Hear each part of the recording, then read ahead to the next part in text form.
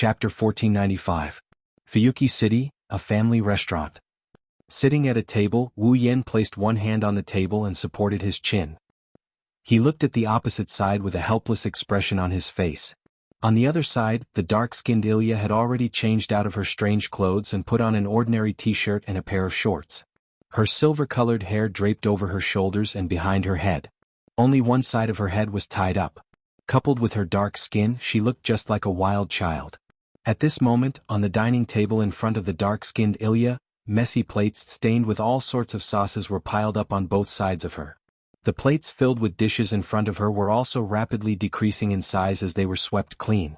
Without a care for her image, the dark-skinned Ilya wolfed down her food like a hungry ghost. Her actions of sweeping the plates caused the sound of plates colliding with each other to reverberate in the family dining room, attracting the attention of many people. That child can eat so much. How many plates has she eaten? 10 plates? I think it should be 20 plates? She looks so hungry. So pitiful. Is that man the child's father or brother? Don't tell me he doesn't give the child food to eat? What a sin. Along with the sound of such whispers, the surrounding people were all stunned. Gazes of disdain, sympathy, and pity landed on Wu Yan and the dark-skinned Ilya. This caused the corners of Wu Yan's eyes to twitch. The expression on his face became even more helpless. At this moment Wu Yan thought to himself, out of sight, out of mind, out of mind, out of mind, out of mind. He ignored the whispers in the surroundings and looked at the dark-skinned Ilya who was wolfing down her food. Level 75. When this information was fed back to Wu Yan from the system, Wu Yan frowned. What does mean? Does it mean that even the system can't detect her true identity? Or does it mean that she doesn't have a name? After an unknown amount of time, the dark-skinned Ilya finally stopped eating. She piled the clean plates on the table to the side. She rubbed her belly and revealed a satisfied smile. I'm full. Your appetite is really amazing. Wu Yan suppressed the doubts in his heart and rolled his eyes at the dark-skinned Ilya. Are you that hungry? Of course I'm hungry. The dark-skinned Ilya waved her hand casually. I haven't eaten anything since I was born yesterday. How can I not be hungry? You haven't eaten since yesterday? Wu Yan was slightly surprised. What? Why? The dark-skinned Ilya's face isn't the reason? She still had that faint smile on her face. However, a trace of sadness appeared in the dark-skinned Ilya's amber eyes. She said such a sentence. Because I have nowhere to go and I have no money to buy food. Hearing such an answer, Wu Yan felt a sense of oppression in his heart. The expression on his face was completely restrained. In the air, an indescribable sense of heaviness seemed to be pressing on the hearts of the two people present. The two of them stopped talking for a while and became silent. Are you Ilya? After a moment of silence, Wu Yan was the first to speak. Should I call you Ilya? Or should I call you Black Ilya? What Black Ilya? The dark-skinned Ilya's depressed expression collapsed and she said angrily. Ilya. There's no need to add black. Is that so? Wu Yan curled his lips. But other than your appearance, you're completely different from the Ilya I know. I'm also very glad about this. I'm able to have my own personality and character. The dark-skinned Ilya spread her hands and pondered for a moment before grinning. Chloe? Fon? Einspellen. Chloe? Fon? Einspellen? Wu Yan blinked his eyes, he didn't know what's going on. What do you think of this name? The dark-skinned Ilya smiled mischievously. It sounds much better than Black Eliza. Otherwise, big brother, you can just call me Little Black. Wu Yan reacted after hearing that. At the same time, the feedback from the system's perception changed. Chloe? Fon? Einspellen, level 75. This time Wu Yan's question was answered. It wasn't that the system couldn't detect the other party's true identity, but that the system had Chloe? Fon? Einspellen, Blackie didn't have a name in the beginning. Then I'll call you Blackie. Wu Yan looked into Blackie's eyes. I have a lot of questions. Can you please answer them? Well, didn't I tell you from the beginning that I'll answer honestly no matter what Big Brother wants to know? Blackie narrowed her eyes. As long as it's something I can answer. In other words, you won't answer if you don't want to, right? Wu Yan smiled bitterly. You're so cunning. At least Big Brother can be sure that the answer to your question is unknown.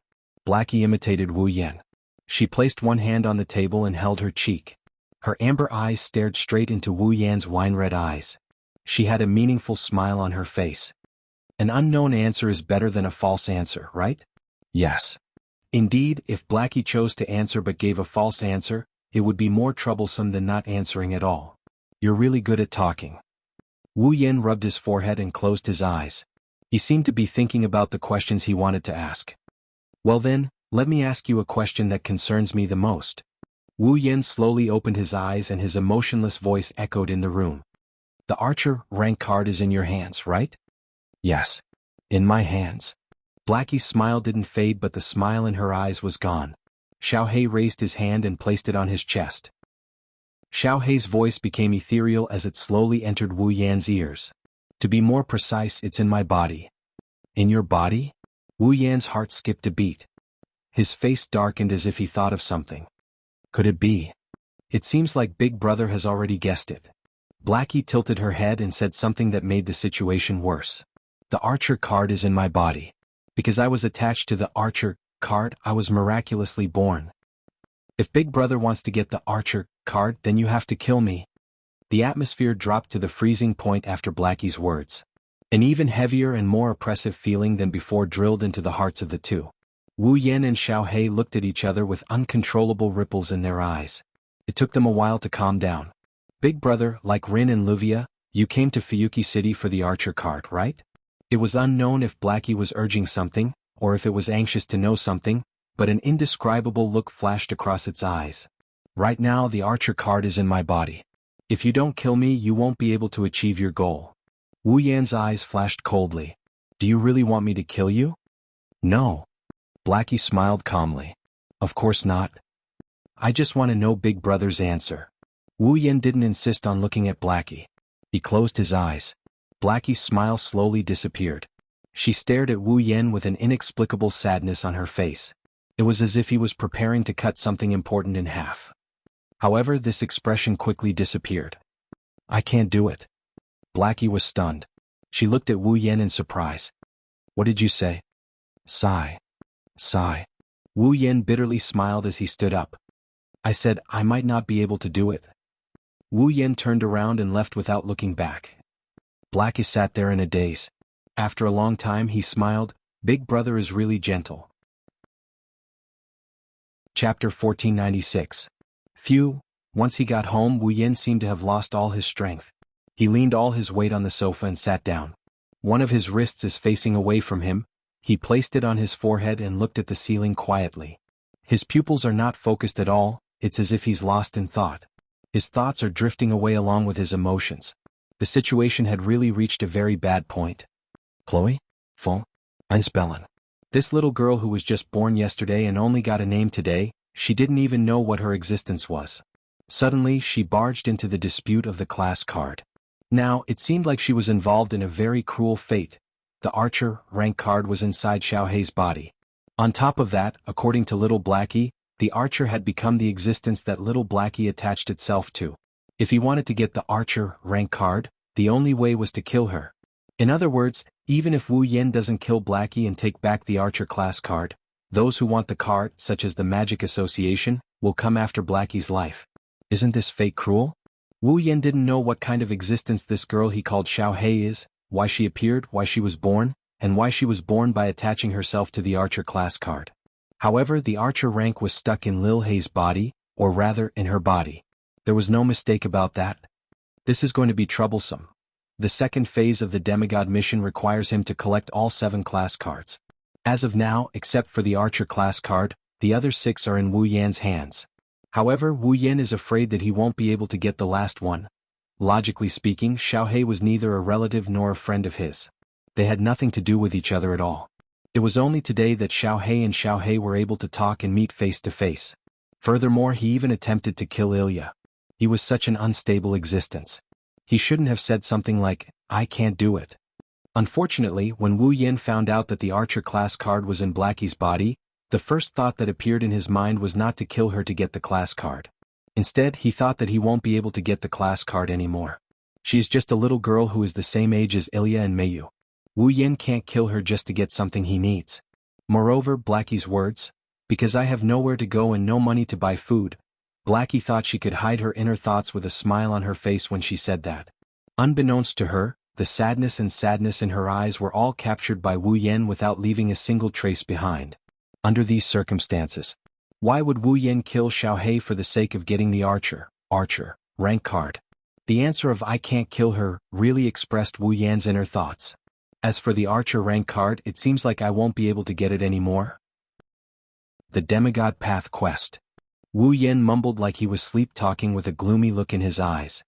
Do I have to give up? At this moment, the glass door of the balcony opened. A girl walked in from the balcony with a sad face while holding her phone. Damn it. Is still like this? Wu Yan, who was sitting on the sofa, turned around when he heard this voice. After confirming the identity of the person who came, he replied. After confirming her identity, he said, Ms. Rin, you seem to be troubled. Wow. Rin Enosaka didn't seem to notice that there was someone in the living room. She was shocked. When she saw Wu Yan sitting on the sofa, her green eyes widened and her cheeks reddened as she retreated a few steps back. He stuttered and shouted nervously. Why are you here? That's an interesting question. Wu Yan chuckled when he saw Rin blushing, shocked, retreating, and nervous. This is my home. Is it strange that I'm here? This is your home? Rin Enosaka looked like he was overheated and couldn't think properly. He looked around blankly and then smiled embarrassedly. Yes, this is your home. I have something to do. I'll take my leave. After saying that, Rin Enosaka tried to run out of the door in a panic, but as soon as he turned around, he bumped into a familiar yet unfamiliar embrace. It looks like you don't want to see me? Wu Yan hugged Rin tightly as he tried to escape. He flashed a radiant smile. Can you tell me why? Realizing that he ran into Wu Yan's arms, Rin panicked and shut his eyes. He didn't even dare to look at Wu Yan as he struggled and screamed at the top of his lungs. What? Let go of me. You don't want to tell me? Wu Yan thought for a moment and smiled. Then let me guess. Is it because a certain young lady hasn't recovered from last night's kiss? She couldn't help but feel shy and wanted to run away when she saw her first kiss? Rin Enosaka's body froze and her face turned a few degrees hotter. Her reaction confirmed Wu Yan's guess. I say, even if you've never been in a relationship, isn't this a little too innocent? Wu Yan almost laughed out loud. He tightened his grip on Rin Enosaka's waist and pulled her into his embrace. But you're cute. Who's in a relationship with you? Rin Enosaka opened her eyes and pressed her hands against Wu Yan's chest. She glared at him, but her face was red and she didn't look dignified at all. I'm the head of the Enosaka family, the candidate for chairman of the Chronometer Tower and one of the top magicians in the Magic Association. How could I run away from a kiss? Is that so? Wu Yan snickered. Just like last night, he grabbed her by the chin and lifted her face up to meet his gaze. His wine-red eyes were burning with passion. Then do you want to do it again? Wah. Looking at Wu Yan's fiery red eyes that are so close to his face, Rin Enosaka's head started emitting steam with a bang. Don't be like this. After being defeated by Wu Yan, the prideful Miss Lin couldn't bring herself to be haughty anymore. She could only act coquettishly. Her jade-green eyes rippled like water as she pleaded in a very soft voice. Someone will see. You don't want to be intimate in the middle of the day, right? Wu Yan's lips are only 5 centimeters away from Rin's. He breathed out hot air and he said in a lustful manner. Then, can you answer a few questions for me? How could Rin Enbin say no? He quickly nodded his head vigorously. Tell me, where are Chuju and Mikoto? They went out to buy ingredients. Then what were you doing outside the balcony? Call? Why did you call? To report the situation to the master, the second magister? Wu Yan inched closer and he continued in a gentle tone. Then what did you report? Nothing. Rin Enosaka's eyes are already misty. His answer stunned Wu Yan. Wu Yan gasped. I only said that I haven't collected all the rank cards yet. I didn't say anything else. You didn't say anything? Wu Yan looked at Rin Enosaka's misty eyes in surprise. Including me, Ilya and Mayu dream summoning and the other Ilya? Yes. Why yes? Rin Enosaka hesitated. You didn't say anything. Why is that? Wu Yan's passion turned into confusion. You didn't tell me about Ilya and Mayu because you dragged them down as ordinary people. You didn't tell me about the other Ilya because she's closely related to Ilya. You didn't tell me about the dream summoning because you couldn't explain the source of the information. But why didn't you tell me about my situation? I'm really interfering with the Magic Association's work, right? Rin and Osaka didn't answer immediately. He hesitated. Wu Yen narrowed his eyes and he closed the distance between their lips. Ryu Enbin was shocked and he yelled out as if he had given up. I'm afraid the Magic Association will cause trouble for you, so I'm trying to stall for time.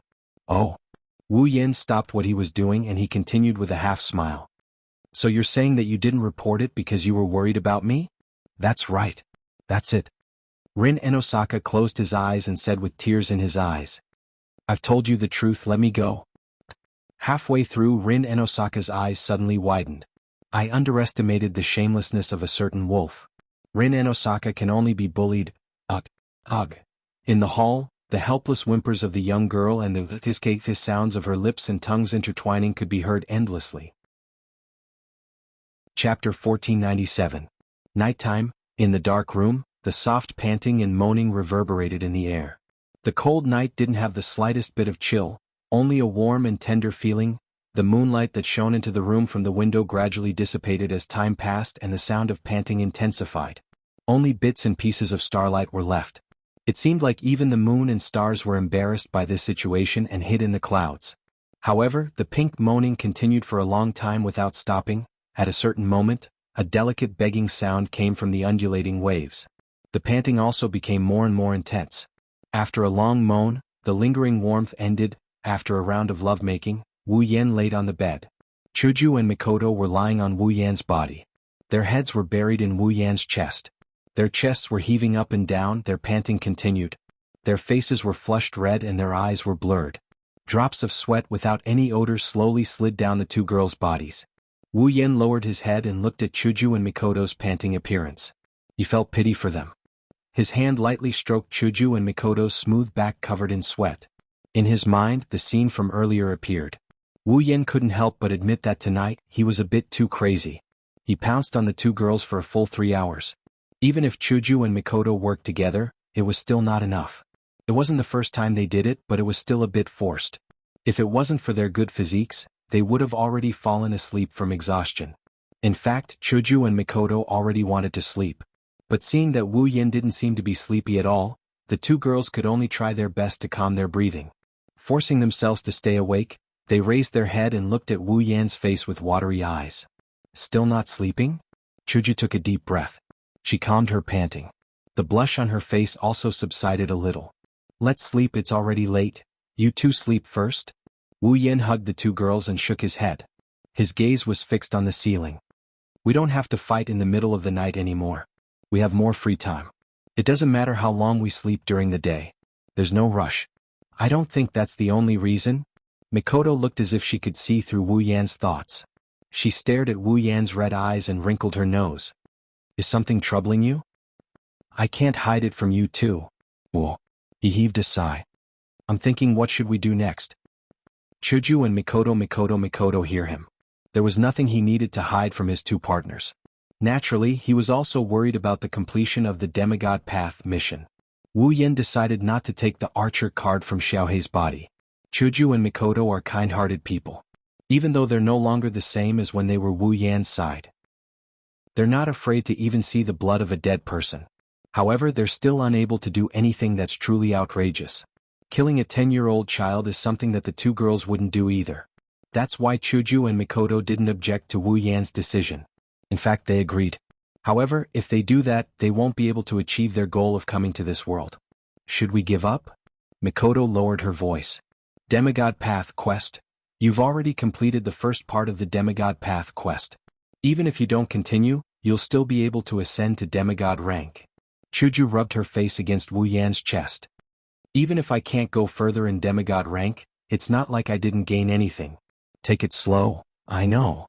Wu Yan patted the back of the two girls and closed his eyes. I don't regret making this decision.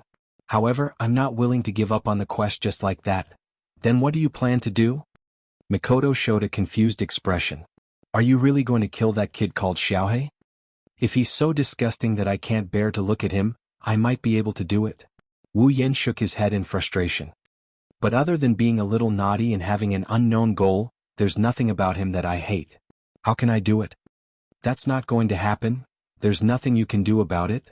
Chuju stroked Wu Yan's chest to comfort him. However, I can understand your unwillingness. Do you have any other thoughts? Yes, I've thought about it a lot. Wu Yin reached out his hand and took all the cards from the counter. He raised them in front of him and stared at the pictures on the cards. After thinking about it, I have 3 ideas without giving up on the demigod path quest. 3 ideas?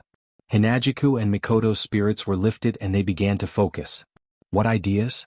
First of all, there are 7 ranks that can be held by heroic spirits. However, there are more than 7 heroic spirits who can hold these 7 ranks. As far as I know, there are indeed quite a number of heroic spirits who are capable of holding the rank of archer. Wu Yen tightened his grip on the cards and narrowed his eyes. Rank cards are created using high-level magic theories. It can trigger the power of a heroic spirit that corresponds to the rank card. It's a high-level item. Since it's an item, is it possible that there's another archer card in this world? Another archer card? Hinajiku flinched a bit before asking Wu Yen in a surprised tone. We can't say for sure that there isn't another archer card. But do you really want to look for another archer card? That's why I said it's an idea? Wu Yen scratched his face. Let's not talk about whether or not there's another archer card. Even if there is, I don't know if we can find it with just the 3 of us. Moreover, isn't it a little too far-fetched to place your hopes on a second archer card that we don't even know if it exists? Mikoto pondered for a moment before asking. Then what about the second idea? It's as far-fetched as the second archer card. Wu Yin said with a headache. Although I don't know how the cards are made, there must be a creator for them to exist. Creator. Mikoto's eyes widened in disbelief as she thought of something. Don't tell me you're thinking of, well, that's how it is. Wu Yin smiled awkwardly. Find the creator of the class card and ask him to help us make a second archer class card. That's pretty far-fetched. Chuji's mouth twitched. Let's talk about the third idea. The third idea is more realistic than the first 2, but it's much more difficult. Wu Yen placed the rank cards in front of the 2 girls and his eyes flashed with a glint. From now on, I'll analyze the card structure, theory, and design. I'll decipher the existence of the card. Then I'll create the card myself. You're creating your own class card? Hinajiku and Mikoto were stunned. Since someone can create the card, then I can't do the same, right? Wu Yen shrugged helplessly. The class card is a tool created with a very high level of magic theory, and I have all the knowledge of the tactics in the 103,000 magic books. Let alone magic, I know all the tactics in other aspects and even magic. In terms of understanding magic, I don't think I'll lose to anyone.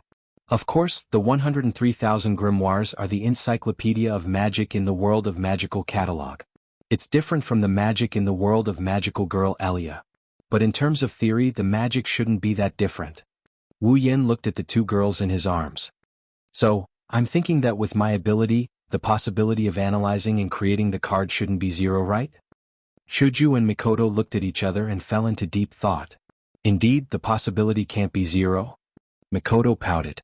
But it's still not that much, right? That's why I said it's going to be difficult. Wu Yen looked at the card in his hand again. No matter what. Chapter 1498.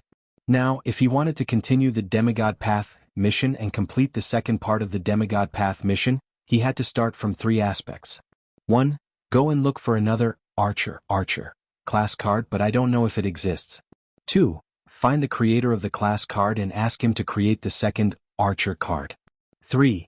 Analyze the class card and find out its existence theory, structure, and design principle. Then personally create the class card. The first 2 methods were really a little hopeless. The second, archer, rank card still didn't exist and the creator didn't even have a clue. Looking for it was more difficult than looking for a needle in a haystack. Compared to the first 2 methods, the third method was more or less promising. Like Wu Yen said, he has the knowledge of the 103,000 magic tomes in the Forbidden Tome world. The knowledge of magic in the Forbidden Tome world might be different from the magic in Magical Girl Eliza's world, but in terms of theory, it's not that different from the magic in Magical Girl Eliza's world. Therefore, with the magic theory in the 103,000 grimoires, it wasn't impossible to analyze the class card and create the second archer card with his own strength. Actually, in addition to these 3 methods, there was another one that could work. That was, he had to find a way for Xiaohei to survive even if he took out the archer class card. It wasn't impossible. Needless to say, wasn't Yui just an artificial intelligence in the beginning? In the end, she still relied on the items in the system to obtain a body and become a complete life. Wu Yan didn't know what kind of existence Xiaohei is. He also didn't know how much Xiaohei's life and existence depended on the archer rank card. However, he can't say for sure that there isn't a way to get the best of both worlds. Of course, he couldn't say for sure that there was, so Wu Yan didn't mention the fourth method. Besides, even if there was a way to get the best of both worlds, whether Blackie would cooperate or not was another matter. Whether she was willing to choose to believe Wu Yan under the premise of losing her life was another matter. Wu Yan's intuition told him that this might seem careless. She was a very naughty girl, but she was actually quite sensitive. Under such circumstances, Wu Yan decided to study both sides together. He analyzed the class card in his hand and began to think of ways to collect information about Blackie's existence, to see if he could find a way to let Blackie survive without the archer card. In addition, there was information about the second archer class card and the archer class card's creator. Wu Yan also began to take the initiative to collect. It was also because he knew that he had to start from 4 aspects at the same time. That was why Wu Yan said that it was difficult no matter which aspect it was. Unfortunately, such an orderly arrangement was disrupted by an accident the next day before it could even begin. Fuyuki City, Private Suechuan Gakuan Primary School. After being confirmed by the guard, Wu Yan entered the Private Suechuan Gakuan Primary School. Under the guidance of some teachers and the curious eyes of the students, he ran towards the direction of the health room. Just now, when Wu Yan was preparing to analyze the class card, a phone call suddenly came in. The other party claimed to be Ilya and Meiyu's class teacher. Then he told him a piece of news. Ilya and Meiyu were injured. Hearing this news, Wu Yan was almost stunned on the spot. Then, under the suggestion of the class teacher, he went to the Private Suechuan Gakuan Primary School. On the way to the health room, other than worry, Wu Yan only felt puzzled and vexed. What she was puzzled about was why Ilya and Meiyu were injured, and why their form teacher called her immediately instead of calling their families. Furthermore, how did that class teacher know his phone number? He was vexed because he was not smart enough. Ilya and Meiyu were accompanied by Ruby and Sapphire. They were able to transform into magical girls at any time. Since they were injured, then other than an accident they could only have been attacked. According to the class teacher, Ilya and Meiyu were not injured because of an accident. In that case, the only possibility was that they were attacked. But, would an ordinary person be able to attack 2 magical girls and even injure them? The answer was, of course, impossible. Wu Yan thought about it for a bit and he understood the situation. The attacker was definitely Little Black. After all, Blackie had just attacked Ilya yesterday. However, Wu Yan forgot about this. This was the reason why he was vexed. However, Wu Yan could not be blamed. At that time, Wu Yan's mind was already filled with the matter of the class card. He did not have the time to think about other things. Moreover, he was also present yesterday. If Ilya could have been injured, he would have definitely acted. Moreover, in the end, Ilya was not injured at all. Moreover, Little Black still looked as cute and playful as before. Thus, Wu Yan forgot about this episode. Now, thinking about it carefully, Little Black's attack on Ilya must have some hidden reason. Perhaps, he could find some information about why Little Black was born. From there, he could find a way to get the best of both worlds. Of course, the most important thing was still Ilya and Meiyu's injuries. Thinking of this, Wu Yan immediately quickened his pace. After passing through a long corridor, he arrived at the health room. Ilya, Meiyu. The door of the health room was not closed. Wu Yan directly barged in. In the health room, Ilya was lying on a bed. She did not have any injuries on her body. Other than her clothes being a bit messy, she was still chatting with Meiyu. As for Meiyu, she moved a chair and sat beside Ilya. She chatted with Ilya intermittently. One of her arms was wrapped in bandages. Presumably, she had suffered some injuries. Big brother Wu Yan. When the 2 girls heard the voice from the door, they immediately turned around and looked over. Soon after, their eyes lit up. One sat up from the bed and the other stood up. Seeing that the 2 girls seemed to be full of energy, Wu Yan secretly sighed in relief and walked over. How are you? After pressing Meiyu down and Ilya back on the bed, Wu Yan sized them up. Are you okay? I'm okay. It's fine. Ilya and Meiyu shook their heads. Wu Yan rolled his eyes at them. You're okay? One is lying on the bed and the other has bandages on her arm. How can you be okay? I'm okay. I'm really okay, big brother. Ilya stretched her body and patted her head. I only fainted because my head was hit. I didn't suffer any injuries.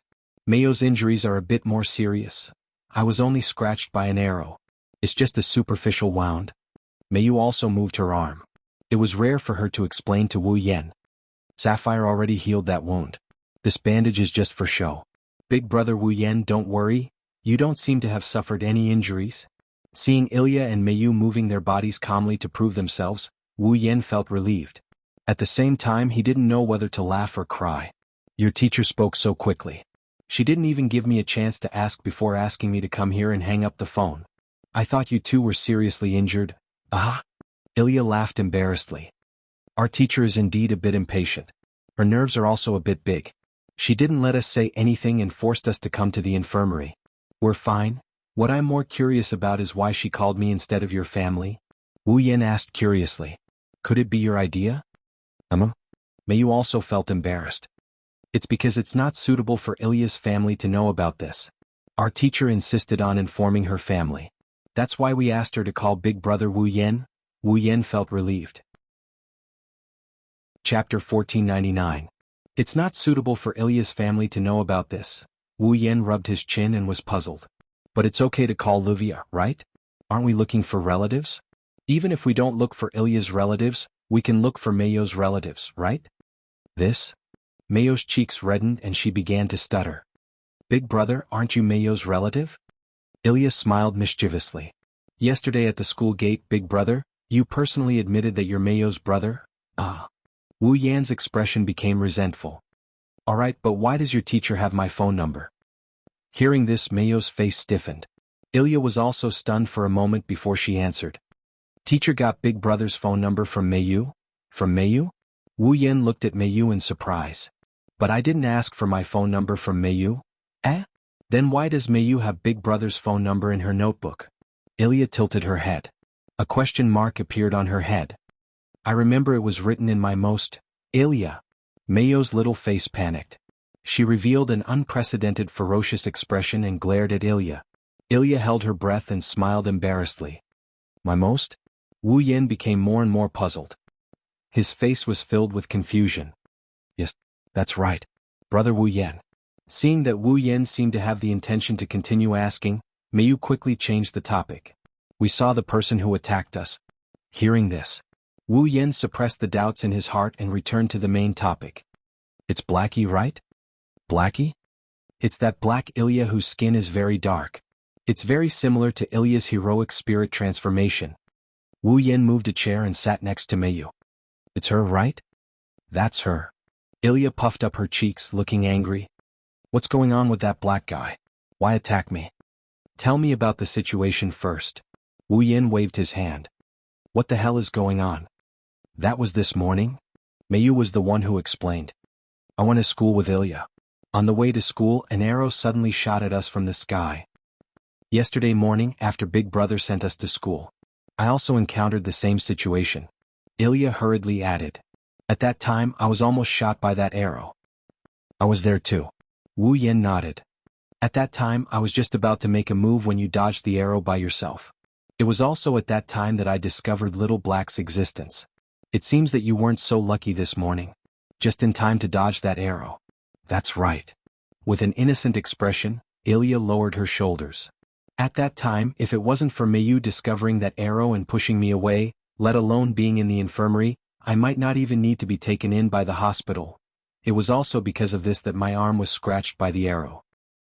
Ilya, who was pushed away by me, also crashed into the pole and fainted.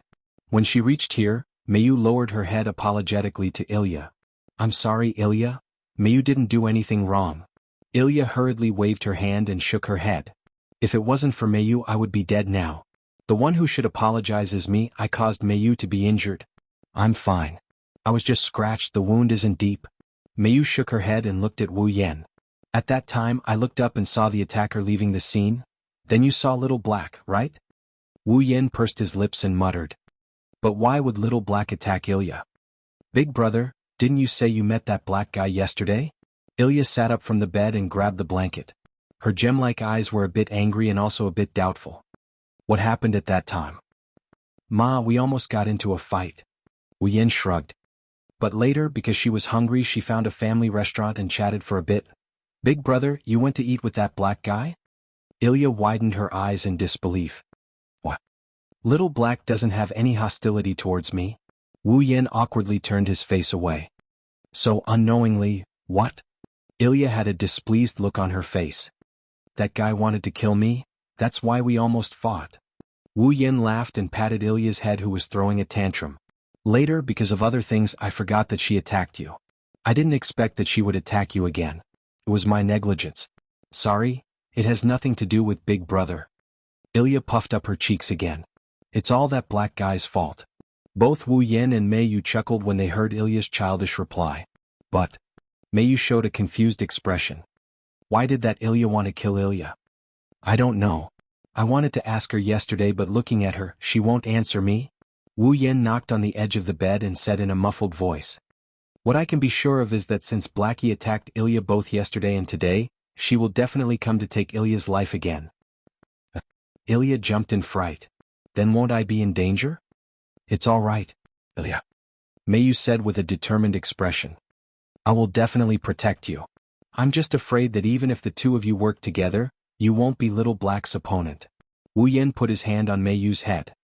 He gently stroked her head while his eyes fluctuated slightly. Little Black is currently borrowing the power of the Archer class card and possessing the heroic spirit of the Archer class card. Mei Yu, you also saw the battle between me and the heroic spirit of the Archer class card that day. Little Black has that kind of power. I don't think the two of you have a high chance of winning against such an opponent. Wu Yen rubbed his forehead. Moreover, Little Black is different from those violent heroic spirits who use class cards to materialize. She has her own rationality and knows how to use her brain to fight. The difficulty of dealing with her is definitely not something those heroic spirits can compare to. It's better for you to treat her as your strongest enemy, the strongest enemy. Ilya and Mei Yu looked at each other in dismay. Then what about you, Big Brother? Ilya asked cautiously. Is that black guy stronger than you, Big Brother? I can't really tell. Wu Yen scratched his head. In terms of level, Little Black is the same as Wu Yen, whose power was suppressed by the limiter bracelet. They are both level 75. However, level only represents the surface power. It doesn't represent the true strength. For example, if both of them are level 75 and have the same strength, but one of them has a gold armament while the other is barehanded, then the former will definitely win and it will be an overwhelming victory. For example, if both of them are level 75 but Wu Yen has the infinite armory, 103,000 grimoires, superpowers, familiars, ruby mode and many other means. If the other person only has the surface power without any means, then the winner will definitely be Wu Yen. Last time, when I fought against the heroic spirit Ilya, I still have other means that I didn't use. I also kept my trump card. After some consideration, Wu Yen gave such an answer. Little Black's strength should be the same as Ilya's at that time. Or rather, Ilya might be Little Black at that time. In that case, if she only has the strength that she showed that day and doesn't have any other means, then it won't be hard for me to win against Little Black. Isn't that enough? Ilya clapped her hands happily. With Big Brother here, that black guy can't do anything to me, right? But I can't always stay by your side. Wu Yen poured a bucket of cold water on her without mercy. Little Black will definitely find an opportunity. Then what should we do? Ilya wanted to cry but no tears came out. Should we just wait for them to come to us? Wu Yen was stunned for a moment. Then his eyes lit up. That's right. Let's do that. Huh. This time, it was Ilya and Mei Yu's turn to be stunned. Chapter 1500. Late at night. Clear and cold air gradually pervaded every space. Darkness slowly swallowed all the sounds, causing all the activities during the day to cease. The lively atmosphere also dissipated with the wind. On the terrifyingly quiet street, Ilya, who was wearing casual clothes with a scarf around her neck, was walking by herself. Cold wind blew past Ilya's frail and slender body, causing her to curl up into a ball. Her desolate back appeared so miserable. As for Ilya herself, her face was covered in tears. She wanted to cry but had no tears. And here I thought that I would no longer have to sacrifice my sleeping time to wander around late at night. Ilya's large watery eyes were filled with tears. She couldn't help but shout loudly. Why do I have to be so unlucky? Ilya. Ruby was on Ilya's shoulder. She waved her ribbon-made limbs and took joy in Ilya's misfortune. All of this is for your own sake. You must not give yourself away. Woo. Ilya immediately sobbed. She endured the cold wind and complained with tears in her eyes. Magical girls and whatnot. Sure enough, they can only be so unrestrained on television. I have truly disgraced all magical girls. How can you say that? Ruby retorted. Ilya is already a very qualified magical girl. Is that so? Ilya asked with a lack of interest. Although I don't have much hope, I still want to ask you how you judged me. Is there even a need to ask? Ruby said proudly. Of course it's cute. A magical girl only needs to be cute. Everything else doesn't matter. Ilya, you're very qualified. I knew it. Ilya was like a deflated balloon. She withered. Sure enough, I shouldn't have asked. While chatting with Ruby intermittently, Ilya walked to the other end of the street in a seemingly desolate manner. In a corner not far behind Ilya, several heads popped out. They looked at Ilya, who was shivering in the cold wind. At the same time, sympathy appeared in their eyes. I keep feeling. Chuju turned her head away. She couldn't help but feel sorry for Ilya. It seems bad for us to be here and watch others suffer. Ilya sure is pitiful. Mikoto couldn't help but feel sorry for her. Looks like it's very cold. It's fine if it's cold. The ruby is providing magic power to Ilya. Even if it snows, nothing will happen to Ilya. Rin Enbin's eyes twitched. If I had to choose between cold and walking back and forth on foot for 3 hours on a deserted street, I would choose one. I would definitely choose the former. The most important thing is, Sapphire said calmly. Lady Ilya took both of them. Hearing this, the many young ladies hiding in the corner fell silent for a moment. Then they looked at Ilya with even more sympathy. Speaking of which, after a while Luvia grumbled. Why do we have to stay here and watch over Ilyasfer? Mikoto looked at Luvia in surprise. Aren't you companions? Shouldn't you step forward when your companions are in trouble? Well, you're right. Luvia pouted, unable to let go of the situation. We can capture that black Ilya tomorrow. Why do we have to capture her on the street at this time of the night? Not tomorrow. Mikoto, who was hiding at the bottom of the group, stared at Ilya, who was walking in front of her. She answered without hesitation. If we capture her later, she'll be in danger. Ilya will be in more danger. We need to capture that blackie bro Wu Yenji mentioned as soon as possible. You're all too serious. Luvia's face fell. Seriously, I still have to build my new home. Stop complaining. Luvia.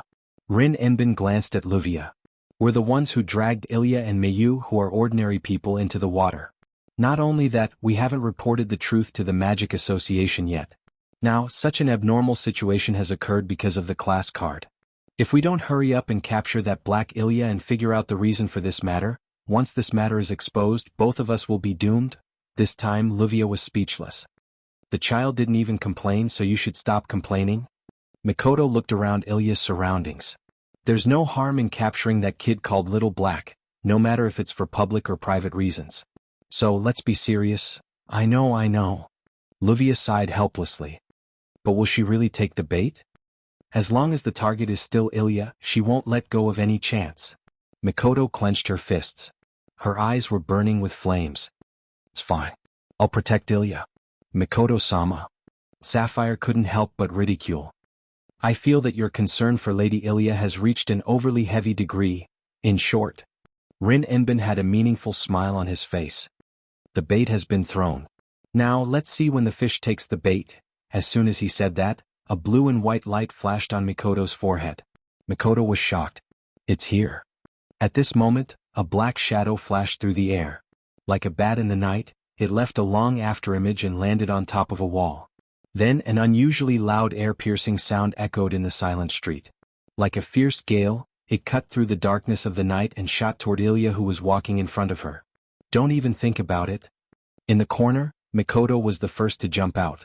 She spread out her hands and a weak electric current danced between her fingers before landing on the ground.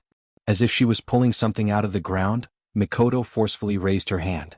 A wave of black iron sand rolled back and forth. Like a pitch-black materialized air current, the iron sand was violently flung out in the air. The iron sand transformed into whips and ruthlessly lashed out, colliding with the object shooting toward Ilya. It was a black arrow. Bam. With a muffled sound, the pitch-black arrow and the pitch-black iron sand whips that came from all directions collided in midair, causing a gust of wind to explode. Ilya. The other girls also rushed out and rushed towards Ilya. As expected, it's not that simple. However, just as the young women were about to arrive before Ilya, The black silhouette on the ground suddenly appeared out of thin air and blocked Ilya's path, blocking all the young women from advancing. "Good morning, sisters." A mischievous laughter came from the black figure, attracting the attention of all the people in the room.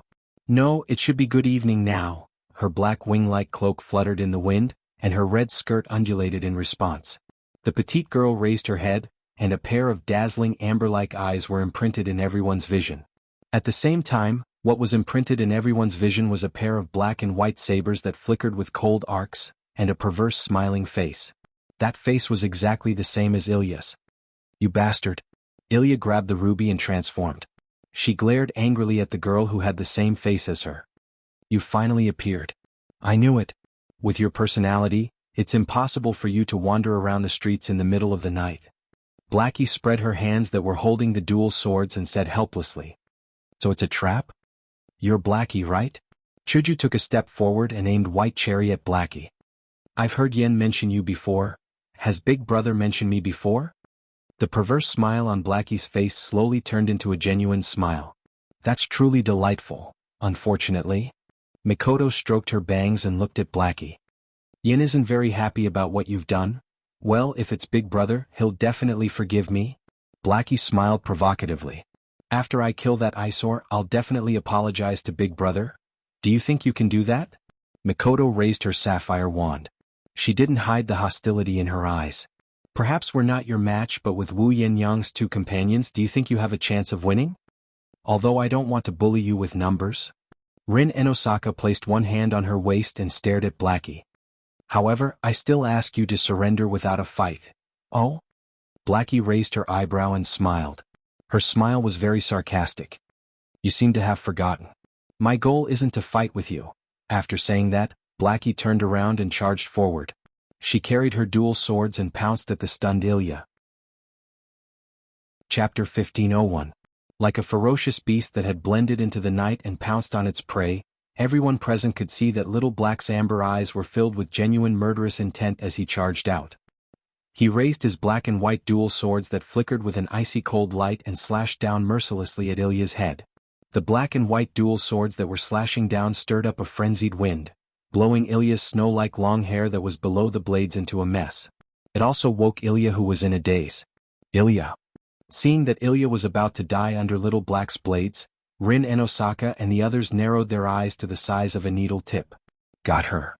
Accompanied by a shout that was filled with confidence of victory, the pair of black and white dual swords fell toward Ilya's head. Clang. Unfortunately, Little Black's attack that was filled with confidence of victory was exchanged with an extremely clear clashing sound and intense sparks that shot out in all directions. Little Black's expression turned grave as he looked at the pink-haired girl who had appeared in front of him without any warning. She held a long sword made of crystal in her hand and blocked the black and white dual swords. He could not help but let out a tisk sound. "I'm sorry." Chuju's yellow-green eyes reflected Little Black's vexed expression as the hand that was holding White Cherry continued to exert strength and rubbed against the black and white dual swords even more violently, causing even more intense sparks to shoot out in all directions. "Before we figure out the cause of this matter, I won't allow you to continue like this. For the time being, I can't let you touch Ilya." After saying that, Chuju exerted force and White Cherry in her hand suddenly flicked upwards. Clang. Amidst the sound of metal clashing, the black and white dual swords in Little Black's hand actually shattered under White Cherry's upward flick and exploded into pieces. This allowed White Cherry's momentum to cut through the air and flick up from below, slashing toward Little Black's chin. Little Black quickly leaned back and took a step back. The sharp sword light just grazed the tip of her nose and flicked upwards. What a fast speed. Little Black stomped on the ground. Chuju quickly retreated and put some distance between him and Chuju. He narrowed his eyes as he looked at Chuju, who was protecting Ilya behind her. "You actually reacted in such a short time. Even bypassed me." He shielded the coward behind him. "You're quite capable, sister." "It's a pity?" Chuju stared at Xiaohei while holding White Cherry in one hand. He used his other hand to protect Ilya behind him. "If you were an enemy, there would be no need for me to go around you. I would have killed you with a single slash." "You speak as if you've already won." Blackie revealed a malicious smile. But Blackie's petite figure suddenly turned into a red mist and blended into the night. When he reappeared, he was already behind Chuju and Ilya. "If it's just a competition of speed, I have an even better way to cheat." "What?" Sensing the aura behind her, Chuju's face changed. Teleportation? Correct. Magic whirlpools appeared on Xiaohei's hands and turned into two different colored short blades. She raised them slightly. Presumably in the next instant, this pair of sharp short blades will once again slash toward Ilya. However, Xiaohei's body suddenly stopped. Her heart tightened. That's because two resplendent gems slid down from Xiaohei's head and entered her field of vision. Private, mark, sex, start. In the next instant, the gems shone with intense light and exploded. Boom! Intense flames instantly enveloped the center of the street. Violent wind and dust engulfed the entire place. The instant the gems exploded, Chuju carried Ilya and arrived beside Mikoto, Rin Enbin, Luvia and Miyo in a blink of an eye. They avoided the flames and explosion. Xiaohei really wanted to chase after Ilya, but even she couldn't ignore Rin Enbin and Luvia's gem magic. She could only helplessly use teleportation and retreat to the other side of the flames. They actually used such a powerful magic on the street of a residential area? Xiaohei looked around. She frowned when she saw the buildings that didn't even light up despite the commotion. Did they set up a barrier? It's just a magic barrier used for hypnosis. Rin Enbin held a gem and had a fake smile on his face.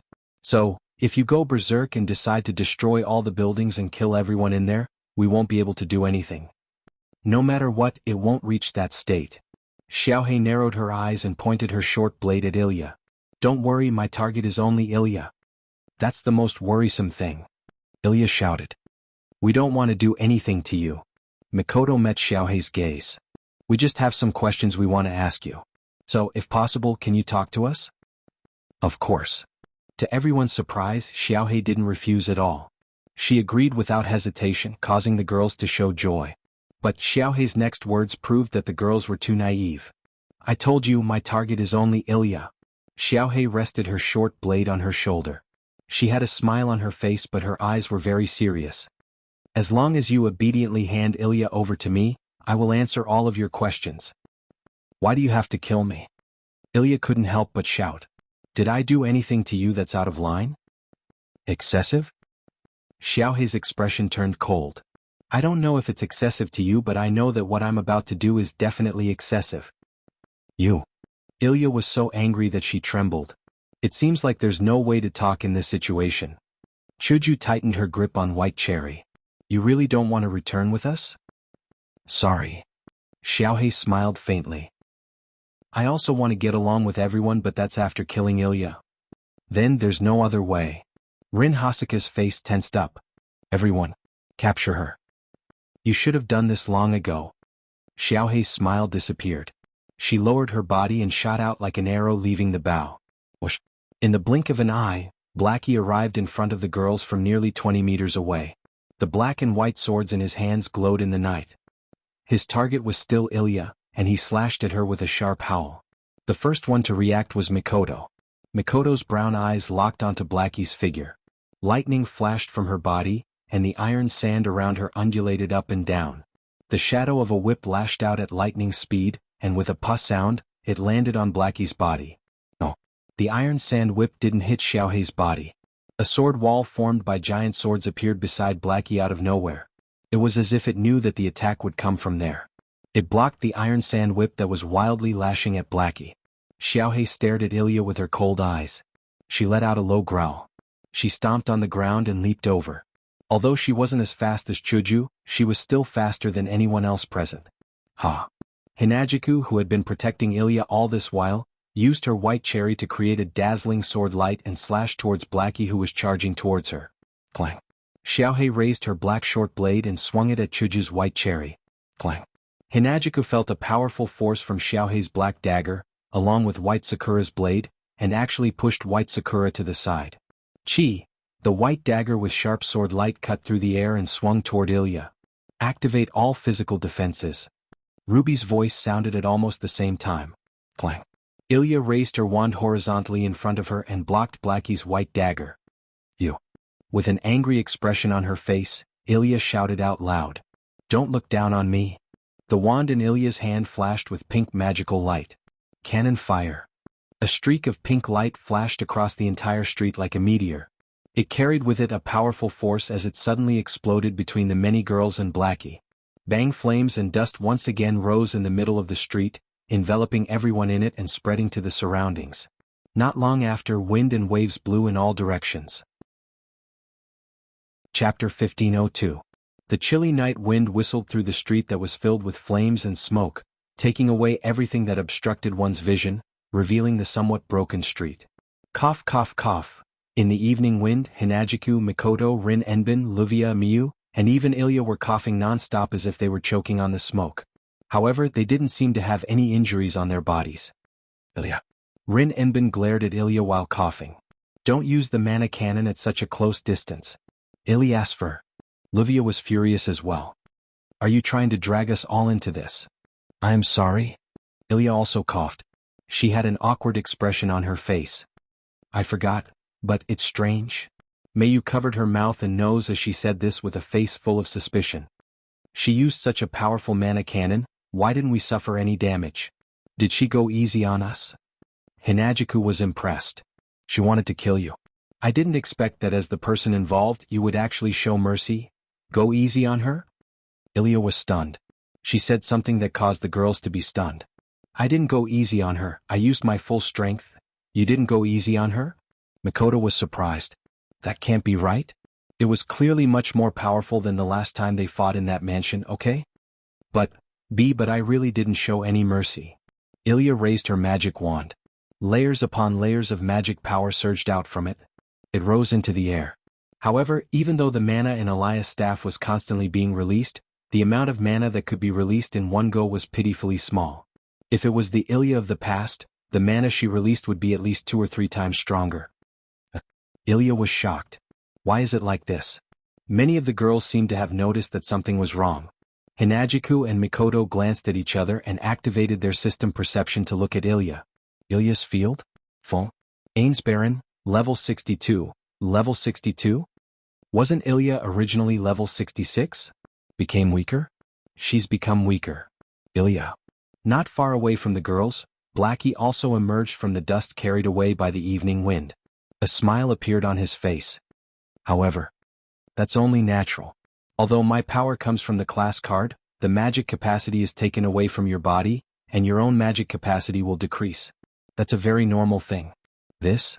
Rin and Osaka, Luvia, and Mio looked at each other. In other words, Xiaohei grabbed the black and white sabers. He tapped his foot. Then with a swoosh, it pounced at Ilya again. Attacks that are purely composed of magic power. For a magical girl who doesn't perform magic, her mana capacity will decrease, and her mana output will decrease as well. If her output is insufficient, her attack power will decrease, and her strength will naturally decrease as well. With these words, Blackie rushed into the group of girls in the blink of an eye. It was completely unrestrained and was not afraid of being besieged. Phew. Taking a deep breath, Hinajiku lowered her body and slid, sticking close to the ground. She slid under the belly of Blackie who was charging at her. White Cherry pierced towards Blackie's belly with a clear whistle. Clang. The crystal sword clashed with Xiaohei's black saber and sparks exploded. So annoying. Xiaohei's white saber that could cut a person in half tore through the air and slashed at Chuju. The sharp edge of the saber enlarged in Chuju's eyes, but Chuju had an unusual smile on her face. Xiaohei seemed to have thought of something and his eyes flickered. Whoosh. Right at this moment, an ear-piercing sound resounded above Xiaohei's head. Xiaohei raised his head and looked above him. Then a pitch-black iron sand sword descended from the sky. The scene of it descending like a stream of light entered Xiaohei's field of vision. Clang.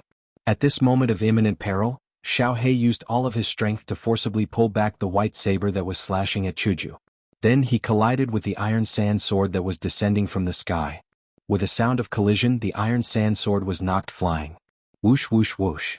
However, right after the iron sand sword was knocked flying by Xiaohei, a series of sharp piercing sounds mixed together in the sky, and without any rhythm resounded in the moonlit night.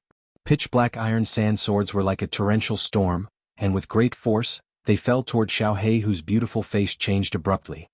7 blazing heavens overturning rings, Lawayas. Xiaohei shouted and abandoned the short saber in one hand. He raised his palm and aimed at the iron sand swords that were descending like a storm. A whirlpool of magic power fluctuated above his palm, and with one expansion, it turned into a blossoming pink flower petal light shield. Clang clang clang clang. Immediately after, the pitch-black iron sand storm mercilessly fell on the 7 blazing heavens overturning rings Lawayas, violently colliding with each other, setting off an endless series of collision sounds.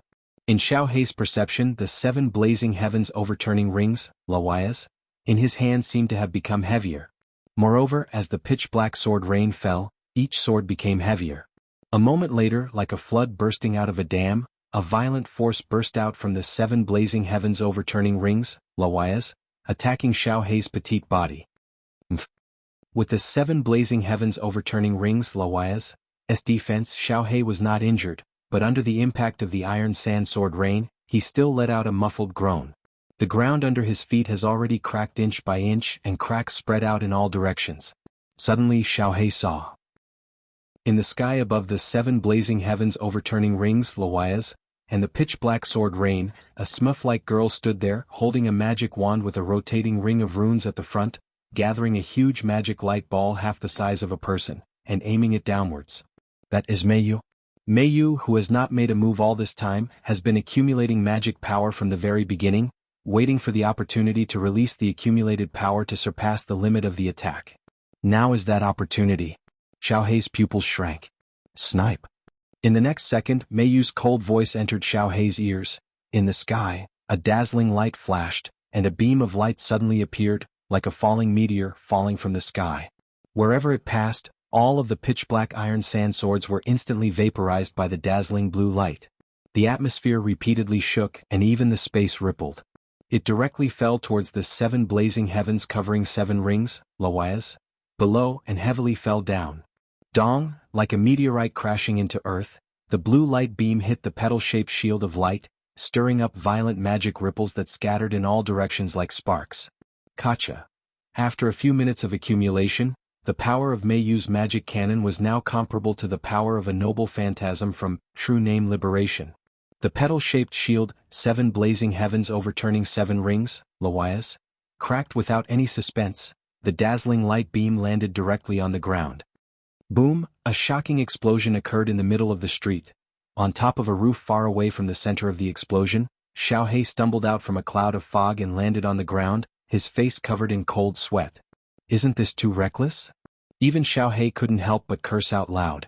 Isn't this a residential area? Aren't there people in the surrounding houses? Don't they have any scruples? Don't worry, a voice responded from behind Xiao Hei. The 2 magicians have already set up a defensive magic formation. Not good. Xiao Hei's eyes flashed with horror when he heard the voice behind him. Whoosh! In the sharp sound of something breaking through the air, a pink stream of light flashed behind Xiao Hei and appeared behind him in the blink of an eye. Chuju raised her head and looked at Xiao Hei's back. A sharp light flashed in her eyes. Blackie clenched his teeth and raised his hand as if he wanted to do something. However, a black shadow suddenly shot out from the side and wrapped around Blackie's raised hand. It's the iron sand whip. White Cherry drew a trail of afterglow and slashed down heavily. Poochie, a tearing sound echoed from Xiao Hei's body. Chapter 1503. Poochie. Along with the ripping sound, all the other sounds in the arena seemed to have been blocked out, completely disappearing. Down below, Mikoto, Rin and Osaka, Ruvia, Ilya, and Mio all looked up at the ceiling with their mouths slightly agape, revealing a look of surprise. It wasn't just the other girls, even Hinajiku, who had cut down White Cherry, was slightly surprised. Chuju controlled the direction and strength of her attack. At most, it would only cause a superficial wound to Blackie. However, when the sword slashed down, it was not Xiao Hei's cry of pain or the sound of blood splattering. Instead, it was bits and pieces of clothes that flew around and were blown away by the wind. Xiao Hei gasped for breath, and a ball of mana burst out from his wrist, blowing up the iron sand whip that was wrapped around him. He dodged and retreated, landing under a tree below. However, Blackie's current situation caused many young girls to be stunned on the spot. Her skin is as dark as unmade chocolate, but it has a smooth luster. It's so dazzling that it's hard to look at it directly.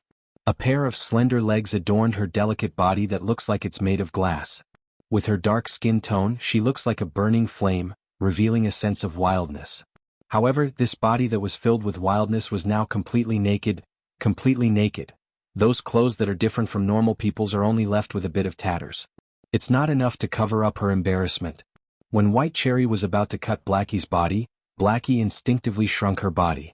In the end, because Hinajiku held back on purpose, conserving her strength and deviating from her position, when Blackie shrank back, White Cherry couldn't cut Blackie's body. Instead, her clothes were shredded into pieces. That's how Blackie ended up in this state. The girls didn't expect this to happen and were petrified. They didn't move at all. Their faces were filled with shock. So this big sister likes this kind of development? Blackie was also stunned for a moment. Then, a mischievous smile appeared on her face and she looked at Chuju playfully. You should have said so earlier. I don't mind letting you have a look. No. Chuju's mind was in a mess. Stuttering. Her face flushed red. It's not like that. I didn't mean that. Well, it doesn't matter. Xiao Hei generously tore off the remaining pieces of his clothes. She fell into a situation where she was completely naked. Anyway, it's late at night now. No one will see. Aren't there a lot of people here? Ilya shouted in exasperation. Don't say such shameless things with that face of yours. Sigh. Xiao Hei patted the dust off his body and covered his chest with his hand. Looking at the many girls who were confronting him, he frowned and muttered. Sure enough, 1 against 6 is still too difficult, not to mention that there are also the companions of those 2 big brothers. Those 2 people, even if they were to fight me one-on-one, they wouldn't be at a disadvantage, right? Rin and Osaka, Luvia, Ilya, Mio. If Xiao Hei only had these 4 enemies, then he wouldn't be afraid at all. Rin and Osaka and the others are all tier 7, but other than Mio, who is at the peak of tier 7, Rin and Osaka and Luvia have just reached tier 7. Their strength is nothing to be afraid of. Ilya's strength has also decreased a lot. Even if the 4 of them work together, Xiao Hei is confident he can easily defeat them. After all, Xiao Hei has the strength of a tier 8. Not just any tier 8. However, it's different if it's Chuju and Mikoto. They are at the same level as Xiao Hei. Although Xiao Hei is confident that he won't lose to either Chuju or Mikoto in a one-on-one situation, that's only if it's a one-on-one situation, projection magic. This is the power of the archer's heroic spirit that Xiao Hei controls. In this world, projection magic is a magic that isn't very useful. It's known as one of the most useless magic. It's a magic that uses mana to make an equivalent exchange. It uses mana to make a copy of an item and create an imitation of a material. There are 3 reasons why it's said to be useless. First, lack of imagination. Projection is a method that uses one's imagination to recreate the material in one's mind. If one's imagination is flawed, then the projection will have flaws. In other words, if the user of the projection magic thought that the projection was flawed, then it would be flawed. Second, capacity of mana. Because projection consumes mana. If the mana is too little, then the projected item won't have the ability to exceed the mana. In other words, the more powerful the projected item is, the more mana it requires. If the projected item exceeds the limit of the user's mana, then the user may die from excessive mana consumption. Third, instability. The projected item will disappear once it leaves the user's hand. The time it exists is very short. It's not practical and can't be used in any situation. Because of this, in this world, projection magic was only a useless magic trick that could only be used by some novice magic apprentices. Basically, there were many people who knew how to use it, but it could be said that there was no one who could use it. However, the archer rank card that Blackie relied on to survive had a very special projection magic that corresponded to his heroic spirit. Can project a noble phantasm. In other words, it's a replica of a noble phantasm. No. It's not as simple as projecting a noble phantasm. It can also copy the original user's experience and skills of the noble phantasm. As long as it's a projected noble phantasm, one can immediately use it as if they have used it before. Of course, there are limitations. No matter how perfect the projected noble phantasm is, it will be 1 level lower than the original noble phantasm. Most of the phantasms that can be projected can only be swords. Only a few special ones can be projected. The projection magic itself has limitations. No matter how special the heroic spirit's projection magic is, it can't be avoided. But it's different from normal projection magic. If it's used in a battle, it's a very powerful skill. Because of this projection magic, Xiao Hei is confident that she can win against Chuju or Mikoto in a one-on-one situation. After all, she has more powerful noble phantasms that she hasn't projected yet, but it's not a one-on-one, it's not even a one-on-2, it's a one-on-6. There's no other way. Xiao Hei took a step back. The situation is not good, we can only retreat. You want to run? Mikoto stood up. Do you think you can run? Ah, Allah, have you forgotten, sister? Xiao Hei smiled slyly. I know how to teleport, I think. Hinajiku's tone changed as she laughed. You're the one who forgot, right? Huh? Xiaohei was startled and tilted his head in confusion. What do you mean? Don't you think it's weird? Hinajiku and Mikoto took the rest of the girls and retreated. Where is the big brother that you keep talking about? Hearing this, Xiaohei's expression froze and he was stunned. 1. Suddenly, with Xiaohei as the center, the space within a 10-meter radius fluctuated and was covered by a layer of yellow light. Xiaohei only felt an amazing gravitational force coming from the ground. His body couldn't help but shrink. Even his blood and heart were affected by the gravitational force at this moment. Xiaohei cried out in pain. Take a nap. The familiar voice reverberated in the yellow space, causing Xiaohei's face to turn slightly pale. In the next moment, an abnormal impact rushed into Xiaohei's mind. Xiaohei's vision blurred, her head was dizzy and she lost consciousness. Behind Xiaohei, who was slowly falling down, a figure walked out of the void and hugged Xiaohei's smooth and delicate body, holding it in his arms. Phew. Wu Yen let out a long sigh of relief. He shook his head as he watched Xiaohei close his eyes and fall asleep. She really knows how to cause trouble? Hand her over to us. Chuju and Mikoto ran over and grabbed Xiaohei, covering her naked body. Along with the rest of the girls, they looked at Wu Yen with vigilance. Still looking? Turn your head away. Yes, yes, yes. Wu Yen felt like he was being treated badly despite being a hero. Chapter 1504. In her hazy state, Xiaohei felt like her body is soaked in water. She doesn't feel like she's on the ground or floating in the air. She only feels like she's in an illusion. My body is a bit strange. That's the only thought in Xiaohei's hazy consciousness. With Xiaohei's hazy consciousness, she can't determine what kind of situation she's in. She only knows that there's a binding feeling around her. It's like something is hanging her in the air. That feeling is heavy but also light. In this situation, Xiaohei's consciousness slowly recovered. Her brain also regained the ability to operate. She slowly opened her eyes. The faint light began to enter Little Black's vision, causing it to subconsciously close its eyes again. Then it opened its eyes again, revealing its amber-like eyes. Oh! Almost at the same time, a familiar voice sounded in the surroundings.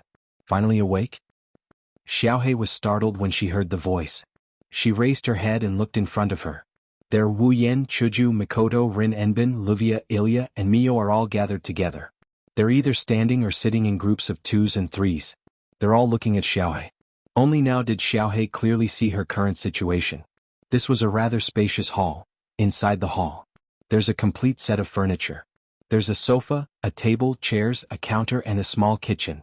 There's a glass door at the outside and an open balcony. At first glance, it's like a luxurious living room. The only difference between this room and an ordinary living room was the fact that there were palm-sized magic arrays on the surrounding walls. Upon closer inspection, Shifeng discovered that there were about 4 magic arrays. Meanwhile, inside these 4 intricate magic arrays, there were 4 different kinds of magic arrays. Pitch-black beams of light extended out like ropes towards the center. The front end formed 4 rings, which wrapped around a pair of slender wrists and a pair of soft ankles. Those are Xiaohei's wrists and ankles. Xiaohei's limbs are bound by these 4 black rings. Then he was suspended in the air by a black rope of light that extended from the ring. Realizing its current situation, Blackie finally remembered. During the battle with Chuju, Mikoto, and the others when he was about to retreat, someone took advantage of the situation and knocked him out. Tisk. Xiaohei gritted his teeth as he recalled everything that happened before he fainted. He began to struggle slightly. It's better not to waste your energy, Xiaohei. Wu Yen, who was sitting on the sofa, shrugged. The 4 things on your limbs will neutralize the power exerted by the person who binds you. Once you use your strength, they will dissolve it. Unless your strength is above mine, you won't be able to break free. Neutralize the power used? Blackie stopped moving. Its amber eyes stared at the 4 precise geometric patterns rotating on the wall and frowned. What kind of magic is that? What kind of tactic was that? Why haven't I seen it? There are plenty of things you haven't seen before, little girl. Wu Yin chuckled. Are you so knowledgeable that you can recognize all the magic tricks in the world? Umph. Blackie coldly snorted and turned his head away, looking like he was throwing a tantrum. I didn't expect Big Brother to be the kind of person who would attack people from behind. I misjudged you. Wu Yin raised an eyebrow. He walked in front of Xiaohei and pulled her cheeks. You're just a girl who has been shooting arrows behind Ilya's back. You have no right to criticize me. You. Xiaohei whimpered incoherently as if she was resisting. Enough. Rin Enbin stepped forward and said with dissatisfaction. If you want to bully her, you can bully her after you figure out the situation. Wu Yan shrugged again and let go of Xiaohei's cheeks. Big brother is a bad guy. Xiaohei looked over with teary eyes. I thought Big Brother was gentle, but it was all a lie. Even if you look at me like that, it's not going to work? Wu Yan rolled his eyes at Blackie. Who told you to attack Ilya for no reason? It wasn't for no reason. Xiaohei retorted. I did have a reason to attack her. Don't take it for granted.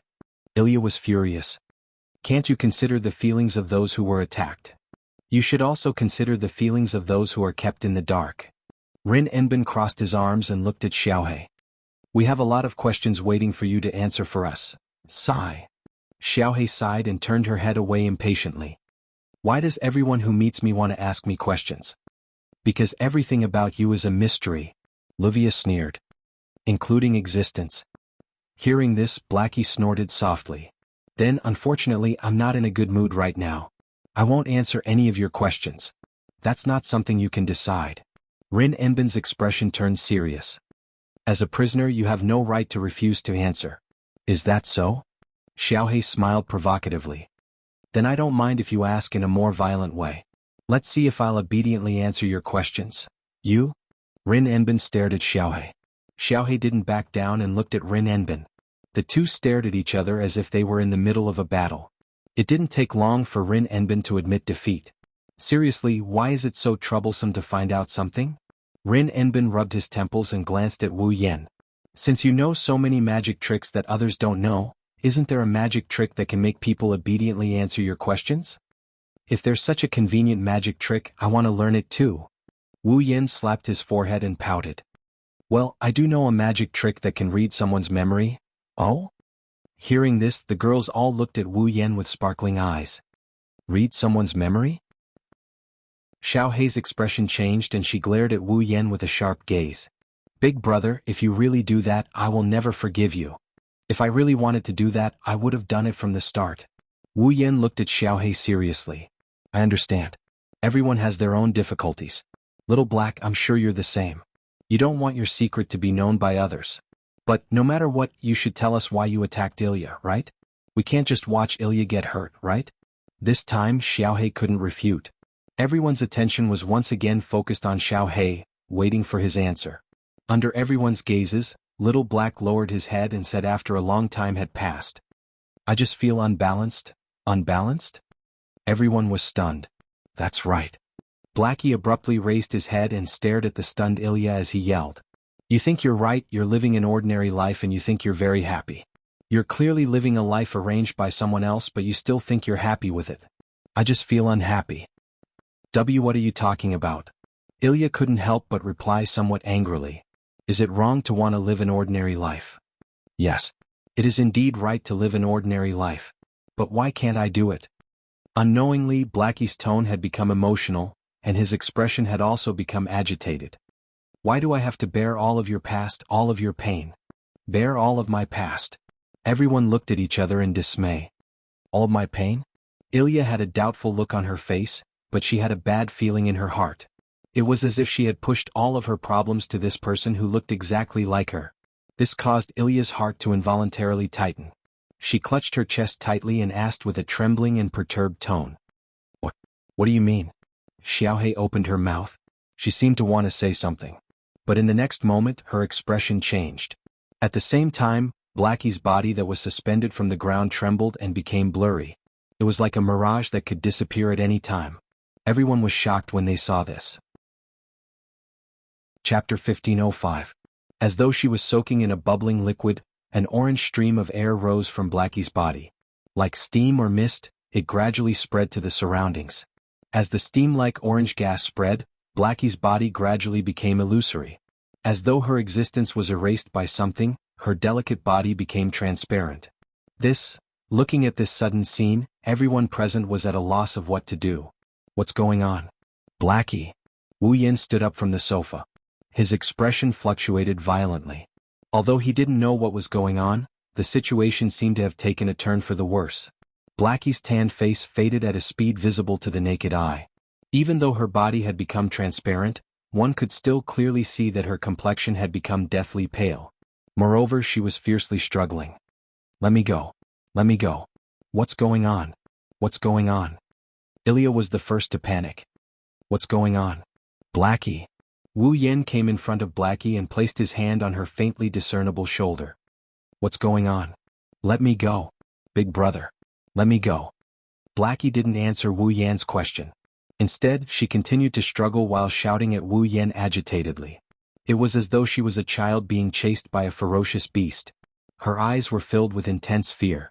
Seeing Blackie's appearance, Wu Yan realized that now wasn't the time to ask about the cause of the matter. He raised his hand and immediately wanted to undo the restraints on Blackie's body. Wait. At this moment, Livia hastily stopped him. What if she runs away again? I won't run away. I won't run away. Blackie shouted with a face full of pleading. I beg of you, let me go, big brother. I don't care. Seeing this, Wu Yan didn't hesitate anymore. He fiercely clenched his teeth. If she runs away, I'll catch her again. After saying that, Wu Yan placed his hands on the two pitch-black rings on Blackie's wrists. A ball of impact exploded in his hand. It cut off the flow of magic within the pitch-black ring. Bang! On the wall, the four precise geometric patterns that were rotating suddenly paused, trembled, and then burst apart with a crisp cracking sound. The pitch-black beams of light that extended from the four precise geometric patterns also dissipated instantly. The four pitch-black rings on Blackie's four limbs also exploded. He released Little Hay from its shackles. However, Xiao He, who had been freed from his restraints, did something that shocked everyone present at the same time. Orange gas rose from his body. As soon as Little Black landed on the ground, it stomped hard on the floor with its little feet and threw its faintly discernible and somewhat transparent body into the arms of Wu Yan, who was caught off guard and unable to react in time. Wu Yan did not expect Blackie's sudden move. Being pounced on so forcefully, his body immediately fell backwards. With a bang, he sat on the ground. Big brother. Before Wu Yan could cry out in pain, Xiao He, who jumped into Wu Yan's arms, leaned forward and without hesitation, he kissed Wu Yan on the lips. Mouth to mouth. Wu Yan was stunned, Ilya was stunned, Mei was stunned, Chuju and Mikoto were also stunned, Rin and Osaka and Livia were also stunned, even Ruby and Sapphire, who were acting as UFOs by the side, were dumbfounded by what they saw. Other than Blackie, everyone including Wu Yan widened their eyes and mouths. They were completely stunned on the spot and did not react for a long time. Ugh. Xiao He didn't give them time to react. Like a fairy that only appears in a dream, she flashed in and out of existence. She wrapped her hands around Wu Yan's neck and hugged him tightly. She moved her head closer to Wu Yan as if she didn't want to get close enough to Wu Yan. She started moving her lips. Even its little tongue did not hesitate to enter Wu Yan's mouth. It took the initiative to wrap around Wu Yan's tongue, which was a little too big for itself and intertwined with each other. For a moment, the entire hall was deathly silent. The only sound was the incessant tsk from Little Black's passionate kisses and the incessant sucking sound that reverberated in the vast hall. Many girls' minds were blank, they did not move at all. They stood there in a daze as if they were petrified. Wu Yan didn't know what to do for a while. It took him a while before he came back to his senses. What on earth was Blackie doing? At the same time, Wu Yan reflexively wanted to push away the little girl in his arms. But at this time he also realized that something was wrong. Xiao He wasn't just kissing her. She was absorbing his magic power. Wu Yan could clearly feel that the mana in his body was being absorbed by Little Black at an extremely slow rate. The mana that was being drained was only a drop in the ocean for Wu Yan. But after the mana flowed into Little Black's body, its faintly discernible body quickly returned to its original appearance. Seeing this, how could Wu Yan not understand the meaning of Little Black's sudden action? Although he did not know what was going on, Little Black seemed to need enough mana to support its existence. Otherwise its body would evaporate like just now. Thinking about it, the battle with the girls just now must have consumed a lot of Little Black's mana. Laughing bitterly in his heart, Wu Yan could only maintain his sitting position and be begged by Little Black. On the other side, Little Black was passionately kissing Wu Yan while absorbing the mana that he needed. His heart was full of shock. In just a short while, Little Black had already absorbed all the mana that an ordinary magician possessed. It was enough to satisfy his needs and maintain his body for a long time. However, after absorbing such a large amount of mana, Wu Yan did not feel the slightest bit of discomfort. his expression was still as usual. Only now did Little Black feel the mana in Wu Yan's body through the intimate contact with Wu Yan. It was like an ocean, endless and endless magic power. Moreover, it was not ordinary mana. The quality was extremely pure, to the extent that Little Black was shocked. Such pure mana, even if it was just a drop, was enough to match the mana of an ordinary magician. With such pure mana, even if it was just a drop in the ocean, it would be of great use to Little Black. For example, if an ordinary version of the same amount of mana could only sustain Little Black for about 10 days, then the extremely pure mana in Wu Yan's body could sustain Little Black for about a year. The difference was so great. Moreover, the mana in Wu Yan's body was not only pure, but also almost endless. How could this not shock Xiaohei? Little Black did not know that not only was Wu Yan the most suitable true ancestor to cultivate mana, but he also cultivated the highest level of mana cultivation. Whether it was quality or quantity, it was not something that ordinary people could compare to. Not only that, Wu Yan's mana was also purified by the water of the mystical pond. He was also purified by the first blood of the Ivolan Saint Dragon Emperor. Even the other primogenitors couldn't compare to him in terms of mana. Perhaps Wu Yan already stood at the peak of the magic world. Wu Yan had many tricks up his sleeve, but only familiars and the ruby mode could be considered the strongest. If there was anything Wu Yan could surpass these two, it would be Wu Yan's mana. As the pure mana flowed into Little Black's body, the orange gas on Little Black's body slowly disappeared. Little Black's body solidified again, and not long after, it returned to its original state. Phew! As if it was satisfied, their lips parted with a comfortable gasp, drawing a silver line in the air, making the atmosphere a little more lewd. Big brother. Little Black's cheeks were red, her eyes watery and dazed. She panted heavily as she hugged Wu Yan again. I can't live without you. I can't live without you. Her soft and affectionate words made Wu Yan's mouth twitch as he hugged Little Black's tiny body. The other girls also came to their senses. They looked at Wu Yan with anger, disdain, indifference, shyness and all sorts of other emotions. However, there was only one sentence that came out of his mouth. Lulakan. Wu Yan's face was covered in tears. Chapter 1506. Explain it to me clearly. Seeing Blackie sitting on the sofa beside Wu Yan with a blissful expression and tightly hugging one of his arms, Ilya hugged her head in frustration. You said strange words and did strange things. You strangely chased after me to kill me and strangely kissed Big Brother. What are you trying to do? Didn't I already explain it earlier? Blackie seemed to be in a good mood. She was no longer as excited as she was when she confronted Ilya. She was also not as anxious as she was when her body almost disappeared. Instead, she had a calm smile on her face. I merely absorbed a little bit of Big Brother's magic power. So, why do you need to absorb Big Brother's magic power? Ilya bared her teeth and tried her best to put on a fierce expression. However, when she made such an expression with her delicate face, others would only think that she was making a face. It was very cute. Furthermore, to absorb magic power, must you use that kind of method? You really don't know anything. You're so ordinary that it's frightening. Blackie restrained her smile and curled her lips. Do you think that everyone is like rubies and sapphires, able to provide magic power to others as they wish? Then why is it Big Brother? Ilya closed her eyes. Her face was so red that it was about to drip blood. She had an embarrassed and resentful appearance. You're still using that face that's exactly the same as mine. Oh. Blackie blinked her eyes and smiled proudly. Could it be that you're jealous? Jealous that I can take Big Brother's lips? Woo! Ilya immediately cried out. Steam rose from her head and she weakly refuted. No. It's not like that. Seeing Ilya's appearance, the group of girls gathered their gazes on Wu Yan again. It was as if they were looking at a perverted lolicon. Their eyes were filled with coldness and disdain. I'm innocent. Wu Yan really wanted to shout out this sentence, but he knew that he couldn't. However, he knew that it would be useless even if he shouted. The entire process. The group of young ladies were all watching at the scene. Naturally, they knew who was to blame for this situation. But who told Wu Yan to take advantage of him? Since he had taken advantage of her, it didn't matter whether he was wrong or not.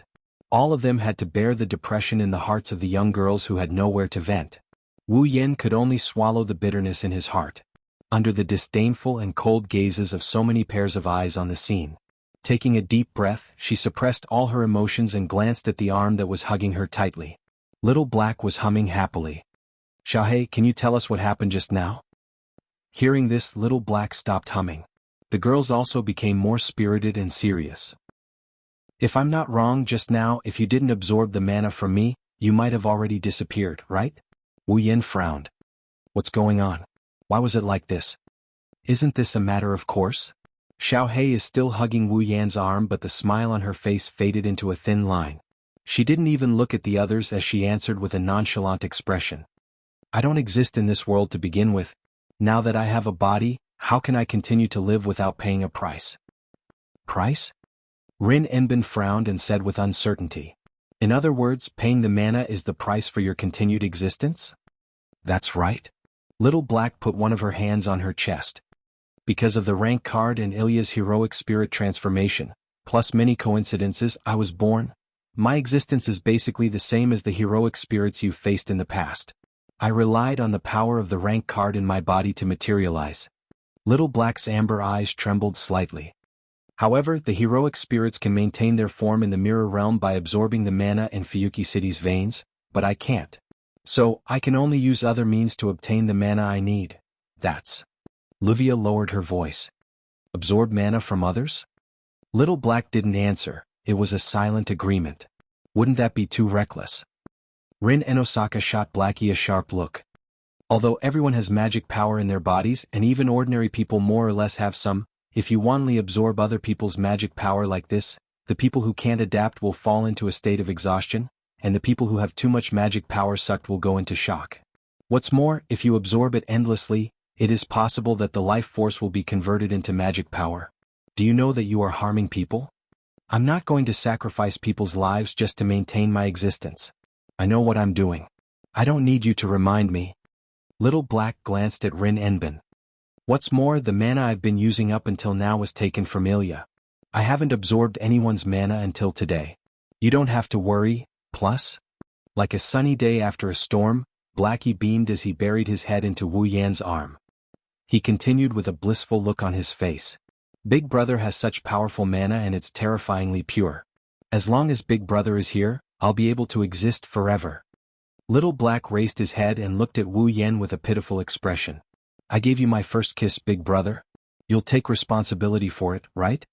Wu Yan covered his head and closed his eyes. He couldn't bear to look at Little Black. Even if he used his knees to think, he could imagine how the girls were looking at him right now. Little Black. After a moment of silence, Wu Yan looked up and stared at Little Black. Who are you? Everyone had their hearts in their mouths. This was undoubtedly the question that the relevant personnel wanted to know the most. If it was before, Little Black would definitely not answer Wu Yan's question. But now, Little Black had a vague answer as to why she wanted to kill Ilya. She even revealed her existence. Coupled with the change in her emotions, perhaps Little Black would give an answer. Who knows? Facts have proven that Wu Yan's idea was correct. I've said it before, I'm Ilya. Little Black closed her eyes. When she opened her eyes again, her eyes were as calm as an ancient well. It was as if the person she was about to say wasn't herself. To be exact, it should be said that due to certain reasons, another personality was born in Ilya's body. Due to certain reasons. Rin Enbin and Livia's expression turned serious. Born in Ilya's body. Mio couldn't help but look at Ilya. Born. Chuju and Mikoto looked at each other. Another personality. Ilya's expression kept changing. She couldn't help but ask. Then why didn't I know of your existence? Why didn't you appear before me? Didn't I say it already? I was born due to certain reasons. Little Black coldly looked at Ilya. It's because of this certain reasons that my existence was completely denied. I was even sealed. If it wasn't for you displaying extraordinary willpower that day and breaking the seal in my body, I wouldn't have appeared. I wouldn't have obtained my body? You said seal? Rin Enbin was surprised. There's a seal in Ilya's body? Can you speak more clearly? Ilya bit her lips. Then what is this certain reasons? What's with the seal? What did you mean when you said that I wanted you to bear all the pain and suffering in the past? Saw. Little Black closely stared at Ilya. After a long time she spread her hands. Who knows, you? Anger appeared on Ilya's face. Since you think it's all my fault, then at least let me know what happened to me. No. However, Blackie revealed a dispirited expression. I knew from the start that you didn't do anything wrong. I was just deceiving myself. Seeing Blackie's gloomy expression, the girls fell silent. Even Ilya's anger had unknowingly disappeared and she powerlessly lowered her hands. Sigh. Wu Yan sighed. He raised his hand and patted Little Black's head. No matter what, Little Black, since you know that Ilya didn't do anything wrong, then don't hurt her anymore. Don't attack her anymore, okay? But. Little Black slightly opened her mouth. She glanced at the silent Ilya and then at the sighing Wu Yan. In the end, she unwillingly nodded. I understand. Everyone present, including Ilya, heaved a sigh of relief. Chapter 1507. In the end, this chaotic night came to an end in an inexplicable manner. In terms of results, the harvest can be considered plentiful. At the very least, Blackie promised that she won't attack Ilya in the future. Ilya doesn't have to live in fear anymore. This can be considered as reaching their goal of capturing Blackie. Moreover, everyone had more or less understood Blackie's existence. Using the power of the Archer rank card to materialize Ilya's other personality. This is Blackie's true identity. Of course, there are still a lot of questions about Blackie's existence. For example, the reason why Blackie was born as Ilya's other personality. The so-called reasons that Blackie mentioned. Also, the seal that originally sealed Blackie in Ilya's body. One question after another still exists in everyone's heart. These questions can't be answered for now. Blackie doesn't seem to want to talk about this matter, so everyone can't get an answer. However, there is one thing that can be confirmed. Whether it's Ilya who has a seal in her body or Blackie who has a deep understanding of magic, their original identities are definitely not ordinary. At the very least, Ilya is definitely not a child from an ordinary family. Regarding this point, Rin and Osaka and Luvia said before they left that they will go back and investigate. Ilya also has doubts about her own identity. With a heavy heart, she stepped on the road back home. Even Mikoto is a bit concerned. Come to think of it, Little Black's appearance should cause these people to have a hard time, right? No. It's not only Ilya and the others who will have a hard time. Wu Yan and Ko's days aren't going to be any easier. The reason? It's very simple. I'll sleep in the same room as Big Brother. In the living room where only the four of them are left, Blackie sat on the sofa in front of Wu Yan, Hinajiku, and Mikoto while puffing out her flat chest. She made such a declaration as if it's natural. The other three's expression froze. They were petrified on the spot. One room. The corner of Mikoto's eyes kept twitching. She forced a smile. Isn't this a bit inappropriate? Yes. Chuju also put on a fake smile, looking like she was cautiously persuading him. He spoke with a heavy heart. Little Black, you're a girl. Furthermore, she was only a 10-year-old girl. As a 10-year-old girl, how could she sleep in the same room as a loli, of the opposite sex? You were going to say lolicon, right? The corners of Wu Yan's mouth twitched involuntarily. Can you be any more tactful with your words? Sisters. There's nothing we can do about it. Faced with Hinajiku and Mikoto's kind advice, Blackie started to blush and fidget. I need magic power to survive. I don't even know when I need to replenish my magic power. What if I suddenly run out of magic power while sleeping and can't rush to Big Brother's side in time?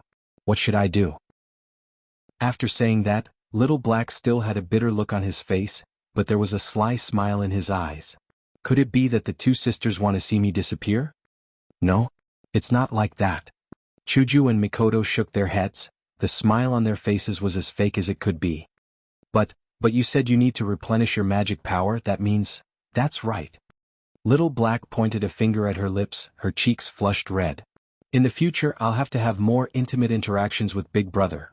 For a moment, Wu Yan, who was hiding to the side to avoid being burned by the flames of war, heard the sound of something breaking. Then Chuju and Mikoto's expression froze. It's all for the sake of survival. Little Black looked as if she had won a battle, a lustful smile hung on her face. Or could it be that the two sisters who have a deep relationship with Big Brother are feeling threatened by a 10-year-old girl like me? Is there even a need to say it? You used such an intense method on your first kiss, and you look so open. Who would dare to overlook your danger just because you're young? Chuju and Mikoto roared in their hearts, but they couldn't find the words to refute. After all, Little Black was right. If they suddenly ran out of magic power in the middle of the night and their bodies disappeared, that would be a big problem. With the kind nature of the two girls, they wouldn't let Little Black face the danger of disappearing at any time because of their little thoughts. At that moment, Chuju and Mikoto hesitated. Their faces were full of grievances. The two girls who were completely caught up in the consequences of Blackie's disappearance completely forgot that Blackie could completely replenish all the mana it needed before falling asleep and then sleep comfortably, no matter how much magic power is needed to maintain Little Black's existence. With Wu Yan's supply, it shouldn't be hard to maintain Little Black's existence for an entire night, right? Besides, Wu Yan isn't the only one who can provide magic power to Little Black, others can as well. For example, Chuju and Mikoto. The two girls were led by the nose just like that. They hesitated for a long time before sighing helplessly. Forget it. Mikoto gave up on herself and called out. I don't care anymore. Yen. Chuju put on a beautiful smile, but there was no smile in her eyes. She stared at Wu Yan with a warning look. Don't you dare do anything bad at night. Don't forget Little Black is still a child. I see. Wu Yan clutched his heart as if he couldn't take it anymore. You two already know what I'll do to Little Black, right? Who knows? Chuju and Mikoto snorted in unison, turned around and walked back to their rooms. Era. Little Black, who was sitting on the sofa, kicked her legs in schadenfreude. These two sisters are so jealous. Who do you think did this to? Wu Yan resisted the urge to roll his eyes and asked what he was concerned about. Anyway, tell me, how long can you last if I provide you with magic power like I did just now? Who knows? Blackie shook his head gently and stopped kicking his legs. My magic capacity was taken from Ilya, and it's limited, so the amount of magic my body can hold is limited as well. I can't generate my own magic power like normal magicians. I can only absorb from others. Little Black looked at Wu Yan with sparkling eyes. I didn't absorb the full amount of magic power in one go, but with the purity of Big Brother's magic power, it should be enough for me to live for a long time. If it's someone else's magic power, it would be much shorter. You can't generate your own magic power? Wu Yan nodded with a pensive look. Then, the magic power you need to fight is also absorbed from others, right? Little Black nodded. Wu Yan's heart skipped a beat. If that's the case, you should be able to last for a long time if you don't fight, right? It's not like that. The smile on Little Black's face disappeared. She lowered her head and her tone became depressed. My existence is maintained by consuming magic power. Just by living in this world, just by living, my magic power will be consumed little by little. If I don't get replenished one day, it will completely disappear. To be able to live like this, my existence itself is a miracle. The balcony's curtain seemed to respond. It fluttered up and down under the breeze. In the air, an oppressive atmosphere shrouded the entire hall. It made Wu Yan close his eyes, no longer able to speak. After an unknown amount of time, a pair of small arms wrapped around Wu Yan's neck. A playful voice sounded, breaking the oppressive atmosphere. In the past, with that level of magic power, even if I didn't fight, it would be depleted in a few days, but it's different now. Little Black's cheeks were flushed, the corners of her mouth curved up, looking at Wu Yan with eyes full of hope. Big Brother's magic power is incomparably pure, and it's almost endless. As long as Big Brother is here, I will definitely be able to live forever. So, Big Brother? Little Black's arms around Wu Yan's neck tightened. She pulled Wu Yan closer, her face slowly inching closer. Don't leave me. After saying that, in the vast hall, lips and tongues intertwined, the sound of breathing and sucking in breath caused by the lips pressed together. It lasted for a long time. Chapter 1508. Fuyuki City, Private Suechuan Gakuin Elementary School. Where do you plan to go today? Let's go to the game hall. Okay. But I still have to clean up after school. It's okay. We'll wait for you. Then there's no problem. During the end of the classroom was filled with this kind of ordinary conversation. It caused the faces of the primary school students in the classroom to be filled with joy. Looking at their restless appearance, they should be looking forward to the moment when school ends. Seeing this scene, Ilya sat on her seat and held her cheeks. Like an old person past her prime, she let out a long sigh. It's good to be young. Hearing Ilya's words, Sparrowflower, who was chatting at the side, turned around and looked at Ilya. Then she sneakily said to her companions, Don't worry, Ilya. Why do I feel like Ilya has matured a lot in just one night? She's too mature.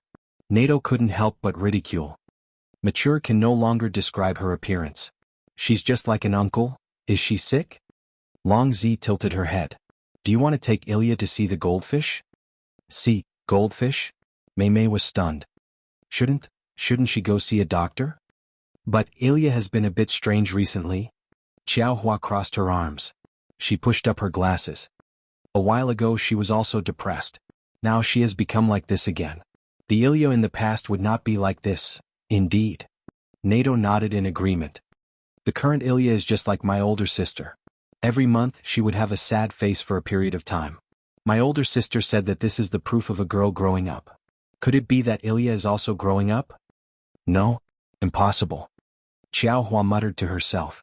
Then the corner of her mouth twitched. A while ago, Ilya seemed to be addicted to magical girl anime and was unable to extricate herself. I don't think that people who like magical girls will grow up. Grow up? Long Zi suddenly spoke like this. How about we send Ilya some anime to watch? What did you say? Xiao Hua, Nanai, and Mei Mei widened their eyes. He looked at Long Zi in disbelief. You actually have that kind of movie? There's still a lot. Long Zi gave him a thumbs up and grinned. His teeth shone brightly. Every time my brothers were unhappy, I would give them that. They will be in a better mood. Hearing this, the three girls almost fell to the ground. You're giving it to your brother? It's useless to buy it anyway. Long Zi curled his lips. The strange thing was that the owner of the movie store always looked at me with a strange expression after I bought the movie. Why was that? Which shop owner is he? Keihua couldn't help but yell. He actually sold that kind of film to elementary school students. You should really take him to the police station. And then? Nai Gui said with a righteous expression. Where's the store that's willing to sell movies to elementary school students? Eh? Long Zi showed an expression of disbelief. Do you want to buy it too? Of course not. X3 on the side. Ilya glanced at Finch Flower, Nana Tortoise, Mimi, and Dragon Sun, who were in a mess inside again. It's good to be young. Ilya? Meiyu, who was sitting behind Ilya, hesitated for a moment and said comfortingly. Are you thinking about Xiaohei? Of course not. Ilya turned her head away in a fit of pique. I'm just thinking about my own matter. Your own matter? Meiyu tilted her head in confusion. Not only is there some kind of seal in my body, there's also another personality. Right now, not only has this personality become another me, it has also been chasing after me. Ilya put her hand on the desk and rested her chin on it. A layer of ripples appeared in her beautiful gem-like eyes. If that black fellow didn't appear, I wouldn't even know that my body was hiding such a secret. It's really, really unbelievable. Ilya. Meiyu looked at Ilya's back and lowered her head. She lowered her voice and asked softly. Don't tell me you have no clue about this at all? Huh? Ilya turned around. Her eyes were filled with suspicion. What clue? The matter of having a seal in your body? Meiyu pondered over her words. She seemed to be looking for a way to say it that would not provoke others. She hesitated for a moment and asked tentatively. For example, is it possible for your parents to know about this matter? Actually, I thought about this problem last night. Ilya rubbed her head and smiled helplessly. Unfortunately, my parents are not at home. Even if I want to ask, I can't find anyone to ask. Then what do you plan to do next? Mio looked straight at Ilya. How do you plan to face Xiaohei? To be honest, I don't understand what's going on with that fellow. Ilya stretched out a hand and clutched her chest tightly. Her eyes fluctuated and were filled with unprecedented bewilderment. But my intuition tells me, if I know everything about that fellow, my view of the world will definitely be greatly changed. Ilya? Seeing Ilya's confusion and anxiety about her future, Meiyu couldn't help but clench her hand. An unbearable expression appeared on her face. It was not only because Ilya was Meiyu's best friend. It was also because Meiyu seemed to see her past self in the current Ilya. In fact, even now she might still be like this. Just like this, the two of them had their own thoughts. They fell into silence and faced Wu Yan. At this moment, the four little girls who were fooling around by the side transmitted such a conversation. Hey everyone. Mei Mei clapped her hands and gathered the attention of Xiao Hua, Nai Gui, and Longzi. I heard that there will be a transfer student coming today. Transfer student? Unsurprisingly, such a topic was more than enough to attract the interest of elementary school students. Or rather, it could be said that even Ilya and Meiyu's attention were attracted. Their eyes secretly looked over here. There will be a transfer student coming at this time? Gorse Flower rubbed her chin. How strange. Yeah. Nai Gui also spread her hands. Meiyu just transferred here not long ago. I didn't expect that there would be a transfer student coming. That's not the only coincidence. Mei Mei explained with interest. I heard that the transfer student this time is the same as Meiyu. They're all from abroad. The class they're transferring to is also our class. They're all from abroad? Or our class? Longzi laughed out loud. Don't tell me that this transfer student is someone Meiyu knows? According to the plot of the manga, Naigue said with a serious expression. That's definitely the case. Longzi also puffed out his chest. It will definitely become a triangle. It will definitely be very interesting. Xiaohua giggled. Then, her smile froze and she scratched her head. Did something strange sneak in just now? By the way, Mei Mei. Longzi, who was the amalgamation of strange things, looked at Mei Mei curiously. What's that transfer student like? I didn't see anything. Mei Mei stretched out a finger and tapped on her cheek. I heard that he's a very cheerful person with very dark skin, silver hair, and golden eyes. The four girls who were chatting happily did not notice that every time Mei Mei described a characteristic, a drop of sweat would drip down Ilya's face. In the end, she was already sweating profusely. Ilya. Mei was also unable to calm down. Don't tell me, aha. Ilya laughed dryly and wiped the sweat on her forehead. I have a bad feeling. As it turned out, Ilya's premonition was completely correct. Hello everyone. On the podium, Blackie was wearing a uniform and carrying a backpack. She had a lively and cheerful smile on her face. She tilted her head and greeted everyone energetically. I'm Chloe? Fong? I'm Spellin. Everyone can just call me Blackie. In the classroom, all the children looked at Blackie in a daze. Then all of their gazes gathered on Ilya. Ilya. Meiyu's pretty face stiffened. She looked at Ilya who was sitting in front of her. There, Ilya was already lying on the table on the verge of death. Chapter 1509. What the hell is going on here? On the rooftop of the private Suechuan primary school, Ilya seemed to have endured for a long time. She shouted at Blackie who was licking his popsicle leisurely while leaning on the fence. Why are you here? Ilya. Meiyu who was standing by the side quickly grabbed Ilya who seemed like she would pounce at any moment and tried to persuade her. Calm down first, calm down. That's right, that's right. Blackie waved his hand casually. Can't you learn from Meiyu and calm down a little before you speak? How can I calm down? Ilya shouted furiously. The person who wanted to take my life until yesterday suddenly came to the same school as me, the same class as me and became my classmate. How can I calm down? Well, that's true. Blackie opened one of his eyes and glanced at Ilya. But, is there a need for you to be so agitated? Didn't I promise Big Brother that I won't attack you again? Even if you don't believe me, you should believe Big Brother, right? It's not that I don't believe Big Brother. Ilya clenched her teeth and lowered her shoulders dejectedly. It's just that after you came, everyone looked at me with strange gazes. How can I stand it?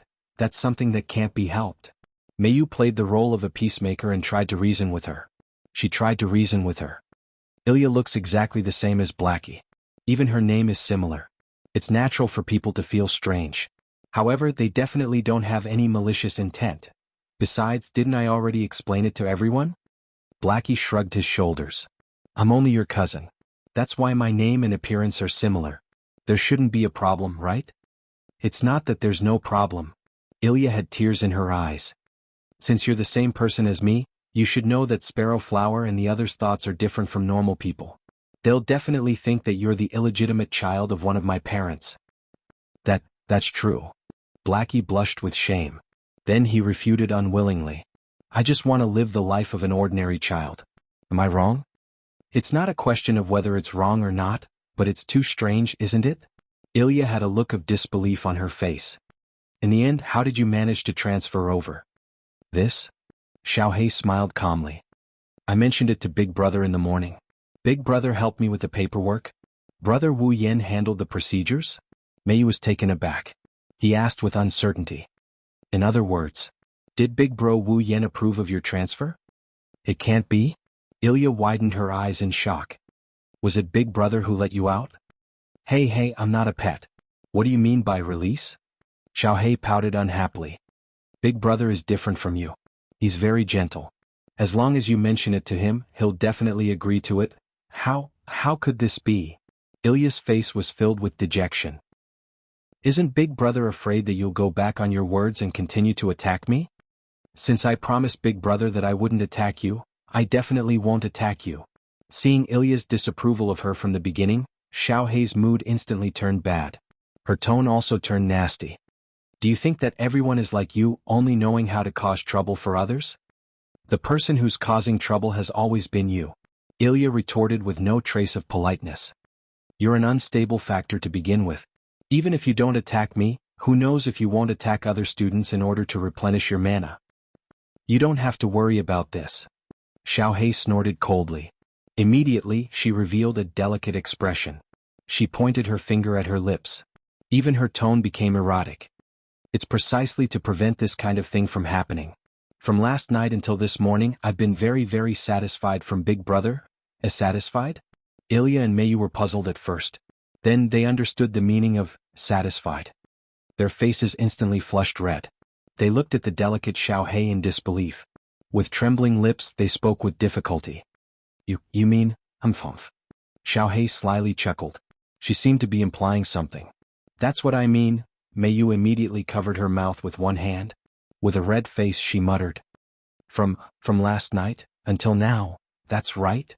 Xiaohei held her face as if she was reminiscing. In order to ensure my survival, Big Brother has never rejected me even once.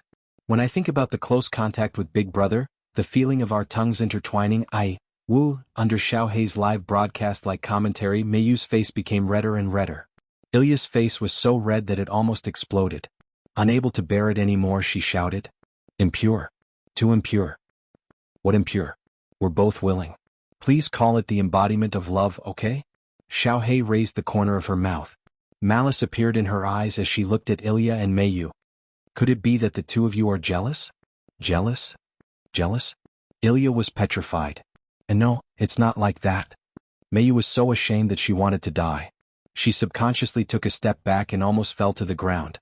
She attracted Xiaohei's meaningful gaze. Xiaohei laughed without concealing anything.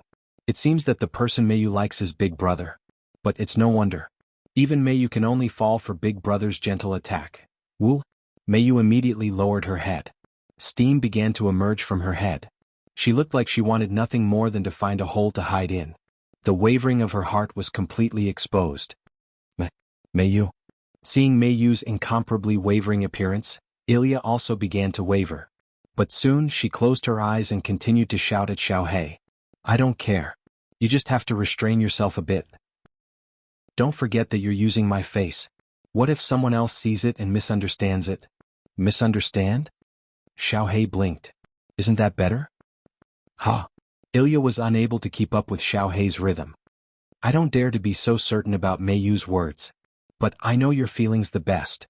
Xiaohei had a meaningful expression on his face. His eyes narrowed. Even though you've been obsessed with your brother since you were a child, ever since you were saved by your big brother from the berserker's hands, you were comforted by your big brother when you fell into the fear of death. Later on, you were even enlightened by your big brother. Then you started to. Woo! Before Xiaohei could finish his words, Ilya shouted with the loudest voice she had ever shouted before. She angrily interrupted Xiaohei's words. What nonsense are you talking about? What nonsense are you talking about? I'm not talking nonsense. Xiaohei laughed happily. You can deceive others, but can you deceive yourself? If that's the case. Ilya was unwilling to be outdone and fought back. Then aren't you the same? Maybe. Xiaohei did not refute nor admit it. Instead he smiled calmly. After all, I really can't leave Big Brother now, woo? Seeing Xiaohei's half-hearted manner without refuting, not to mention Ilya, even Mayu revealed an unreconciled expression. Xiaohei spread his hands helplessly. You've bewitched 3 primary school students. Big Brother is truly sinful. No matter what. Ilya suppressed all of her emotions. As if changing the topic, she said to Xiaohei in a serious manner. This is the school. It's not a place for you to mess around. Don't do anything that will easily cause a commotion and ruin my school life. Otherwise? Xiaohei raised his eyebrows. Otherwise, what can you do? Woo? Ilya puffed up her cheeks resentfully.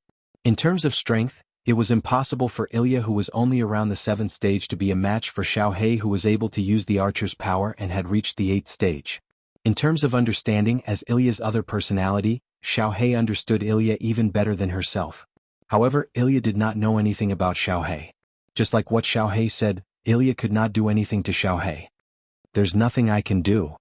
Ilya had a sullen expression. I can only watch her closely. Chapter 1510. On the other side, under Blackie's request, he helped her transfer to the Suechuan primary school so that she could go to school. Wu Yen, who had no idea that he had become the sinner mentioned by the 3 primary school students, had also returned home. Now, the dispute between Ilya and Little Black could be considered to have been temporarily resolved. Little Black shouldn't attack Ilya anymore. Moreover, with Mayu watching from the side, there was no need to worry about the 3 little girls for the time being. Rin Enosaka and Luvia should be investigating Ilya and Blackie's identity. Moreover, they should be more or less paying attention to the information about the class cards. Nothing should happen over there anymore. As for Hinajiku and Mikoto, since they have nothing to do, they held hands and went out for a stroll. In other words, Wu Yen was the only one who was idle at home. He had nothing else to do. He could finally do the work that he didn't have time to do because of Ilya and Blackie's matter. Analyze the class cards, find the method to make the class cards and create the archer card himself to complete the second part of his demigod path mission. Sitting on the sofa in the living room, Wu Yen took out all the class cards in his hand and spread them on the glass table in front of him. Wearing heavy armor, holding a knight's sword and performing a knight's salute, saber, a lancer who wears gorgeous clothes and holds a long spear in his hand.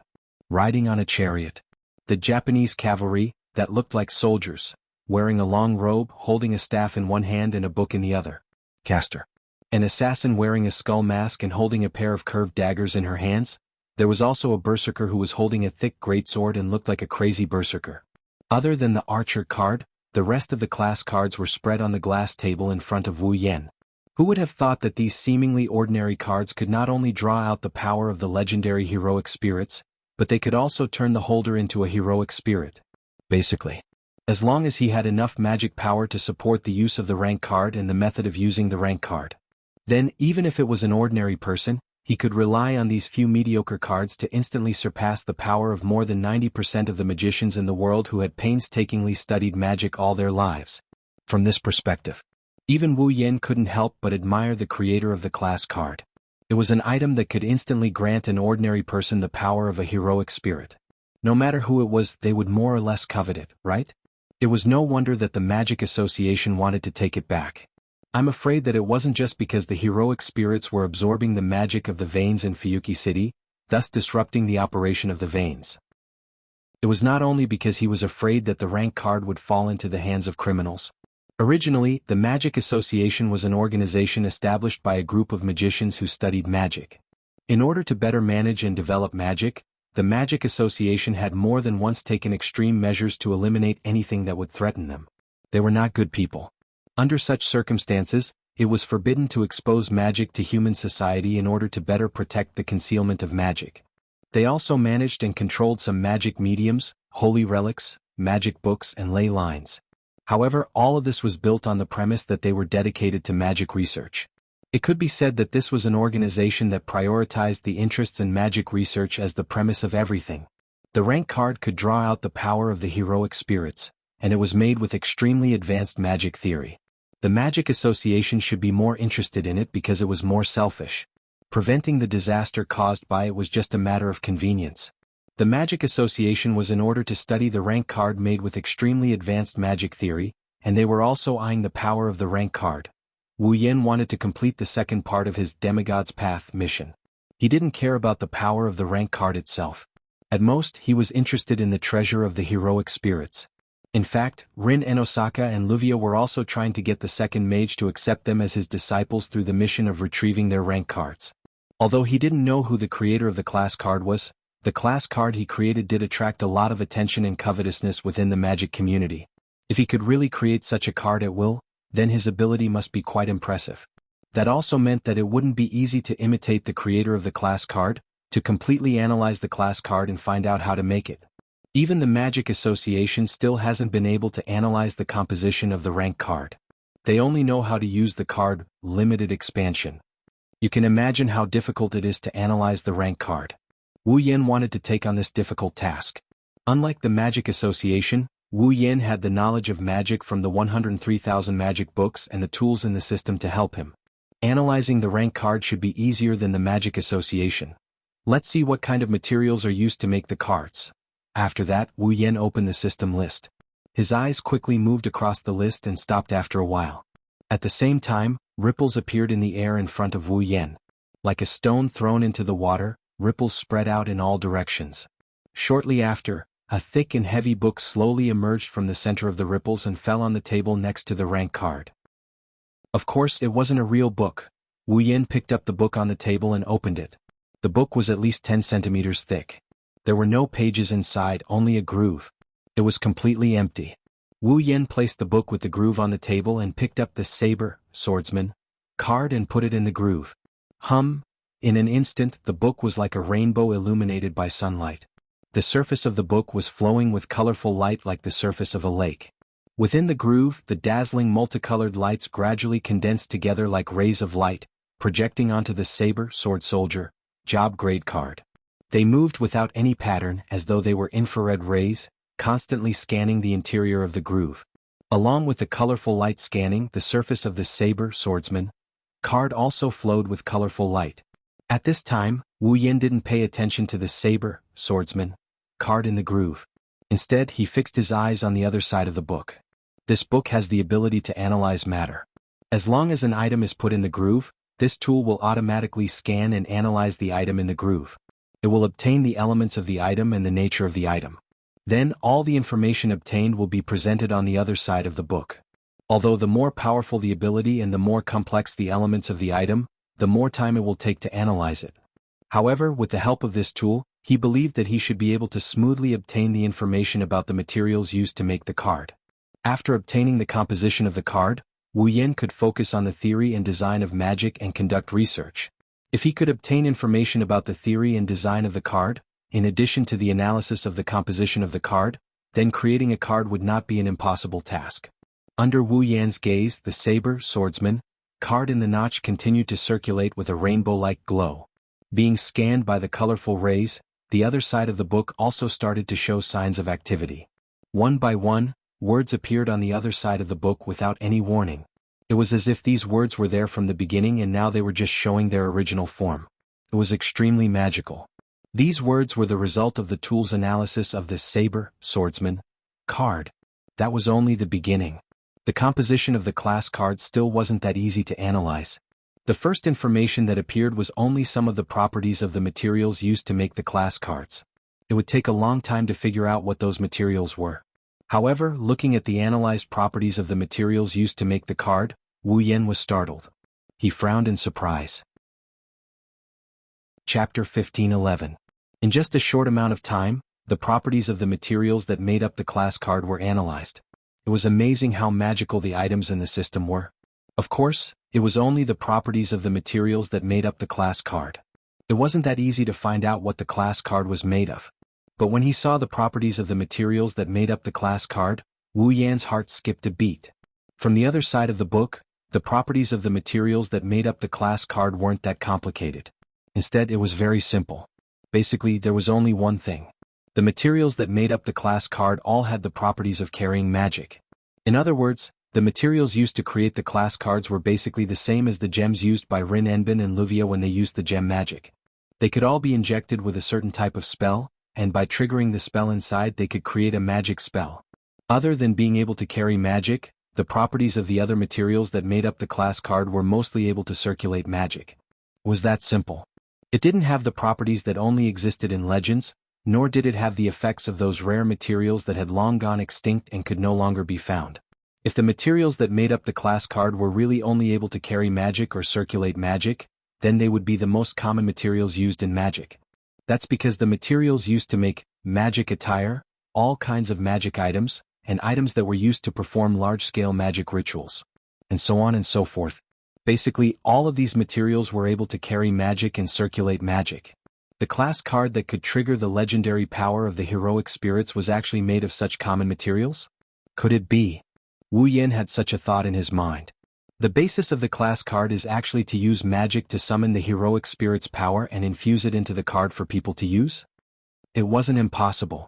In the 103,000 Book of Witchcraft, there were some magic tricks. They could be used to summon angels from the magic catalog world and allow angels to descend to this world. There were also some angelic spells that could borrow the angel's power. In that case, in this world, there was a magic trick that could borrow the heroic spirit's power. It could even be summoned. There was nothing strange about that, right? However, fundamentally speaking, the heroic spirits had been summoned. It was impossible for them to serve him. After all, they were all famous heroes in myths, legends, and history. They were existences that surpassed the realm of humans by obtaining the faith of humans. Their existence could be said to be miracles, just like Little Black.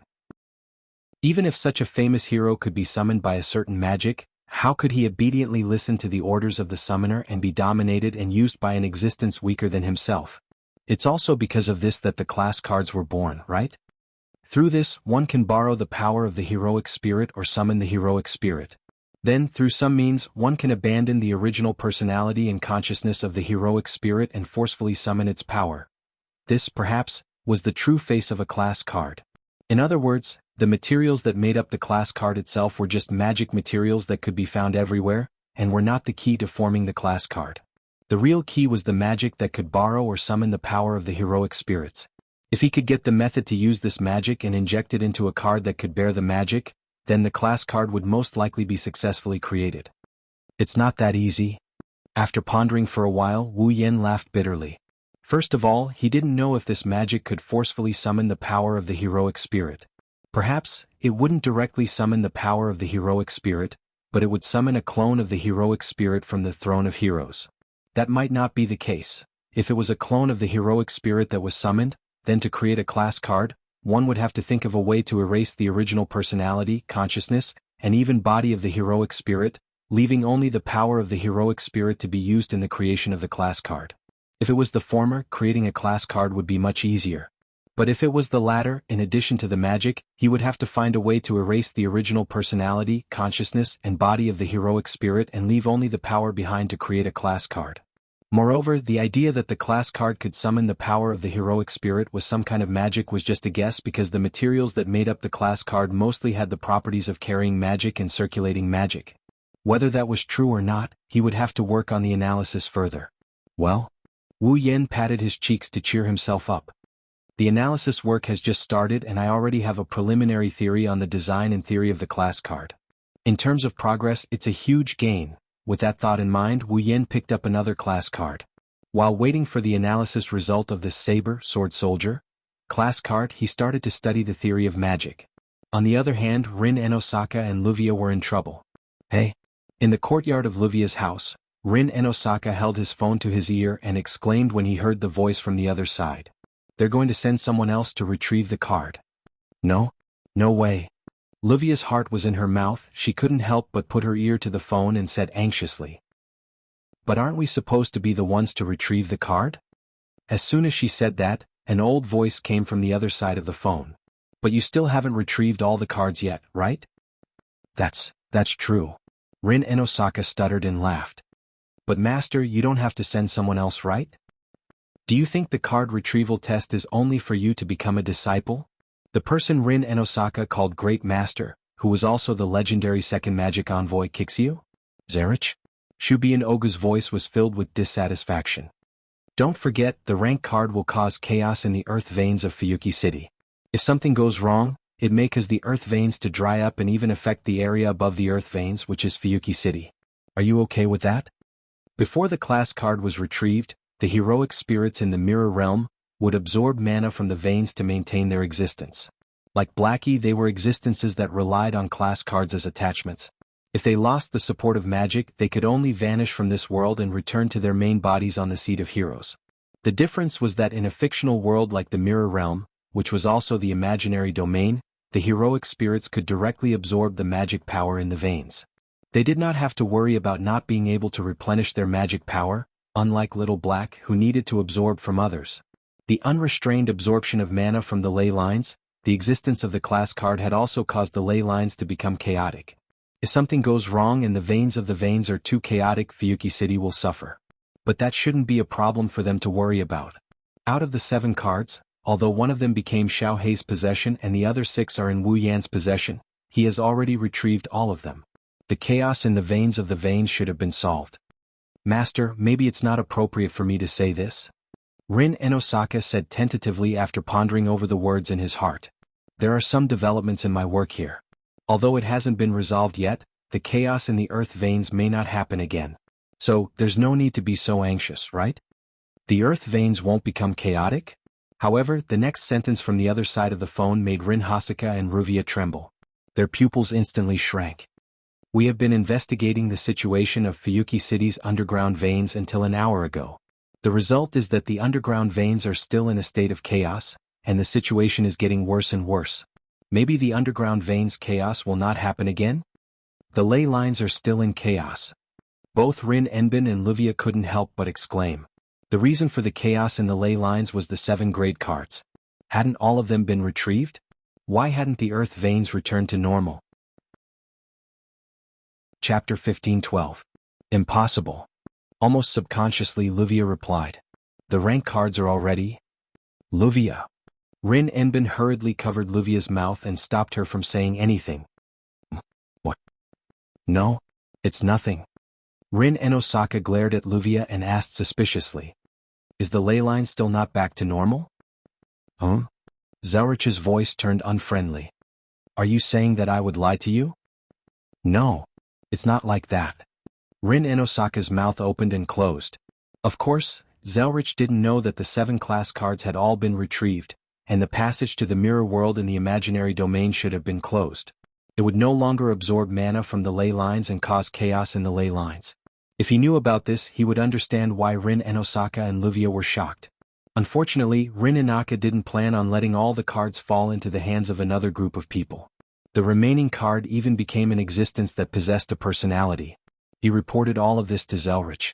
Elia and Mio were dragged into this mess by Rin Enosaka and Luvia. Blackie was a persona separated from Elia's body. Therefore, Rin Enosaka and Luvia couldn't report this to their superiors. As for Wu Yen, it was Rin Enosaka's own selfish decision. Under these circumstances, Rin Enosaka couldn't explain the current situation to Zelrich and tell him the real reason why the earth veins wouldn't be chaotic. Forget it. Zelrich didn't want to pursue the matter and continued with the topic. Considering that you haven't completed the mission and the ley line is still in chaos, it's hard to determine if there will be any changes. You also reported that retrieving the rank cards is more difficult than expected. Therefore, I would like to send you some reinforcements. Is that okay with you? Hearing this, Rin Enosaka felt a little helpless. If he really sent reinforcements, then, if he lost the wand and dragged the ordinary people down with him, the existence of Xiaohei and the class cards would be exposed to the public. No matter what, Rin Enosaka didn't want to see this happen. He gritted his teeth.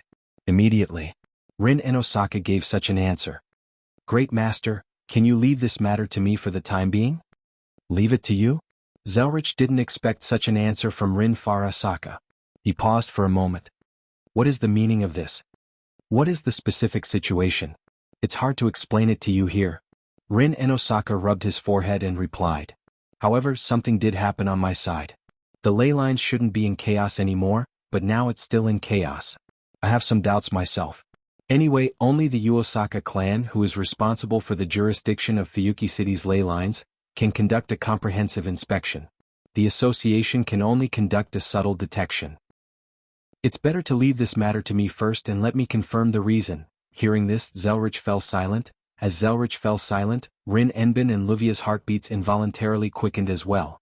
They felt as if time itself was unbearable. After a long time, Zelrich finally spoke in a deep voice.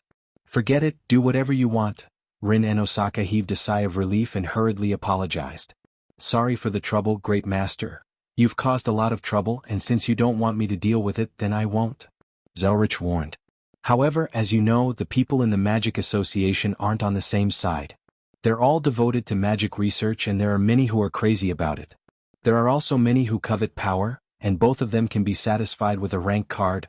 I understand, Great Master. Rin Enbin and Luvia exchanged a glance. I will be careful. Solve the ley lines problem as soon as possible. After saying that, Zelrich didn't say anything else and directly hung up the phone, causing a busy tone to come out from Rin Dosaka's phone. What's going on? Luvia couldn't wait to voice out all the questions in her heart. Why is the ley line still in chaos? Who knows? Who knows? Rin Enosaka put away his phone with an uncertain expression. The 7 class cards have already been retrieved from the mirror world, and the passage to the imaginary region has also been closed. Logically speaking, the ley line should have returned to normal by now. Could it be because of Blackie? Luvia furrowed her brows. She said it herself, her existence is similar to the heroic spirits. Could it be because of her that the ley lines are in chaos? No. No. Rin Enosaka pondered for a moment before shaking his head in denial. The heroic spirits rely on the passage to the null realm to absorb mana from the ley lines. Blackie exists in this world, so there's no way she can connect to the ley lines and absorb mana from the ley lines. Maybe she's absorbing mana from the ley lines? Livia reminded him. Maybe Blackie knows the center of the ley lines in Fuyuki City, which is the location of the underground cavern. If she's there, then she can absorb mana from the ley lines.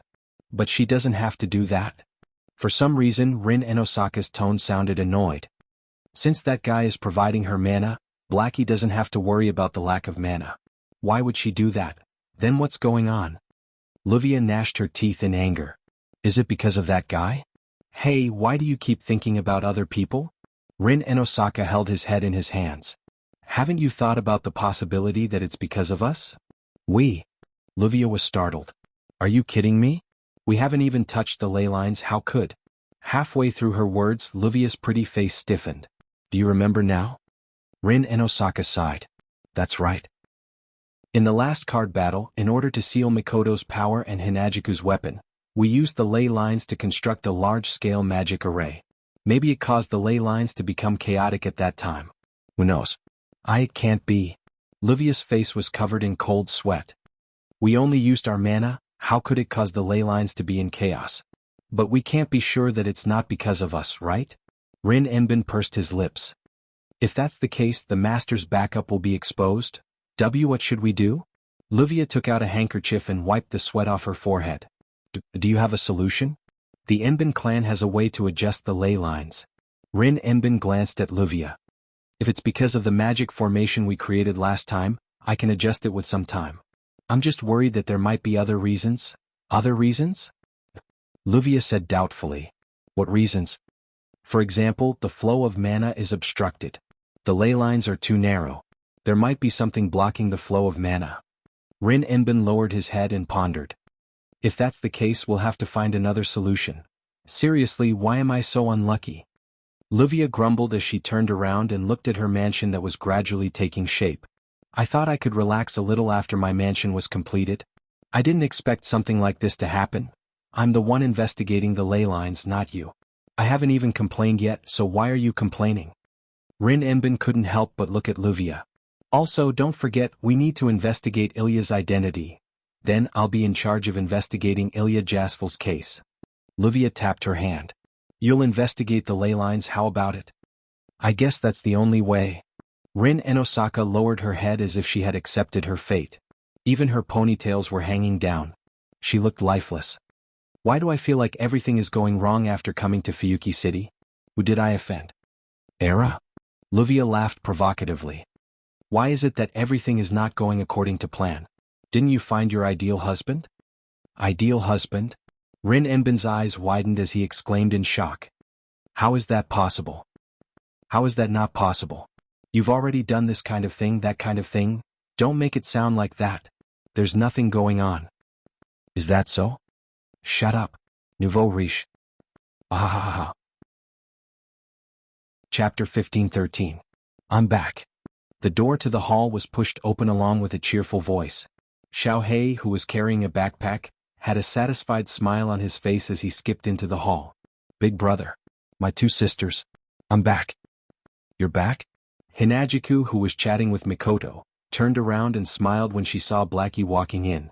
How do you feel on your first day of school? Not bad. Although Xiaohei said so, he couldn't hide the smile on his face. He threw his bag on the cabinet outside the kitchen, sat down and kicked his legs. Even though I can feel how Ilya felt when she went to school before I was separated from her, it's still more interesting to do it myself. Is that so? Hinajiku tilted her head and nodded in agreement. It's been a long time since I went to school. Seeing you like this, I can't help but recall the time when I was in White Emperor College. White Emperor College? Sasuke blinked her eyes in confusion. Is there such a college? It's in a place far, far away. Hinajiku smiled as if she was reminiscing. It's normal that Sasuke doesn't know about it. Seeing you two like this, I also remember the time when I was in Tokuwadai Middle School. Mikoto, who was sitting not far from Sasuke, chuckled. By the way, why do you two sound like mother and daughter? Mother and daughter? Hinagiku and Inoki looked at each other in dismay. Their expressions were as strange as it could get. Although Little Black and Ilya were both only 10 years old, Hinagiku was only 16 or 17 years old. For a girl of this age to have a child, it couldn't be said that they didn't exist, but even if they did, their daughter definitely wouldn't be 10 years old. Of course, Asuna was only 17 years old and Yui looked like she was 10 years old. The two of them were mother and daughter. This was an exception. After being reminded by Mikoto, Chuju and Sasuke felt like their conversation was too much like mother and daughter. They turned their faces away awkwardly. Right. Blackie looked at Mikoto. Where is Big Brother? Mikoto didn't say anything. Instead, she pursed her lips in another direction. He signaled Little Hay to look over. Blackie looked over in confusion. Then he saw Wu Yen sitting on the sofa. However, Wu Yen on the other hand is doing something weird. There was a thick book on the glass table in front of him, but there were no pages inside, only a groove. There was a dazzling rainbow-like light flowing on it. Beside the book were a few cards. There was also a card in the book's groove. Then there was another card floating above Wu Yan's palm. Taking a closer look, Xiaohei could see clearly that on Wu Yan's palm, there was a small and precise geometric pattern that was spinning. It was emitting a strange fluctuation that was surging into the card that was suspended above. Following the influx of the strange fluctuations, the suspended card also began to rotate. The pattern on the surface seemed to move, like a painting that was quickly flipping, giving people a feeling that it had a life of its own. As for Wu Yen, his eyes were closed. His face was expressionless as if he was asleep. His expression revealed a sense of serenity. That's a class card? Looking at this scene, Little Hay reflexively put her hand on her chest. And here there was the last class card. And that was also Wu Yan's goal. Thinking of this, the smile on Blackie's face disappeared, and the look in his eyes became uncertain. Big Brother. What is he doing? Not sure if Mikoto noticed the change in Little Hay's expression. She stared at Wu Yen, who had his eyes closed, and replied. He's analyzing the class card. Analyzing the class card? Hinagiku nodded vigorously, glancing at Blackie as she replied. Yen wants to obtain all the class cards. Little Hay's heart skipped a beat. What does this mean? Is she hinting at me? Is she hinting that Big Brother wants to retrieve the archer in my body? Little Hay's worries were unfounded. But now there's no way to obtain the archer card. Chuju smiled as if she saw through Little Hay's thoughts. That's why he wants to fully analyze the class card and obtain the method to create the second archer card. These words seemed to have dispelled the haze in Xiaohei's heart, causing Xiaohei's amber eyes to brighten. His usual calm smile hung on his face once again. Big Brother is really amazing. Even the Magic Association couldn't decipher the class card, and Big Brother wants to find the method to create it. This isn't just difficult. Difficult is one thing. As long as we succeed, time isn't a problem for us. Mikoto shook her head and raised her eyebrows. I'm just worried that we won't get anything out of it no matter how much time we spend. Well, you don't have to worry about that. Wu Yen, who was sitting on the sofa, suddenly opened his eyes and smiled. Well, I did get quite a lot today. With that, the geometric pattern on Wu Yan's palm shattered into pieces. The class card floating above his palm fell to the ground and was placed on the table by Wu Yen. Chuju and Mikoto both stood up. Big Brother. Xiaohei also got up and ran over to sit on the sofa. He hugged Wu Yan's arm and grinned from ear to ear. Did Big Brother really decipher the class card? No, it's still too early to talk about it. Wu Yan smiled helplessly. Currently, I only have a rough idea of the Lunger. Speaking of which, Little Hay? Chuju walked over and looked at Little Hay. You look like you know everything, and you even relied on the archer rank card to obtain a body. Don't you know anything else? To be honest, I don't know much about the existence of the class card. Little Hay shrugged. Even though it's in my body, I don't know anything about it. Whether it's the design theory or the composition of the class card, I don't know anything about it. You don't know anything? Mikoto put one hand on her waist and the other hand scratched her cheek. You don't know anything and you can use Dream Summon, that's really, well? Xiaohei said with a sigh. I can use the archer's power, but you guys better not think of me as someone who can use Dream Summon. Don't think of you as someone who can use Dream Summon. Wu Yen, Chuju, and Mikoto looked at Little Hay. What do you mean? In other words, you can't say that I know how to use Dream Summoning. You can only say that I can use Dream Summoning. Xiaohei hesitated for a moment before turning his head away. As for me, I actually have a very special ability. Special ability? You can say it's a cheating ability, Little Hay explained with a smile. For example, let's take dream summoning as an example. I didn't know how to use it at the beginning, but when an enemy that I can't deal with appears in front of me and I think that I need strength, the method of dream summoning with a class card automatically pops up in my head. I don't know anything about rank cards, but I can still get the method to use the rank card dream summoning. This is my special ability.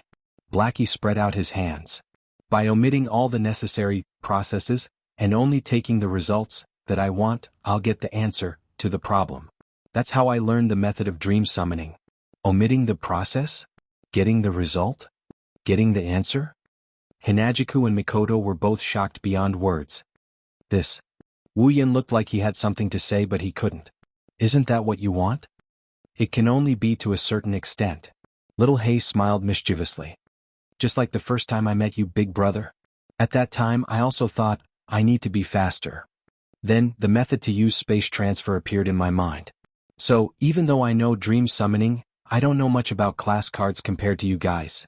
That's true? Wu Yen sighed. Looks like Little Hay didn't get anything. Oh? Little Hay raised an eyebrow. That's not necessarily true. Chapter 15-14. That's not necessarily true. Just as the three of them were about to give up on Xiaohei's information, Xiaohei said something else. I don't know how the rank cards are made, but I do have an idea as to why they are made.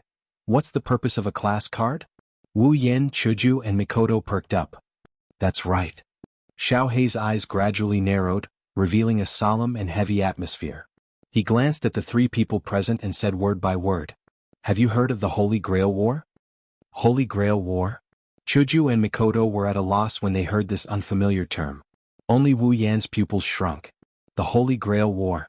As the name suggests, it's a war that revolves around the Holy Grail. To be more precise, it's a ritual. A very large ritual. The ritual's basic purpose is to summon the Holy Grail that can fulfill all people's wishes. In other words, the Holy Grail War is actually a ritual to summon the Holy Grail War. There's a huge vein under Fuyuki City that's connected to an endless source of magic. The foundation of the Holy Grail War is to construct a spell to summon the Holy Grail and use the vein to accumulate a certain amount of magic every 60 years. To summon the Holy Grail that can fulfill all people's wishes. Of course, the summoning of the Holy Grail doesn't only require magic and a summoning spell, it also requires a key to summon the Holy Grail. This key is the ritual to summon the Holy Grail War's Holy Grail War. Through the power of the Holy Grail, he would connect to the heroic spirit thrones where the heroic spirits were and summon 7 heroic spirits. Then he would bestow each heroic spirit with a job rank and have them kill each other in a small-scale war. When the remaining 6 heroic spirits are killed and there's only 1 heroic spirit left, the Holy Grail will be formed. Then it will be summoned. This is the Holy Grail War.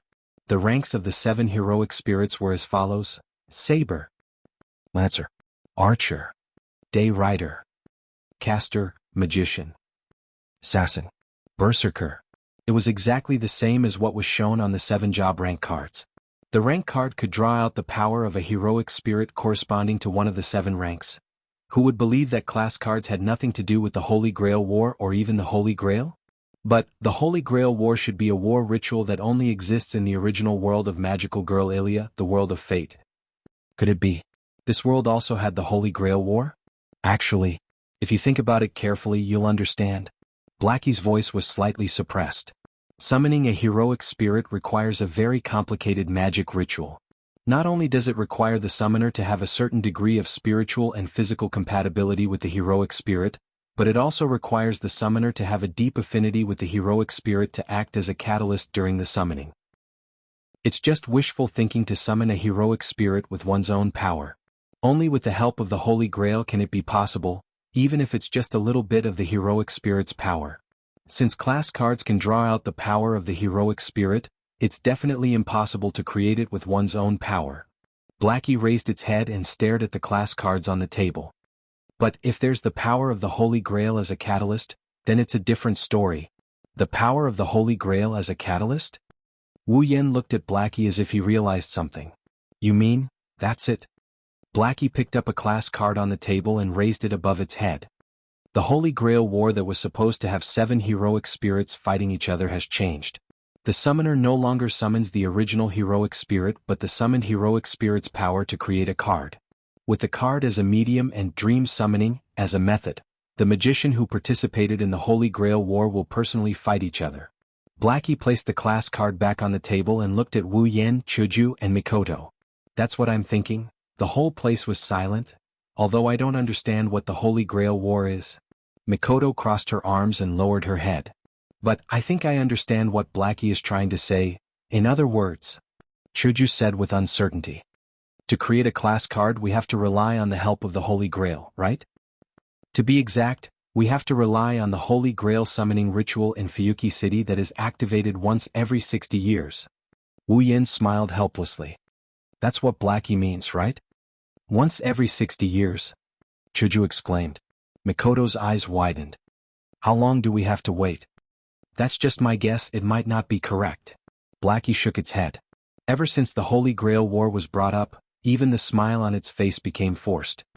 Maybe, in this world, there's someone who can extract the power of the heroic spirit from the throne of heroic spirits and use it to create a card. Who knows, Blackie? Chuju looked at the forced smile on Blackie's face. She hesitated for a moment before asking. Does the Holy Grail War have anything to do with you? The smile on Xiao Hei's face completely disappeared as soon as he heard this. Does it have anything to do with me? With a self-deprecating expression, Blackie clenched its fist. How can it have nothing to do with me? I was born to become the Holy Grail. Wah! Chuju and Mikoto were shocked. It's ridiculous, isn't it? The self-deprecating expression on Blackie's face became more and more intense. It has already become a magic tool before it was born. A few months after it was born, it was forcefully instilled with all the knowledge and language through magic so that it could become the Holy Grail in the Holy Grail War and become a wishing instrument. How can this be? Chuju couldn't believe it. Using me as a tool, a sacrificial lamb? Mikoto's expression turned cold. Looks like the Holy Grail War isn't a good thing after all. Magic is such a dark and bloody world. Becoming a tool is my fate that was decided before I was born. Xiao Hei clenched his teeth and a resentful expression appeared on his face. Yet, I wasn't even useful as a tool. Wu Yin, who had been silent all this time, raised his head and revealed Blackie's biggest secret. You're sealed, aren't you? Sealed? Sealed? Hinajiku and Mikoto were both stunned. Yes. Blackie nodded expressionlessly as if she wasn't talking about herself. My birth mother sealed everything. She sealed my abilities, my knowledge, my memories. She erased everything. So, an ordinary child, Ilya, was born. Wu Yin finally understood everything. So that's how it is. Ilya's sealed memories and knowledge settled in her body and gradually grew stronger. In the end, she turned into another personality with consciousness. Then, that personality even obtained a body. Xiao Hei seemed to have lost all her strength as she collapsed on the back of the sofa. She buried her eyes under her bangs so that no one could see her expression clearly. In the end, she became the current me, Blackie. Chuju and Mikoto were silent.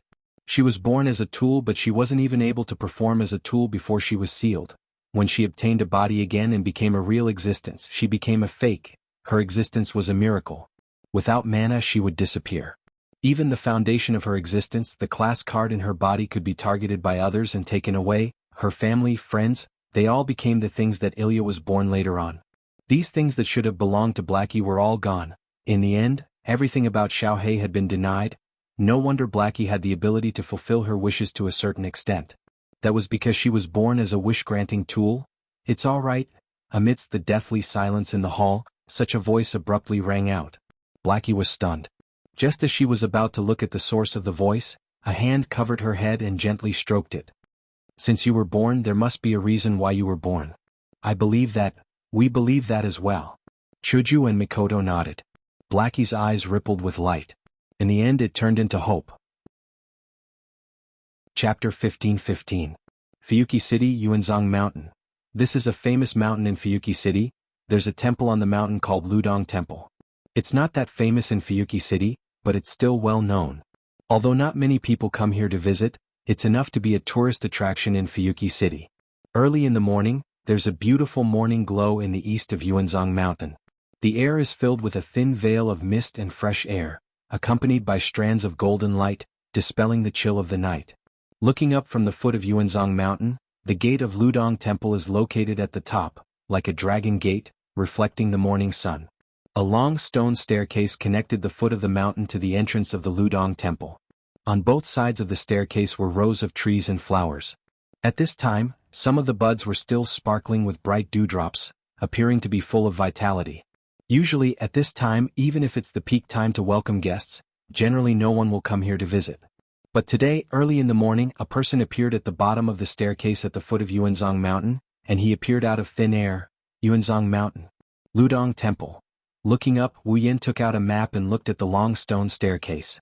It should be here, right? For the people of Fuyuki City, Yuanzhong Mountain's Ludong Temple is not a strange place. But for an outsider like Wu Yin, although this place is not difficult to find, it's definitely not familiar. What's more, he's never been here before. It's inevitable that he needs the help of a map. Originally, Wu Yin wanted to ask Blackie to bring him here, but after thinking about it, he had to give up the idea. After all, this place, for Blackie, it's definitely not a place that can make people happy. Because as the foundation of the Holy Grail War, the magic necessary for the Holy Grail War ritual is absorbed and stored here. It takes about 60 years to store enough magic. A Holy Grail War ritual is held. The ritual that supports the descent of the Holy Grail is directly below Yuanzhong Mountain's Ludong Temple. It was because of the existence of this ritual that the Holy Grail could descend. Only then could the Holy Grail War be carried out. Only then could the magicians who participated in the Holy Grail War rely on their own strength to summon heroic spirits with the help of ritual magic arrays. Therefore, Wu Yan's purpose in coming here was very obvious. He wanted to see if he could find some information about the creation of class cards from the ritual magic circle that supported the Holy Grail War. Xiaohe was right. Summoning heroic spirits was a major task that no one could accomplish. It couldn't be said that there was absolutely no one who could connect to the seed of heroic spirits with their own strength and seize the power of the heroic spirits. However, compared to this, it was more likely that someone had used the help of the Holy Grail, or in other words, the ritual magic array, to extract the power of the heroic spirits and used it to create cards. If that was the case, the possibility of obtaining the method to create class cards would be a little higher from this ritual tactic magic array. In any case, there was nothing wrong with coming here to check out the ritual magic formation. Folding the map in his hand, Wu Yin was just about to lift his foot and walk up when a voice suddenly sounded behind him. "Why are you here?" A voice full of shock, surprise, panic and other emotions echoed on the quiet mountain path without any warning and entered Wu Yan's ears.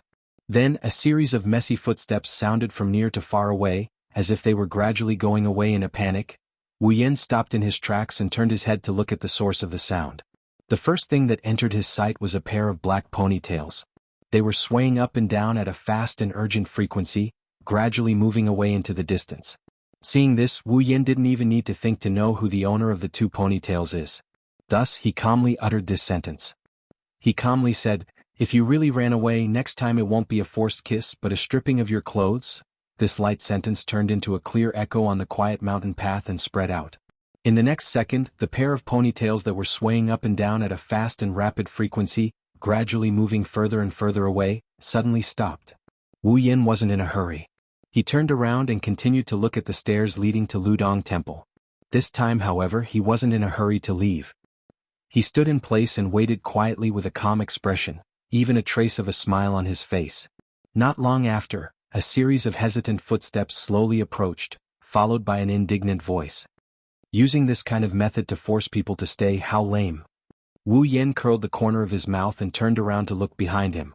In the next moment, the person's full appearance was revealed to him. She wore a red checkered shirt, a white knitted sweater and a black pleated skirt. Tall stockings covered her smooth and seductive thighs, and a pair of heelless boots. Her outfit was neither luxurious nor ordinary, it was just the right outfit. But now, its owner was glaring at Wu Yin with a pair of beautiful green eyes, angry and embarrassed. Her face was a little pink, looking very cute. It was Rin and Osaka. That's not right. Wu Yin looked at Rin, who was glaring at him angrily, and shrugged teasingly. No matter how you look at it, it's the guy who saw her first but didn't even greet her and ran away without thinking. That's rude, right? That's because you're shameless. The anger in Yusaka's green eyes became even more intense, and the pink on his cheeks also became more intense, with a feeling of shame and anger. Who told you to, what did I do to you? Wu Yin looked at Rin and Osaka's blushing face and stuttering. Why don't you tell me? Yes, to me? Rin and Osaka bit his lips and stared at Wu Yen. He looked like he was about to cry at any moment. It was very cute. After stuttering for a while, he screamed like a madman. In any case, he did something outrageous to me. Is it something that's too much? Wu Yen laughed maliciously. Rin and Osaka instinctively took a step back.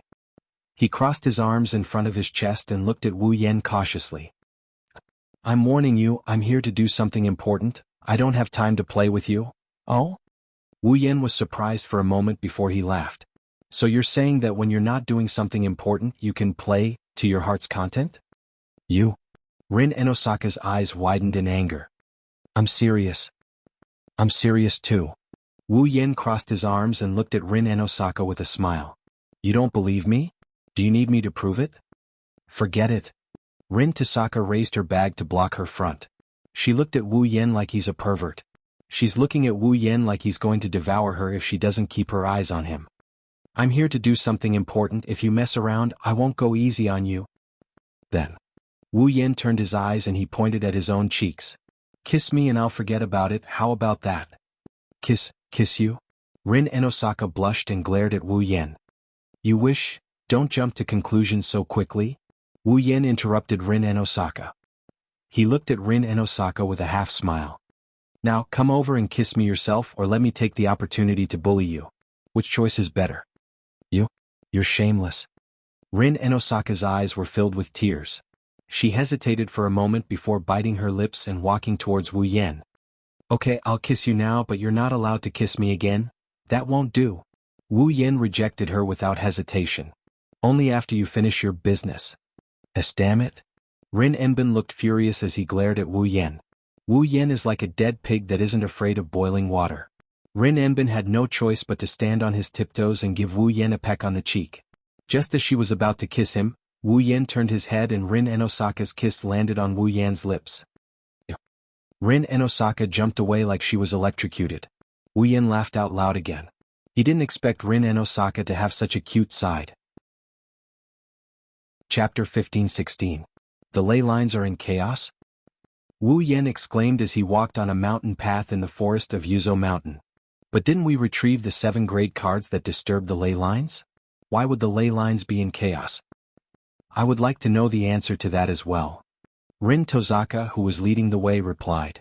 If I knew why the ley lines were in chaos, I wouldn't have come here to investigate and I wouldn't have met you. That's true, the Tosaka household is the owner of this land after all.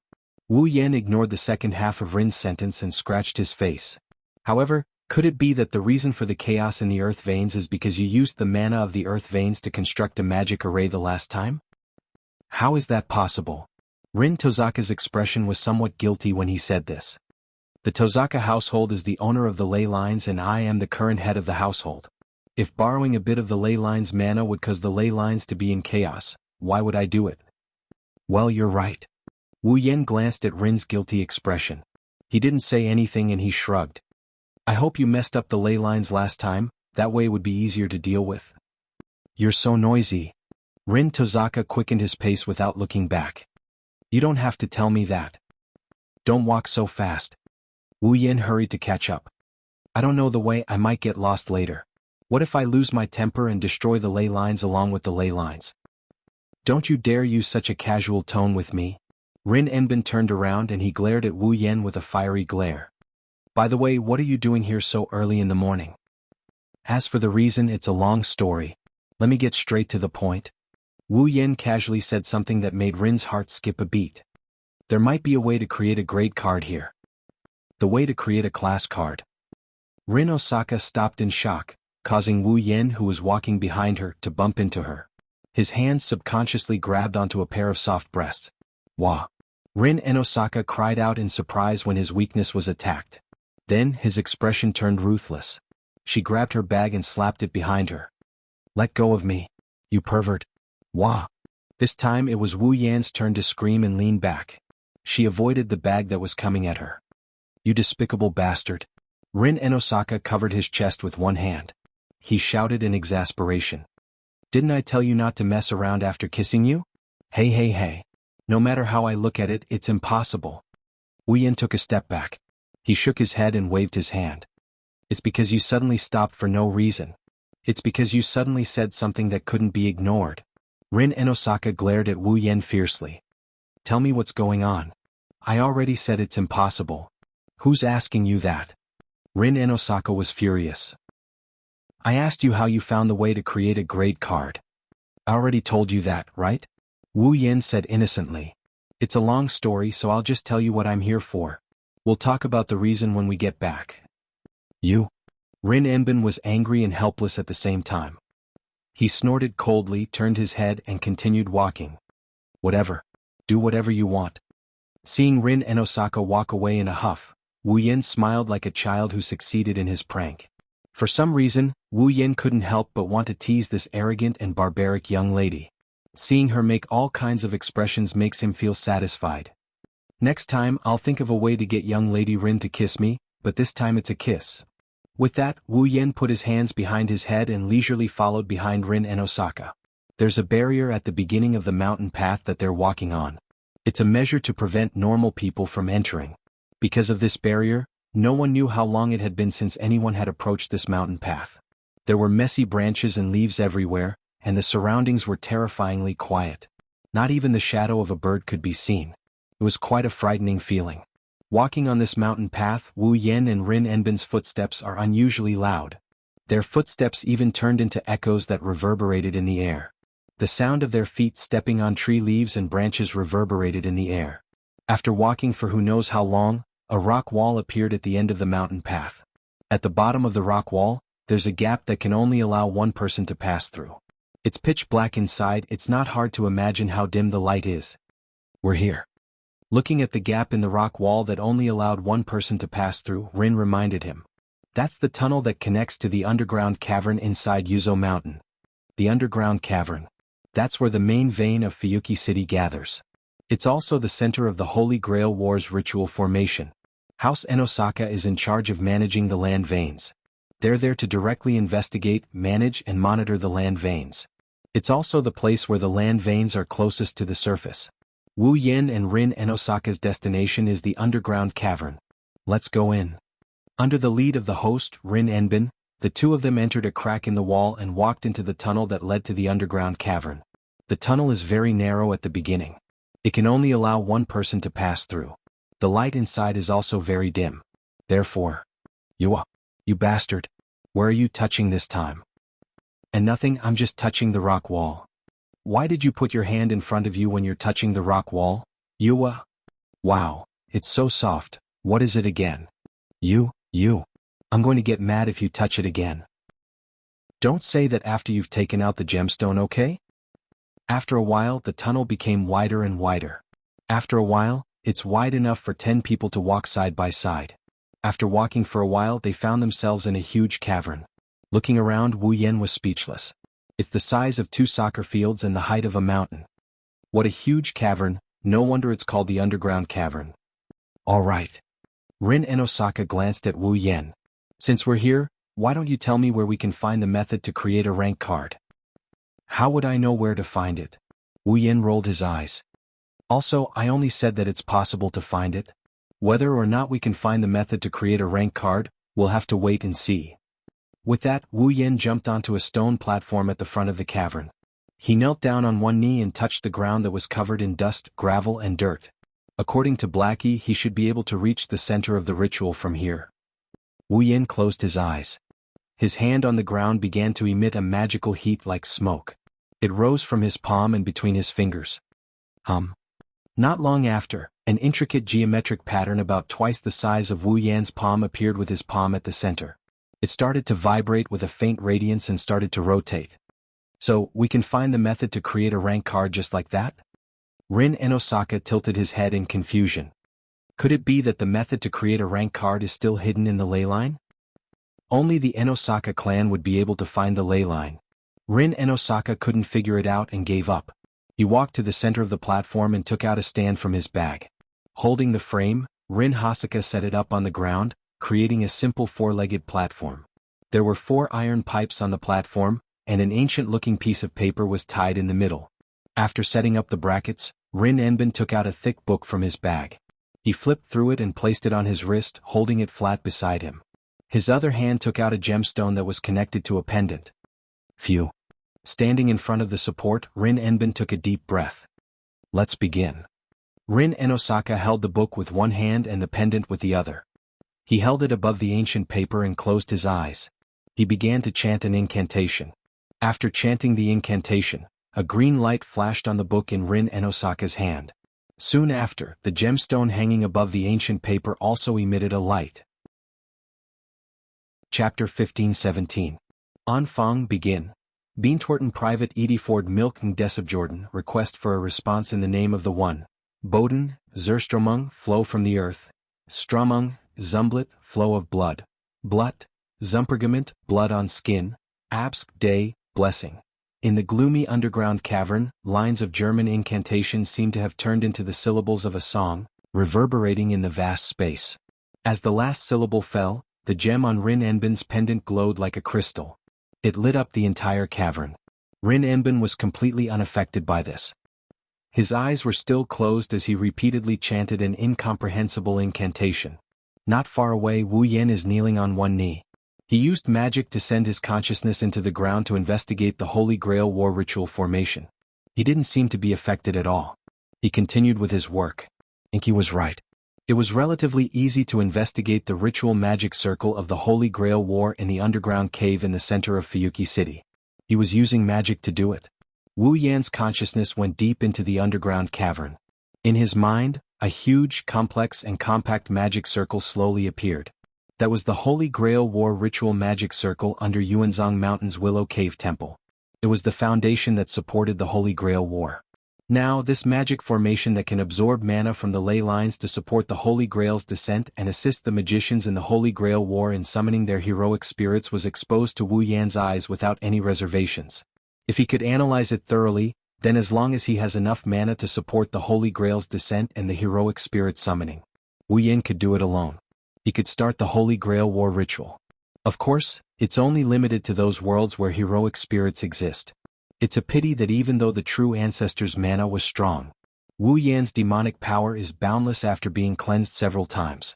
However, it's still too early to start the Holy Grail War ritual. After all, this ceremonial magic formation required 60 years of absorbing mana from the earth veins, which were known to have an endless supply of mana. Wu Yan's ability alone was not enough to start the Holy Grail War Ritual Magic Circle.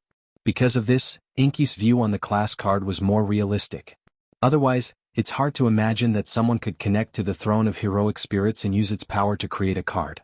Compared to this possibility, the theory that the creator of the class card used the power of the Holy Grail to create the card was more convincing. And now, Wu Yan could sense that the ritual magic circle under the Yuanzhang Mountain's Willow Cave Temple was still emitting strange waves. It was constantly absorbing mana from the underground cavern and storing it. Wu Yan didn't know if the ritual magic circle had absorbed enough mana to start the Holy Grail War Ritual Magic Circle. Even if it had, he wouldn't start it. The Holy Grail that could fulfill all wishes was very attractive. However, Wu Yan didn't need it. He didn't think that the Holy Grail could fulfill all wishes. Moreover, every Holy Grail War Ritual Magic Circle would drag many people into a disaster and misfortune.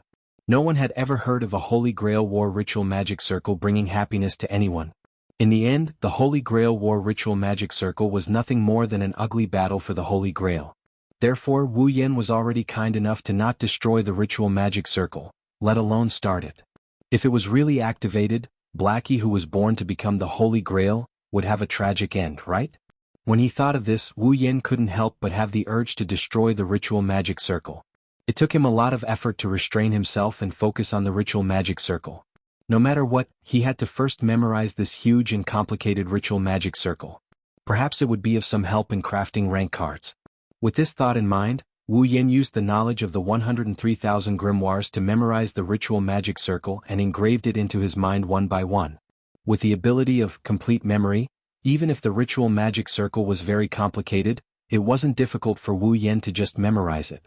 Just like this, time passed quietly as Wu Yan memorized the Ritual Magic Circle and Rin Enbin kept chanting the incomprehensible incantation. At a certain moment, Wu Yan, who had his eyes closed, the mana in his hand that was pressed on the ground began to weaken. The rippling complex pattern also slowly dissipated. Wu Yan opened his eyes and let out a long sigh. He clapped his hands and stood up from the ground. "I've memorized the ritual, I'll study the rest when I get home," Wu Yan looked up and was about to look at Rin Enbin when he suddenly exclaimed, "How is this possible?" Huh? Hearing Rin Enbin's shocked and incredulous voice, Wu Yan had the same thought. Things seemed to be developing in an unexpected way again. "What's wrong?" With a heavy expression, Wu Yan came to Rin Enbin's side and asked, "What happened?" Rin Enosaka didn't even reply. Instead, he looked at the ancient paper in front of him with a shaken expression. His pupils fluctuated violently, and his eyes were filled with shock. Wu Yan ignored Rin Enbin and looked at the ancient paper in front of Rin Enbin. On the ancient piece of paper, traces of burnt marks spread across it like a spider web. It wasn't complicated, but it didn't look like a pattern drawn by humans. "This is Fuyuki City's leyline map?" Wu Yan furrowed his brows as he looked at Rin Enosaka. "What's going on? Is there a problem with the leyline?" Rin Enbin didn't answer. He clenched his teeth and pointed at the bottom left corner of the leyline map in front of him. Over there was an extremely small but well-defined square block blocking one of the earth veins like a strange object. "That's a blockage?" Wu Yan paused for a bit before he exclaimed. "It's the one that caused the landform to be chaotic? Have you ever seen a blockage in an earth vein that looks like a cube?" Rin Enosaka forced a smile on his face. "That's a lot more troublesome than a blockage." Wu Yan furrowed his brows. "What's going on?" "That's not a real blockage. It's a fictional space." Rin Enbin took a deep breath and smiled bitterly. "It absorbs mana from the ley line. It's located in the imaginary realm. It's a reflection of this world, absorbing the land's mana, the void domain, this world's inverted space." Wu Yan mumbled. Then a possibility flashed through his mind. His expression changed as he exclaimed in shock. "Mirror realm. Do you understand?" Rin Enosaka's bitter smile deepened. "The cube in the ley line. It's the mirror realm. That's impossible." Wu Yan took out his rank card. "I have all the rank cards. The last one is in Blackie's body. The mirror realm shouldn't exist anymore, right?" Then, Rin Enosaka stared at the square on the map. "Who told you that the mirror realm doesn't exist without the 7 rank cards?" "Isn't it obvious?" Wu Yan answered without thinking. "The mirror realm exists because of the rank cards." Wu Yan's words got stuck in his throat before he could finish his sentence. "Do you understand now?" Rin Enbin clenched his fist. "The existence of the mirror realm naturally proves its existence, doesn't it?" The 8th rank card. Chapter 15:18. The 8th tier card? Inside the living room of Wu Yan, Hinajiku, Mikoto, and Little Black's house, gasps of surprise, astonishment and shock resounded in this small space. The 8th class card. Mayu could not hide the wavering in his eyes as he muttered in a daze. "There's an 8th tier card? That thing?" Xiaohei looked at Wu Yan in shock. After Wu Yan nodded in agreement with Rin Enbin, Xiaohei sat back on her chair and shook her head in disbelief. "The 8th tier card? How is that even possible?" Wu Yan sighed when he saw Xiaohei's reaction. Just like Xiaohei, he couldn't believe the existence of the 8th tier card. After all, there were only 7 tiers in the Holy Grail War: Saber, Lancer, Archer, Rider, Caster, Assassin, and Berserker. There was no 8th tier card. In Wu Yan's memory, the original world of this world, which is Fate's world, there was a battle in the Holy Grail War where there was another job class other than the above 7. Could there be one in this world as well? The 8th tier card. Could it be the heroic spirit of another class that appeared once during the Holy Grail War in the world of Fate? If that's the case, it'll cause a lot of trouble. It's going to be a lot of trouble? I know you're all surprised. I'm surprised too. Rin Enbin spread the map on the table. He pointed at the square on the bottom left of the map and looked at everyone. But the map of the earth veins has shown it clearly. In other words, the recycling of the cards hasn't ended yet. Livia sighed. No wonder the ley line hasn't returned to normal. There's still another tier card. It's still absorbing the mana of the ley line in the mirrored realm. How can the ley line return to normal? Is there really an 8th tier card? At the side, Ilya raised her hand. Didn't Sister Rin say that the Magic Association detected a distorted mana source in Fuyuki City? That's why they knew there's a tier card. But now there's no longer a distorted mana source in Fuyuki City? The location of the tier card this time is different from before. Rin Enbin shook his head. It's not just deep underground. It's located on the main branch of the ley line. Even the Magic Association can't detect it. Only the House of Enbin, who has direct jurisdiction over the ley line, can detect it. It's not surprising that they missed it. The Magic Association detected the distorted mana source and discovered the existence of the tier card. It's been about a month. Luvia bit on her fingernail. Not only is the 8th card located on the main trunk of the ley lines, but it has also been absorbing magic power for a whole month. To be able to absorb such an astonishing amount of magic power. Blackie revealed a troubled expression. What a terrifying monster that is. The amount of mana the 8th tier card absorbs is far more than the previous tier cards. The amount of mana it absorbs is so much that it's making the ley line chaotic. Rin Enbin placed his hands on the table. His expression was unprecedentedly serious. So, it's very likely that the enemy is even stronger than this Saber and Berserker of the past. Stronger than Saber and Berserker? Ilya couldn't help but reveal a fearful expression. Although it wasn't Ilya, Mio, Rin Enbin, and Luvia who fought the Saber, it was still a battle between the Saber and Berserker. Ilya saw it with her own eyes. Ilya was sure that if they were the ones facing Saber instead, then even if the 4 of them joined forces, they might still be defeated by Saber in the end. They might not even be able to keep their lives. It couldn't be helped. Saber was really powerful, and Excalibur's true name was even more terrifying. How could the 4 of them possibly defeat him? Unless Blackie and Ilya's body broke the seal and joined the battle. Otherwise, they would never be able to defeat the Saber with the Excalibur. As for the Berserker, it was even more terrifying. Berserker's strength was on par with Saber. Saber had Excalibur while Berserker had 12 trials. Berserker was even more difficult to deal with than Saber. Furthermore, Berserker was able to become stronger as the battle went on. It was extremely difficult to deal with. This could be seen from the fact that Wu Yen defeated the Saber alone and the Berserker was fought by Wu Yen, Chuju, and Mikoto. Moreover, Ilya and Mayu had almost died in the hands of a Berserker back then. If the 8th rank card was an enemy stronger than Saber and Berserker, Ilya no longer dared to imagine how frightening that existence would be. This time, I gathered everyone here to listen to your thoughts. Rin Enbin spoke with a deep voice. Facing the strongest enemy in history, what do you all plan to do? Hearing this, everyone fell silent. What do we do? What else can we do? There wasn't a single person here who didn't have a direct connection with the class card. This 8th class card that appeared out of nowhere, no matter what it is, there is only one way to deal with it. My ultimate goal is to get the 7 class cards. When everyone went silent, Wu Yen suddenly spoke. That's why I plan to take it back. Wu Yen subconsciously looked at Chuju and Mikoto. You don't have to ask. Chuju and Mikoto looked at each other and answered in unison. Yan's decision is our decision. I'll go too. Little Black slammed the table and stood up without hesitation. The class card, the strongest enemy in history, these have nothing to do with me, but if Big Brother, Chuju-ne-san and Mikoto-ne-san are going, then I'll go too.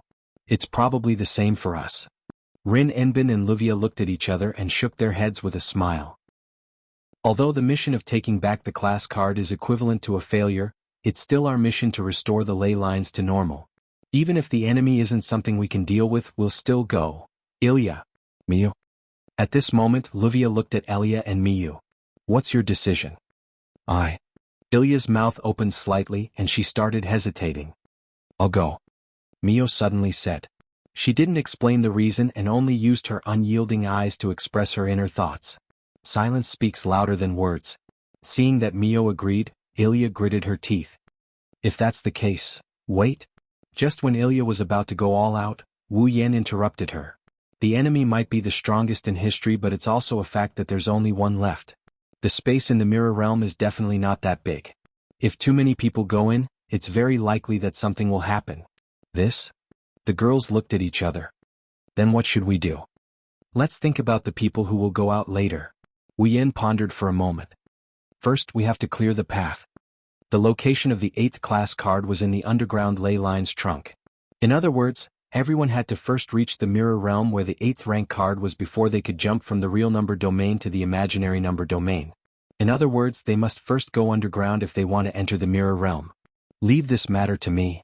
Luvia nodded to everyone. I'll get someone to make an underground passage. Hearing this, everyone present nodded with their own thoughts, allowing the scene to return to silence.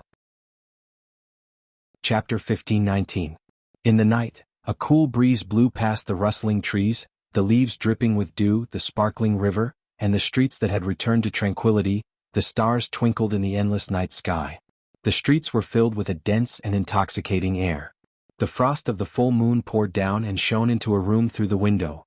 Some strange sounds were echoing in the room: panting, inhaling, rubbing, whimpering. Such sounds seemed to dispel the cold air of the night, making the temperature of the room rise infinitely. It became hotter and more erotic. His breath had been taken away. The hot breath came to his face. Wu Yan held a petite body in his arms. He opened his eyes and looked at little Hei, who kept her eyes closed and pressed her warm lips tightly on his.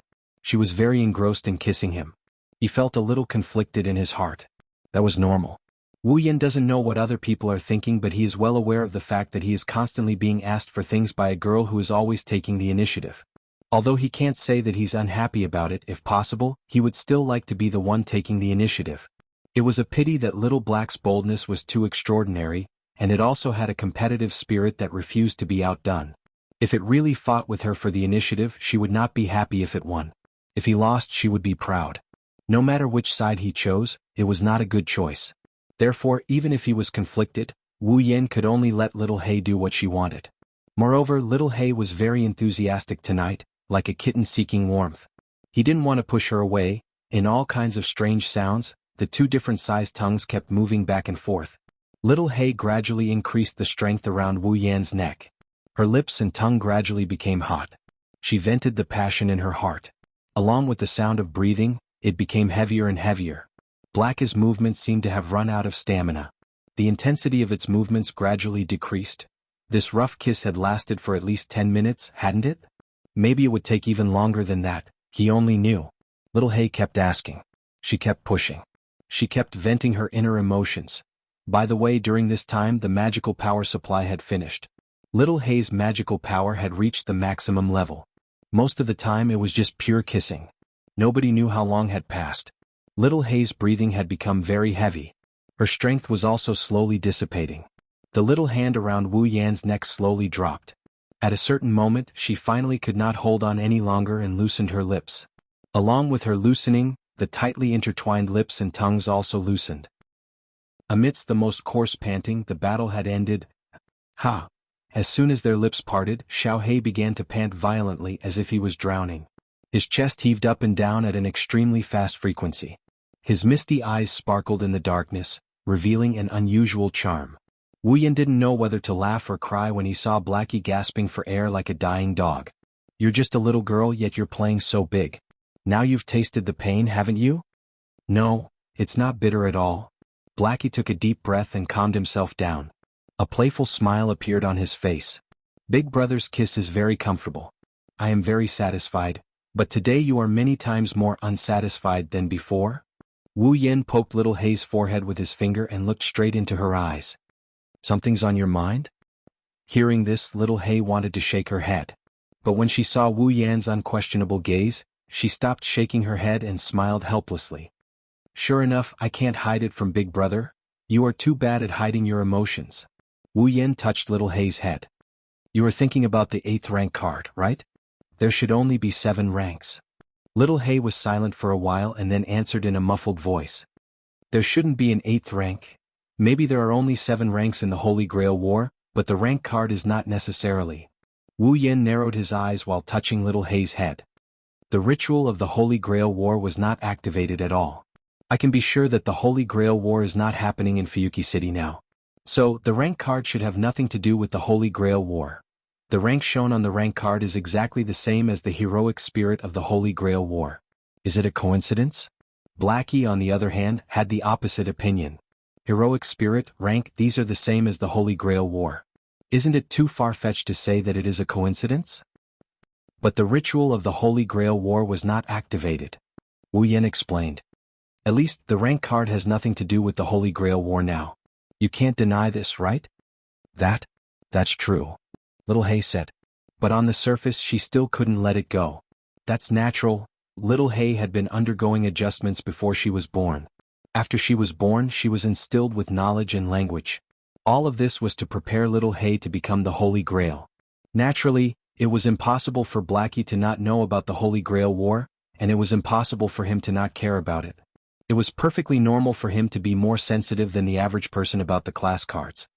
Maybe things are not as complicated as you think. Wu Yen pondered for a moment and said, "Think about it. Is it possible that the creator of the rank card made another card of the same rank?" Same rank card? Little Hay was stunned. Although there are only 7 ranks, maybe there is more than one heroic spirit of the same rank? Wu Yen reminded her. Every job rank card corresponds to a heroic spirit that matches that job rank, but there is more than one heroic spirit that can take on the same job rank. Therefore, it's not impossible for the creator of the job rank card to create another job rank card of the same job rank, right? Big brother, are you saying? Little Hay said with uncertainty. The 8th rank card might be the same as one of the other 7 rank cards? Yes, yes. Wu Yan's wine-red eyes glowed brightly. Saber, swordsman, lancer, lancer, archer, archer, rider, rider, caster, magician, assassin, assassin, and berserker, berserker. The 8th class card is one of these 7 classes, so it's not strange, right? Indeed. Originally, Wu Yan was trying his best to figure out how to create a class card so that he could create a second archer card to complete his demigod quest. Back then, in order to complete the demigod path mission, Wu Yan thought about the existence of a second archer card. He also thought about asking the creator of the rank card to make another archer card. Under such circumstances, it wouldn't be impossible to have a second card of the same rank as the other cards. Anyway, compared to the 8th rank card, Wu Yan was more willing to believe in this possibility. But if Wu Yan's eyes lit up. If the 8th rank card is the second archer card, then my mission is complete. The second card, Archer. Blackie rubbed its chest. Soon after, it revealed its usual calm smile and gave a slight smile. It seems like we need to take back the 8th card. Also, if the 8th card is the archer card, we can collude with Rin Enbin and Luvia to not expose the existence of the 8th rank card. Wu Yan grinned. If that's the case, after retrieving the second archer card, those who don't know about the 8th archer card won't know that Blackie has an archer card in his body. This matter can be successfully concealed and you don't have to worry about people eyeing the card in your body anymore. Little Hay's eyes lit up. It's decided. Not long after, Little Black cried out like a declaration. The 8th rank card. We must take it back. Looking at Little Hay's happy face, Wu Yan couldn't help but laugh in his heart. I still don't know if the 8th card is the archer from the second one. Chapter 1520. Therefore, before Luvia completed the underground tunnel leading to the location of the 8th rank card, everyone put this matter aside and continued with their daily lives. Rin Enbin would continue to monitor the situation of the ley lines in the underground cavern. He would also monitor the changes in the ley lines and the state of the mirror realm in the imaginary domain where the rank card was located. This was to prevent the 8th rank card from causing any other changes to the ley lines. As for the others, they used the excuse of conserving their energy to not participate in the matter of the rank card before the underground tunnel was completed. Of course, conserving their energy was only a small part of it. Most importantly, everyone wanted to enjoy their ordinary lives as much as possible before the big battle. After all, the 8th rank card was madly absorbing the mana from the ley lines, causing the ley lines to shrink and become chaotic. It was obvious that the enemy they were going to face next was a monster that was scarier than any other heroic spirit they had faced before. Against a monster like this, even Wu Yan, Hinajiku, Mikoto and even Blackie who can take on a heroic spirit all by themselves had to be cautious. During the battle against Saber, Wu Yan fought alone. In the end, he paid the price of some minor injuries and won the battle. After that, he took back Saber's rank card. During the battle, Saber's strength was already on par with Saber's. The more they fought, the stronger they became. The more they fight, the stronger they get, immune to the Berserker's ability to kill them. Wu Yan, Hinajiku, and Mikoto teamed up and won without taking any damage. Their opponent this time is a much stronger existence than Saber and Berserker. Even if Wu Yan, Hinajiku, and Mikoto teamed up again, it's hard to say if they can win this time. Luckily, Xiaohei, who is as strong as Wu Yan and Ko, joined forces with the 4 of them. The 4 of them had a higher chance of winning. Meanwhile, Rin Enbin, Luvia, Ilya, and Mikoto had to consider if they should join the battle. Right now. At this point, the strength of the 4 of them was more or less unable to keep up with the strength of the heroic spirit. Fighting against the heroic spirit that might be the strongest 8th grade card, if they were to mindlessly barge into the mirror world, the heroic spirit would not be able to keep up. You wouldn't even know how he died. Therefore, before the underground tunnel was completed, the 4 of them also needed some time to sort out their emotions and consider what they should do. whether they should participate in this battle or not. Before that, let's keep the status quo for now. Everyone returned to their daily lives with their own thoughts and considerations. Unfortunately, this routine was destined not to last for long. Fuyuki City, River Bank, the bright red bridge was still the same, allowing vehicles to come and go in two different directions. The same scene repeated day after day, causing people to feel visually tired, wishing that someone could break this extremely regular scene. At a certain time, a taxi came from the other side of the red bridge. Originally, there was nothing strange about a taxi passing through the bridge and heading to the other side. There was no need to mention it. However, compared to the other cars coming and going, this taxi suddenly made a different move. It stopped at the sidewalk on both sides of the red bridge without any warning. The sound of the engine echoed clearly. The door of the taxi was suddenly opened. A figure walked out of the car. The door of the taxi slammed shut, leaving the passenger who was still in the car a second ago. The taxi drove away without any hesitation. The person who got out of the car didn't care about the surrounding vehicles. She walked to the edge of the red bridge and looked at the river and the corner of Fuyuki City. The person who got out of the car was a girl. To be more precise, she looked like a girl. This was because she was wearing a standard male suit, a tie, and a pair of gloves with rows of strange symbols engraved on her back. Her whole body was surrounded by a fierce aura, and she didn't look like an ordinary girl at all. Pink, short hair that didn't even cover her ears. Her pupils were also pink, but from time to time, a cold light flashed in her eyes. The girl carried a straight tube that looked like a painting scroll, staring at the direction of Fuyuki City. After a long time she spoke. Strange. A steady and powerful voice came out from her mouth. The girl's eyes became sharper and sharper as she looked at the corner of Fuyuki City. I didn't feel the distorted mana source. Distorted mana source. It was the source of the abnormal magic power emanating from the place where the heroic spirits who had lost their minds were in the mirror realm of the imaginary domain, materialized with the help of class cards, absorbed magic power from the ley lines and maintained their bodies. Based on this sentence alone, the identity of this girl who didn't look like a girl at all is definitely not ordinary. What's going on? The girl frowned, a look of doubt appeared in her sharp eyes. Now, didn't the two chairman candidates of the chronometer tower who are responsible for recovering the cards report that the cards haven't been fully recovered yet? How come there's no distorted mana source? With such a question, the girl's eyes gradually narrowed, the look of doubt disappeared and was replaced by a flash of light. It seems like there's something going on that the Magic Association doesn't know about. Oh well? Without thinking too much about the situation in front of her, the girl turned around and walked to the other side of the bright red bridge. Sooner or later, I'll have to face the two chairman candidates of the chronometer tower. At the same time, Chuju and Mikoto were walking on a commercial street in Fuyuki City. They seemed to be shopping here. The underground passage shouldn't be completed so soon, right? Mikoto didn't even bother to look at the glittering stores around her. She spoke casually as she walked. Before that, are we going to live leisurely every day? Didn't Yen say so? Hinajuku retracted her gaze and turned her attention back to the matter at hand. Before the battle comes, we just need to play to our heart's content. That's true? Mikoto was a little annoyed. But Yen has been analyzing the cards all the time, he's busy every day, he doesn't have any free time but he wants us to play to our heart's content. How can we play to our heart's content? Yen wants us to play to our heart's content, that's why he's doing everything himself. Chuju said helplessly. Although I don't want to play while he's busy, this is Yan's intention, we can't disappoint him. That's the only way? Mikoto sighed. I hope the enemy this time won't be like the berserker who has that troublesome noble phantasm. Otherwise, I really don't know how to fight. Really? Hinajuku nodded her head in agreement. She's the same level as us, she only has brute strength but because of her noble phantasm, the three of us have to work together. Heroic Spirit's noble phantasm is really cheating. The same thing happened to Saber 2 times ago. If she didn't have Excalibur, it wouldn't be hard for Yen to defeat her. Mikoto stroked her bangs.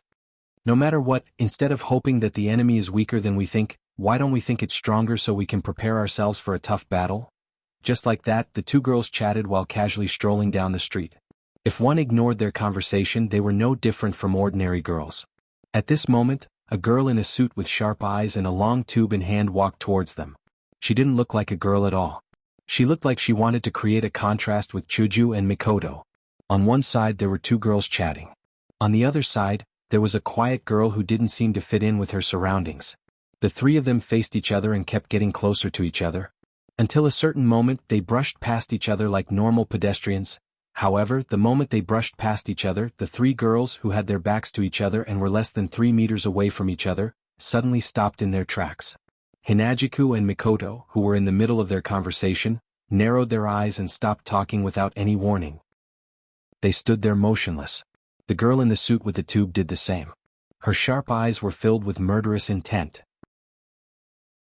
Chapter 15:21.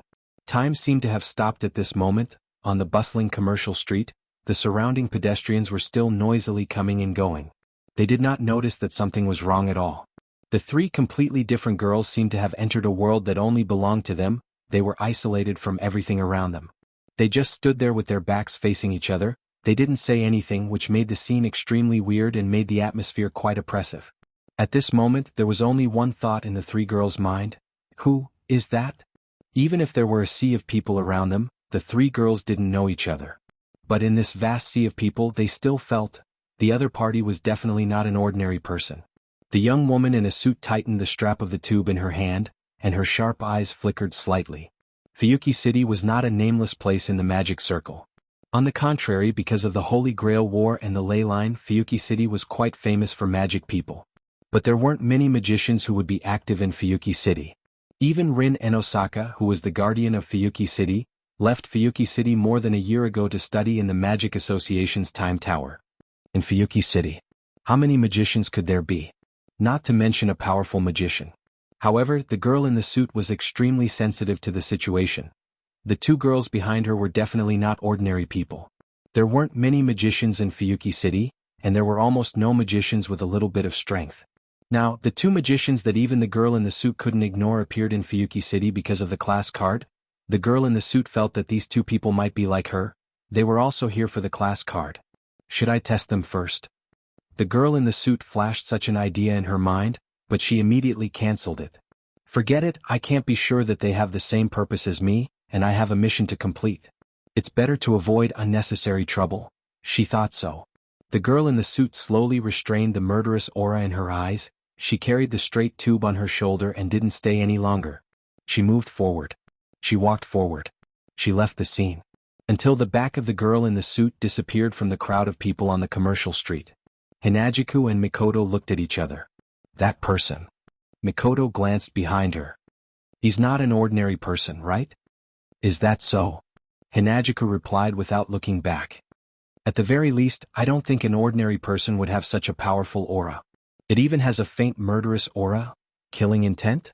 Mikoto's lips slowly curled upwards. I didn't feel anything. But I can feel that she's very strong. Why would such a strong person suddenly appear? Hinajiku muttered to herself. You're not just here to shop, are you? Well? Mikoto shrugged. My intuition tells me that I can't just leave her alone. You're right, I'm also very concerned. Hinajiku turned around and looked at the crowded commercial street behind her. Then what should we do? Isn't it obvious? Mikoto answered without hesitation. No matter what, let's go check it out.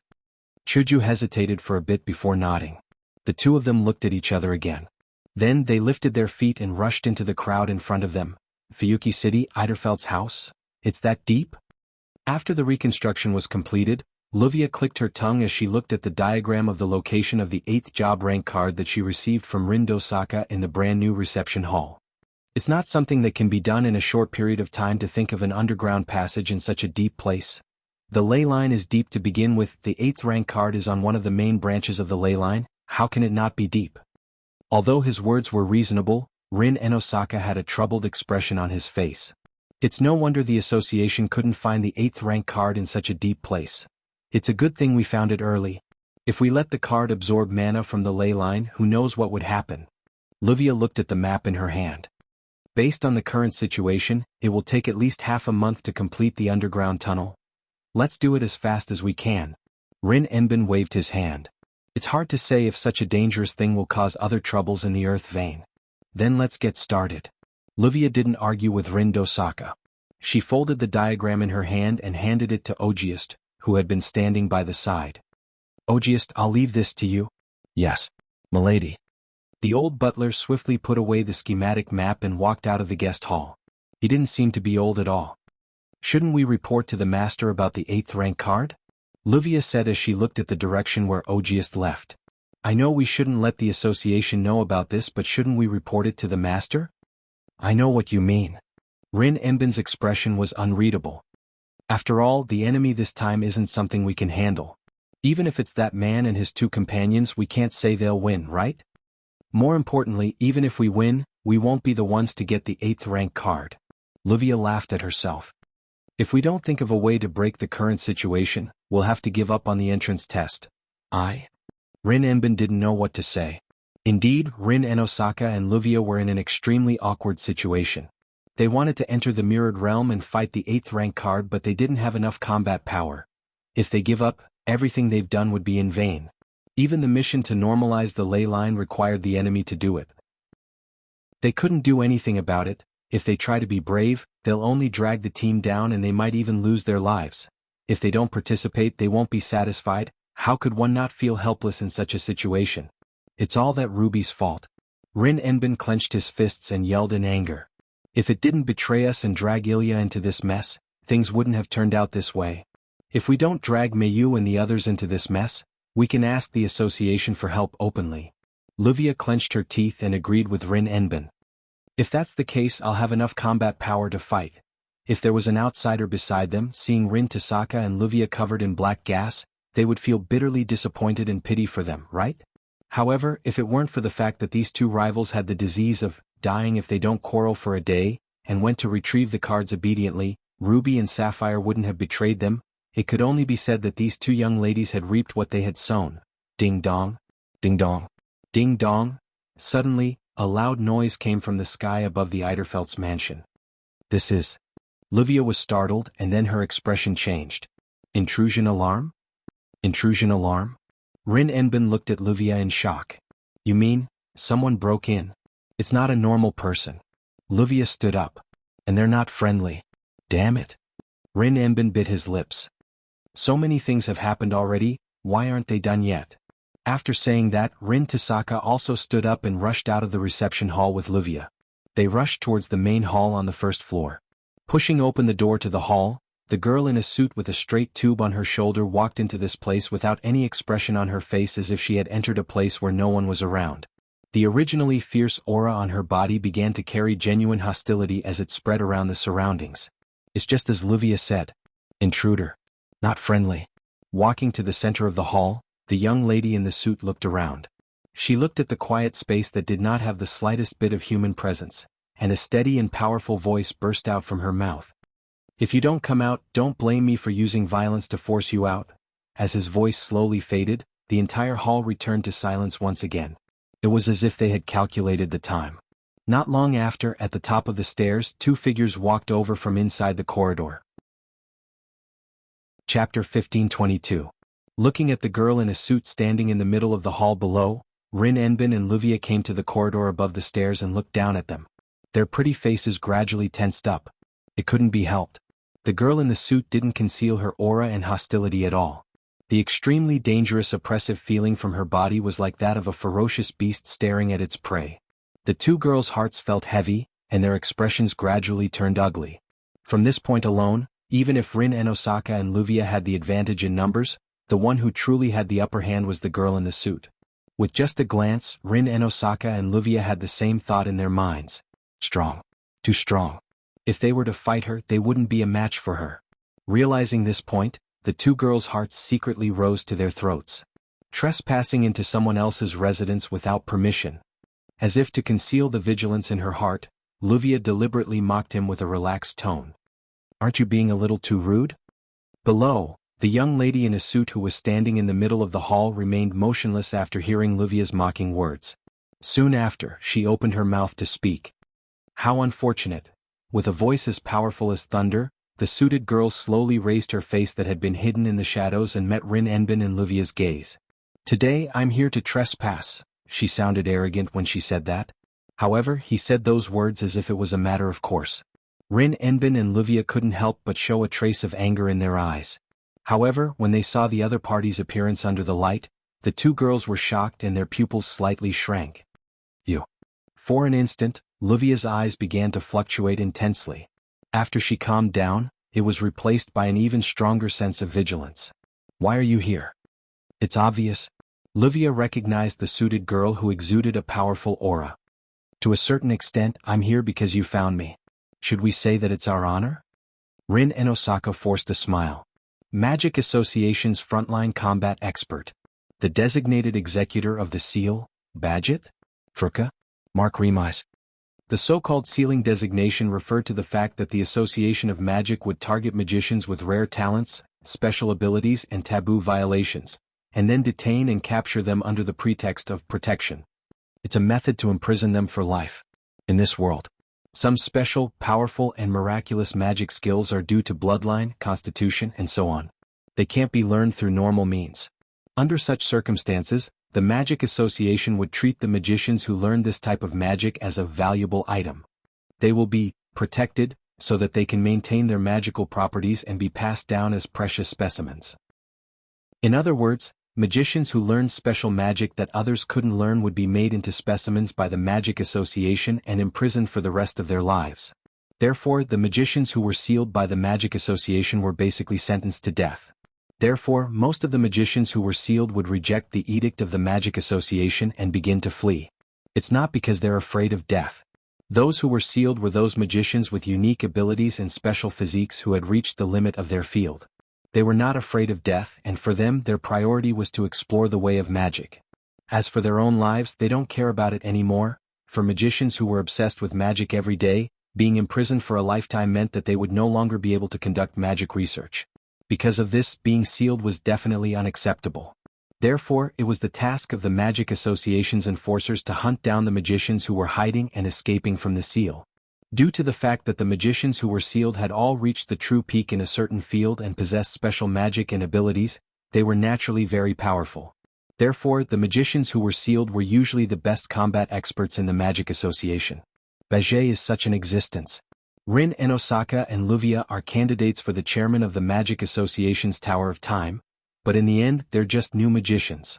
If the Magic Association is compared to a police station, then Rin and Osaka and Livia are students who are selected to become excellent police officers in the future. As for Baget, she's already independent and can go out alone to carry out missions. She's one of the best police officers in the Magic Association. The two of them aren't even on the same level. This time Rin Tozaka is right. Livia shrugged casually. Although I think I'm quite good, I don't have the ability to make the Magic Association issue an amnesty order. It's scary that the enforcers of the Magic Association would come looking for us. If everyone who is sealed is like you, then as the enforcers I would feel a lot more relaxed. Baget stared at Rin and Osaka and Livia. Unfortunately, as you said, you don't have the right to receive an amnesty order from the Magic Association. You?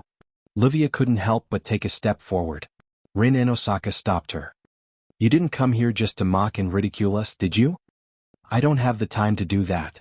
Baget narrowed her eyes. Rin and Osaka. Livia Salinta? Eiderfelt. Baget stared at Rin and Osaka and Livia with a sharp gaze. Rank cards, where did they go? Rank cards. Livia paused for a second. You. Rin and Osaka raised his eyebrows and asked in surprise. Don't tell me you're here for the rank card? The distorted mana sources in Fuyuki City are all gone. That means all the rank cards have been recycled, right? Bajit didn't answer Rin Enbin's question. Instead, she muttered to herself. But you reported to the Magic Association that the rank cards haven't been recycled. What's going on? Are you trying to get information from us? Livia smiled provocatively. But your attitude doesn't seem like the attitude of a person who is asking questions. Is that so? Baget nodded expressionlessly. So you're not going to say anything? Rin and Osaka and Livia didn't say anything else and fell silent. All right. Barzit's expression remained unchanged as she let go of the cylinder on her shoulder. With a loud thud, she let it fall on the floor. Originally, I didn't expect to use peaceful means to obtain what I need. So you're going to use force? Rin Enbin smiled, but the vigilance in his eyes was stronger than ever. Should I say you're the one who's supposed to execute the seal? Sorry, I'm sorry. Bajit's body tensed up. Like a spring she shot out. I don't have time to chat with you. Suddenly, Bajit turned into a blur and charged towards Rin Enbin and Livia. Rin and Osaka and Livia's expressions turned serious as well. They raised their heads and grabbed a few sparkling and translucent gems. Whoosh! Just as the two sides were about to collide head-on, a sharp sonic boom suddenly resounded in the hall, reaching the ears of everyone present. Bajit's eyes were fixed. Her body stagnated as if she had been petrified. She flashed and retreated. At the same time, a black whip whipped at the spot where Beige was just a second ago. It created a gust of wind and left a mark on the floor. Then two extremely similar figures appeared in front of Rin and Osaka and Luvia. After retreating back to the hall below, Bajit stood firmly and looked up. Her expressionless face finally showed a frown. Rin Enbin and Luvia were startled at the same time. When they saw the full appearance of the visitor, they cried out in surprise. "It's you?" The ones who stood in front of Rin Enbin and Luvia and acted in time were two young girls. Their short brown hair danced with the blue and white lightning. Their crystal-like swords glowed coldly in the air. They're Chuju and Mikoto. Chapter 1523. You. Staring at Hinajiku and Mikoto who were standing in front of Rin and Luvia, Barzit's face slowly sank. So, they're not unrelated people, huh? Our premonition has come true as well. Mikoto stared at Bajit. Are you an enemy? I can't make such a statement yet. Bajit clenched her fist, her sharp eyes swept towards Chuju and Mikoto. However, if you also know about the rank cards or even have a rank card in your hands, then we are enemies. Rank cards? Chuju pointed her white cherry at Bajit. So you're here for the rank cards too? Be careful. Be careful. Rin Enbin, who was standing behind Hinajiku, hurriedly warned. She's the frontline combat expert of the Magic Association. Her strength is second to none in the Magic Association. She's very strong. Magic Association? Mikoto frowned. In other words, she's on the same side as you? That's impossible, right? Luvia replied without hesitation. Even though we belong to the same Magic Association, she was willing to attack us just to get information about the rank cards. Plus, we didn't even know the association sent this woman here. That's my question as well. Rin Enbin stepped forward. Rin stepped forward and said to Bajit. The Magic Association already gave the task of retrieving the rank cards to Master, and Master asked us to act as the agent. We came to Fuyuki City to retrieve the rank cards. Why are you here to interfere with the matter of the rank cards? What a pompous way to put it. Bajit's eyes flashed with a cold light. Her words made Hinajiku and Mikoto flabbergasted. I'm supposed to be in charge of retrieving the rank cards, right? She's supposed to be in charge of retrieving the rank cards. This time, Hinajiku furrowed her brows and glanced at Luvia behind her. What's going on here? Didn't we already have 2 rank cards in our hands before we started the task of retrieving the rank cards? Luvia said in a low voice. Lancer and Archer. She's the one responsible for retrieving these 2 cards. Her? Hinajiku and Mikoto turned to look at Bajit with surprise. Is she alone? That's right. Bajit lowered her head. Originally, I was in charge of retrieving the rank cards. However, due to Zelika's interference, I was fired and the task of retrieving the rank cards fell into their hands. So, we should have officially accepted the mission to retrieve the class cards. Rin Enbin yelled. Why did you come here and meddle in the matter of the class cards? Don't ask me. I don't know the reason and I don't want to know. Bajit raised a fist and said coldly. This is a mission given to me by my superiors. I am only here to carry out the mission. Above? Rin Enbin seemed to have recalled something. He laughed coldly. So that's how it is. The so-called people who are devoted to the study of magic and are crazy about it and covet great power? Bajit didn't answer. It wasn't clear if she was acknowledging Rin Enbin's words or if she didn't want to. She turned to look at Hinajiku and Mikoto. Then I'll ask again. Do you have information on the rank cards? Do you have a rank card in your hands? You really are straightforward? Mikoto's forehead flashed with electricity, illuminating her unyielding face. But you don't think we'll answer just because you asked, do you? If it's possible, I hope it's like this. Bajetter pulled on her gloves as her eyes turned cold.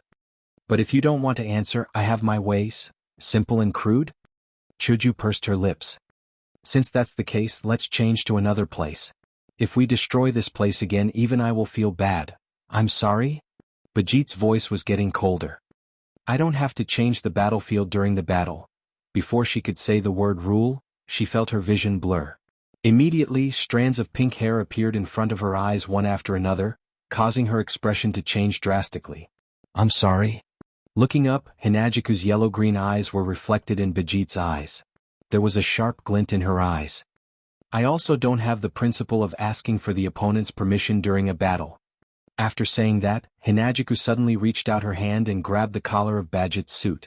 She stepped on the ground like a flash of light. With a flash, she broke through the door of the hall with Bijit on her back and rushed out. Don't follow me. Mikoto looked at Rin Enbin and Luvia behind her.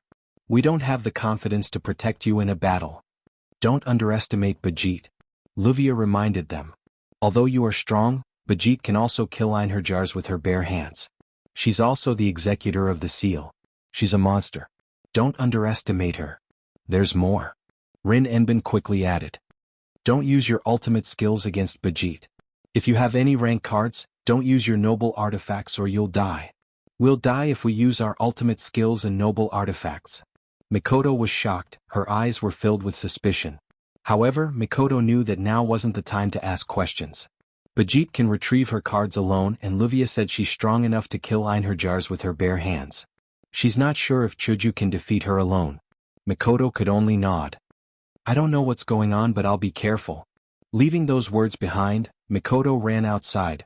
Watching Mikoto disappear into the distance, Rin gritted his teeth and took out his phone. Bang! The Eiterfeld house's main door shattered into pieces of wood that flew in all directions. Whoosh! Hinajiku grabbed Bijit by the collar and rushed out of the Eiterfeld Manor's main hall at an extreme speed that caused the surrounding atmosphere to tremble and howl. Bringing along a strong gust of wind, she appeared outside like a flash of a sword that cut through space. Then Hinajiku grabbed Bijit's collar and before she could react, her body was thrown out and smashed into the ground not far away. Boom! Bijit's back was hit by a strong impact. She pushed herself against the ground and did a somersault. She didn't stop until she was 10 meters away. So fast. Maintaining her posture on all fours, Bijit raised her head. Her gaze was like an arrow that shot towards Hinajiku, who landed on the ground with one foot. Teleportation? No, that's not right. Bijit's face turned serious. That's pure speed. That speed just now was 90% of my full speed. Hinajiku grabbed White Cherry and pointed at Bijit with a smirk on her face. If you can't react in time, no matter how strong you are, you won't have a chance of winning. Don't worry about it. Bijit patted the dirt off her body and stood up. Her eyes were chilling. I just didn't expect you to be that fast. It won't be that easy for you to run into me, and... Bijit raised her hands and clenched her fists. Suddenly, the rune sequences on the gloves that were filled with rows of strange symbols began to shine, dyeing Bijit's hands green. If you only have speed, you won't have a chance of winning either. As soon as she finished speaking, she raised one of her fists high above her head and slammed it into the ground. Dong, with a muffled sound, the thick smoke and dust buried Bijit's figure. Whoosh! Amidst the thick smoke and dust, the sharp sound of something breaking through the air entered Chuju's ears without any warning. Immediately, rocks of different sizes shot out of the smoke like bullets, shooting towards Chuju. Dang dang dang dang dang dang. However, the stones that shot towards Chuju were all blocked by a pitch-black wall that appeared out of nowhere. Mikoto came to Chuju's side with one hand raised. She and Chuju looked at the smoke and dust on the opposite side. In the air, a storm was brewing. Gradually, the atmosphere began to fill the air. Chapter 1524. A gentle breeze blew across the scene, dispersing the smoke and dust buried in a corner, revealing Bijit inside. Standing in the middle of a crater, Bijit, Hinajiku, and Mikoto looked at each other with the same solemn and dignified expression. Bijit? Furka? Mark remits. Level 77. The system's perception flashed in his eyes, sending Bijit's information back to Hinajiku and Mikoto, making the two girls even more dignified. Level 77. In terms of level, Bijit is already above Chuju and Mikoto. Of course, if Hinajiku and Mikoto were to take off their bracelets, then even 10 bargarts wouldn't be enough to stop them. Alas, for the sake of completing the second phase of the demigod path, the two girls wouldn't take off their limited-use bracelets unless it was a matter of life and death. Or rather, even if it was a matter of life and death, the two girls wouldn't take off their limited-use bracelets. But if they fight one-on-one, even if they have a chance of winning, it'll take a lot of time and risk.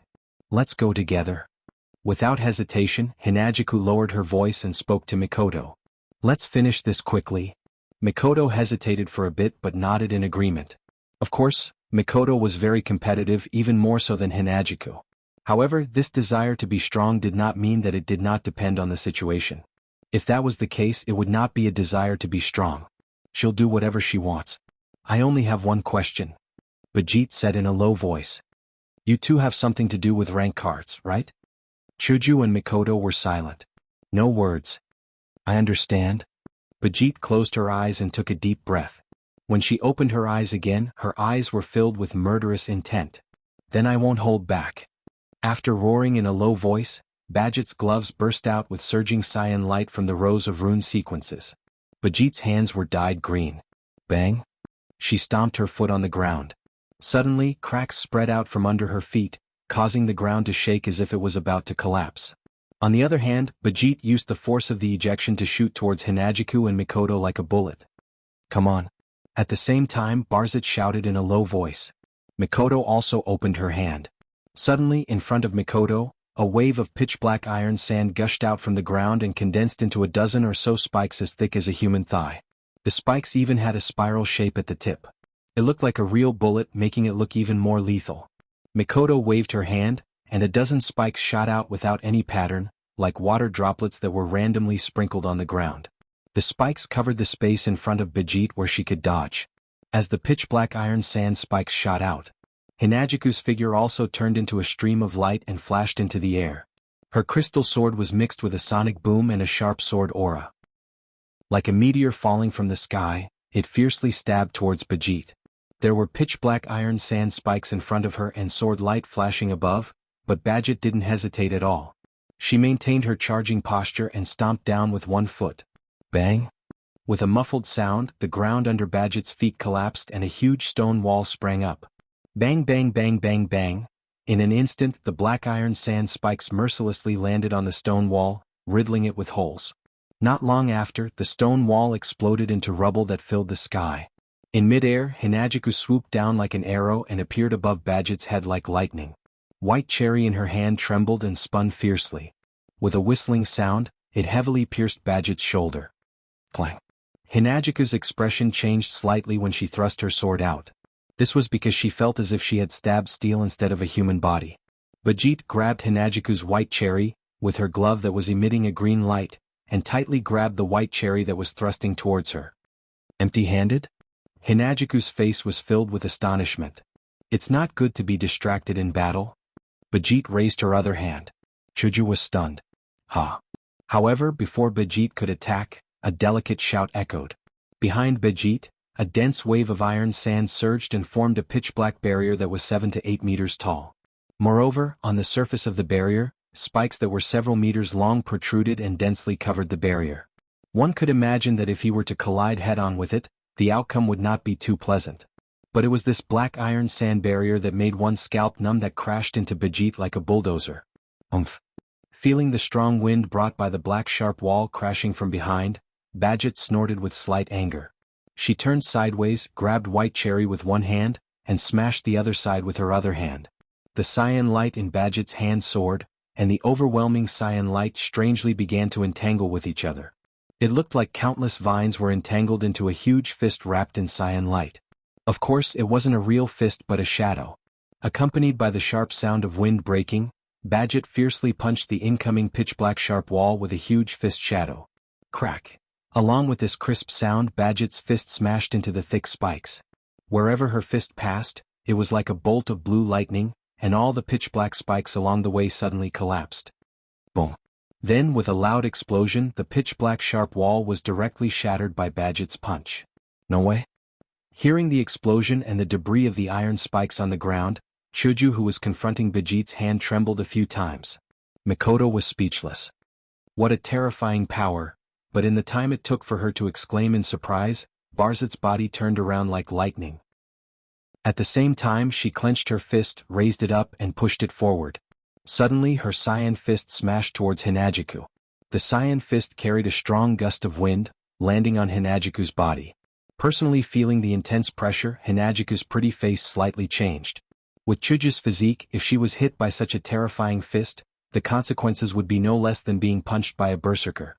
By then, even if she didn't die, she would lose half of her life. Hinajiku's right hand, which was holding White Cherry, suddenly twisted and flicked Bijit's hand away from the sword. Aiming at the incoming green fist, Hinagiku gritted her teeth. White cherry in her hand was like a snake coming out of its lair. With a glaring arc, it stabbed forward. Whoosh! Just as the dazzling sword tip and the cyan fist were about to collide, a wave of black iron sand suddenly rose from below the two. With a whistling sound, it quickly wrapped around the wrist of Badget's fist like a rope, and then tightly restrained it. What? This time, it was Badget's turn to change her expression. Chance. A sharp light flashed in Hinagiku's eyes. Taking advantage of this opportunity, she also rushed forward. Her toes tapped on the ground, and with a slight movement she avoided Badget's fist with her sword. Then she stabbed at Badget's shoulder. Don't even think about it. Badget's expression turned ruthless. She raised her other fist, which was also covered in a dazzling cyan light. Badget didn't care about the sword that was aimed at her shoulder. Instead, she raised her fist and punched Chuju's abdomen. The distance between the two of them was less than a meter, and the speed at which the two of them attacked was shockingly fast. Once this attack was launched, neither side could dodge it, nor could they retract it.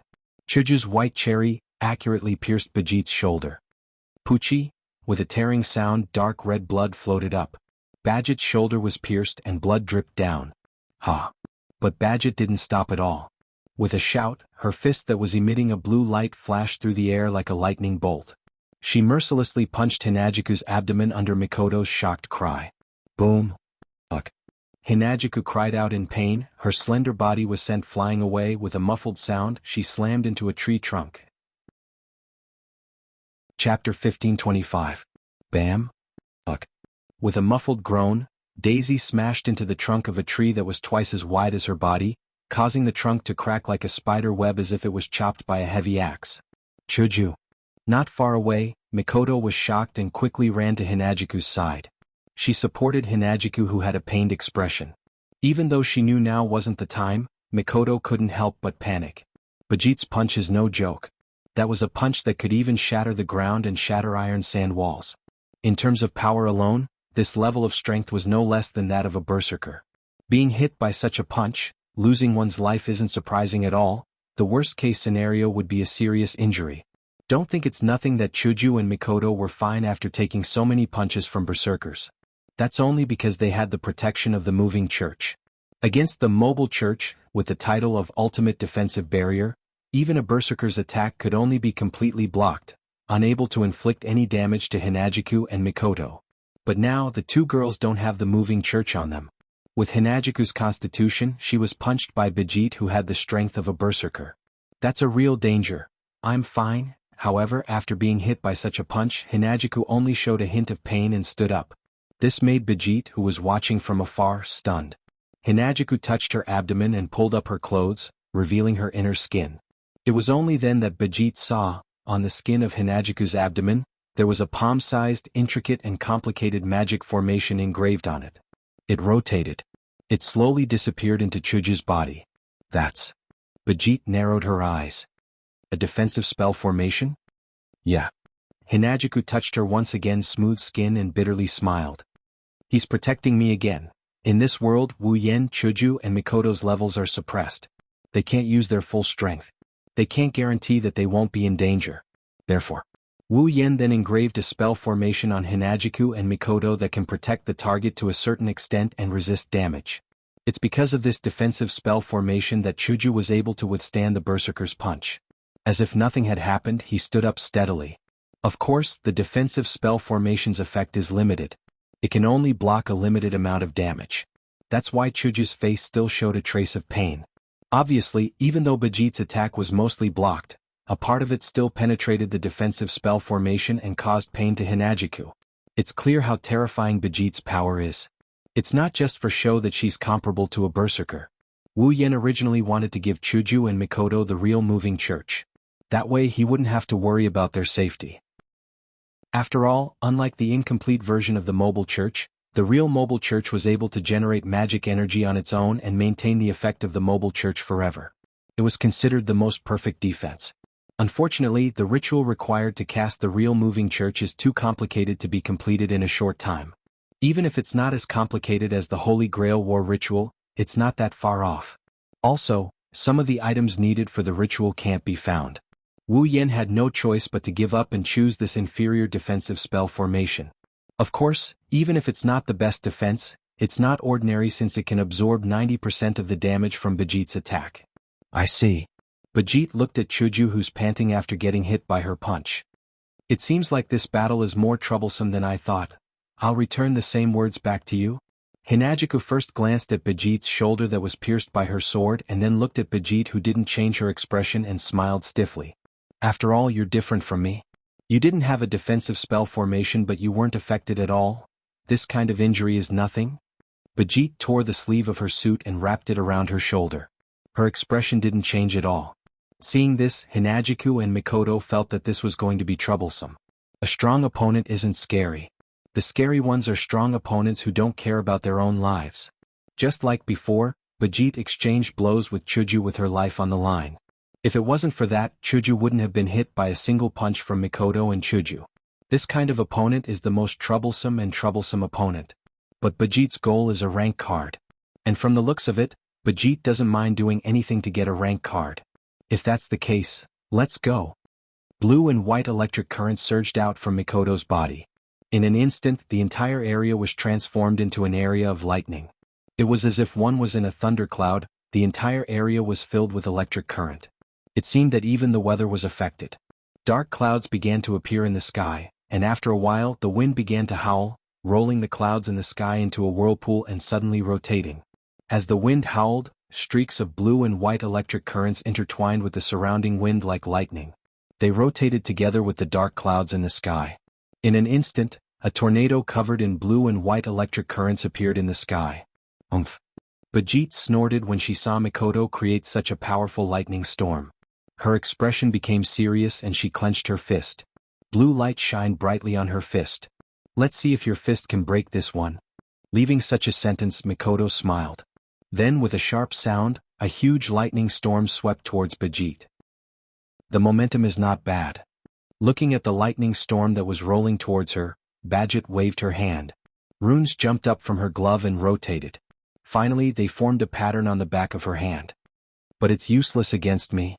The rune pattern on her hand flashed with dazzling green light. She threw a punch with a terrifying force that almost made the space tremble. Like a green light, she fiercely punched at the oncoming lightning storm. At the moment of collision, the space where the two collided seemed to shake, and time seemed to stop for 2 to 3 seconds. Then, boom, the fist that turned into a cyan light collided with the storm covered with thunder and lightning. It only lasted for a moment before it exploded in the courtyard of Eiderfeldt's house. The deafening explosion could be faintly heard even in the nearby areas of Fuyuki City. At the moment of the explosion, a shockwave spread out from the point of explosion, pushing Mikoto and Bajit back at the same time. Are you kidding me? Mikoto couldn't believe her eyes. Bajit's face was covered in sweat, but she wasn't injured at all. You blocked it with just your fist? Is she still human? Yes, because I'm not like you. Bajit raised her fist. Her eyes flashed coldly. I don't have high-level swordsmanship or magic. I only have one way of fighting. Before she finished her sentence, Bajit's body shot out and appeared in front of Mikoto in a blink of an eye. It's just a fist. As soon as she finished speaking, Bajit's glowing green fist shot out like a cannonball. Withstanding the pressure of the atmosphere with a sonic boom, she mercilessly aimed for Mikoto's chin from below. Chapter 1526. Whoosh! The piercing sound shook the atmosphere as if it wanted to pierce through one's eardrums. The sharp sound resounded in the courtyard. Her brown eyes turned into a green light as the incoming fist continued to grow in size, causing Mikoto's beautiful pupils to shrink as she clenched her teeth. I won't let you hit me so easily. Blue-white electric light flashed amidst the chaotic sound of thunder. Pillars made of iron sand shot out from the ground and formed a wall, blocking Mikoto's body behind it. Strands of electric current flickered on the iron sand pillars, making the iron sand pillars look like pitch-black electric poles that had been electrified. If someone really touched it with their bare hands, it would definitely be no less than being directly struck by lightning. However, Bajit's face was still cold. She flashed in front of the iron sand pillars that were flowing with blue and white electric currents. She clenched her fists that were covered in blue light and smashed them like cannonballs. Bang! The cyan fist heavily smashed on the iron sand pillars with blue-white electric current flowing on them. In an instant, the electric current on the pillars crawled up Bajit's body along her fist like a tarsal bone. Beep beep beep. Blue-white electric current crazily attacked Bajit's body, causing smoke to rise from her body. Her eyes flashed with pain. But it only lasted for a moment. Ha! She ignored the electric current that was still wreaking havoc on her body. Bajit's expression became extremely vicious. She growled, and her green fist seemed to contain blazing heat. Instantly, a hole appeared in the iron sand pillar that was blocking her. Wah! Mikoto didn't even have the time to be shocked when a green glowing fist shot out from the other side of the iron sand pillar. It pierced through the iron sand pillar in a matter of seconds. She hit Mikoto's chest. The sharp pain from her chest made Mikoto's face twitch slightly. Immediately after, a ruthless expression appeared on his face. He grabbed Bajit's fist that was about to hit his chest and pulled back his body that was about to fly out. He stabilized himself on the spot. "Don't look down on me." Beep beep beep. Then, a more violent electric current flowed along Bajit's arm. It crazily attacked Bajit's body. Even Bajit.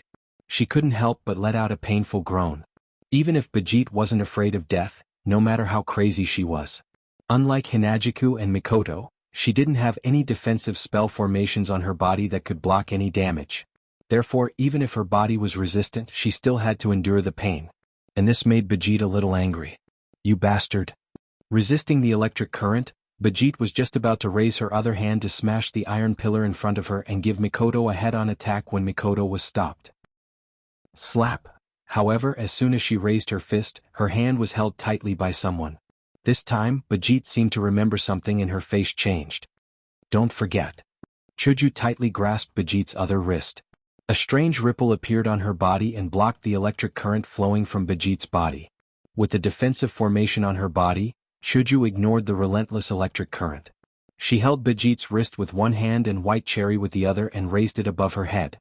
"Your opponent isn't just one person." Hinajiku smiled confidently under Bajit's gaze and swung White Cherry mercilessly at Bajit's back. Puchi? Along with a clear tearing sound, dark red blood splashed out from Bajit's back and splattered on the ground. A huge wound stretched from Bajit's shoulder to her ribs, opening up ferociously. Ugh! The sharp pain from her back made Bajit's mind go blank for a moment. Her pupils also dilated. When she regained her senses, she shouted angrily.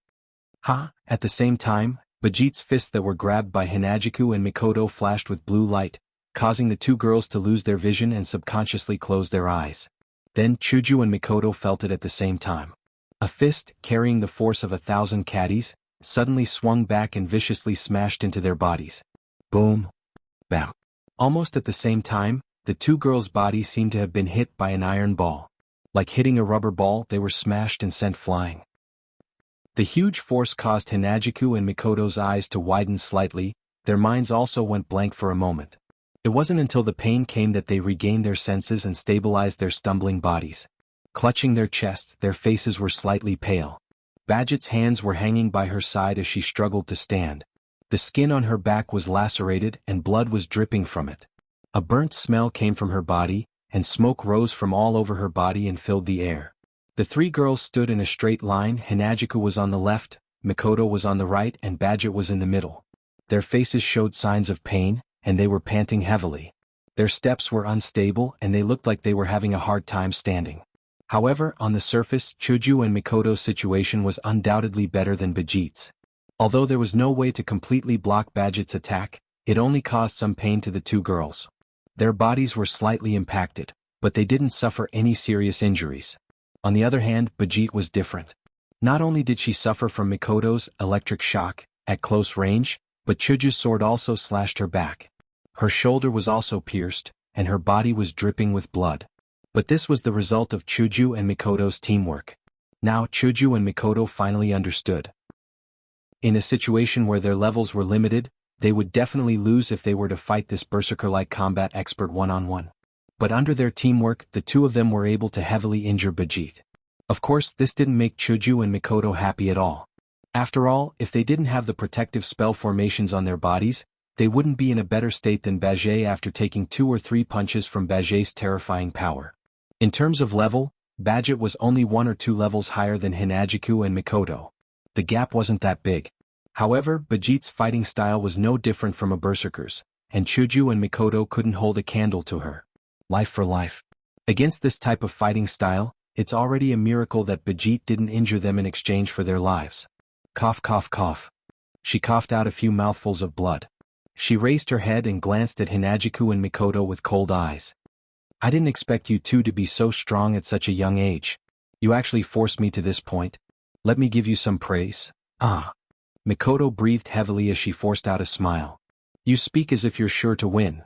In this situation, anyone can see who has the upper hand. Hinajiku was also panting heavily, but she still raised her sword and pointed it at Badget.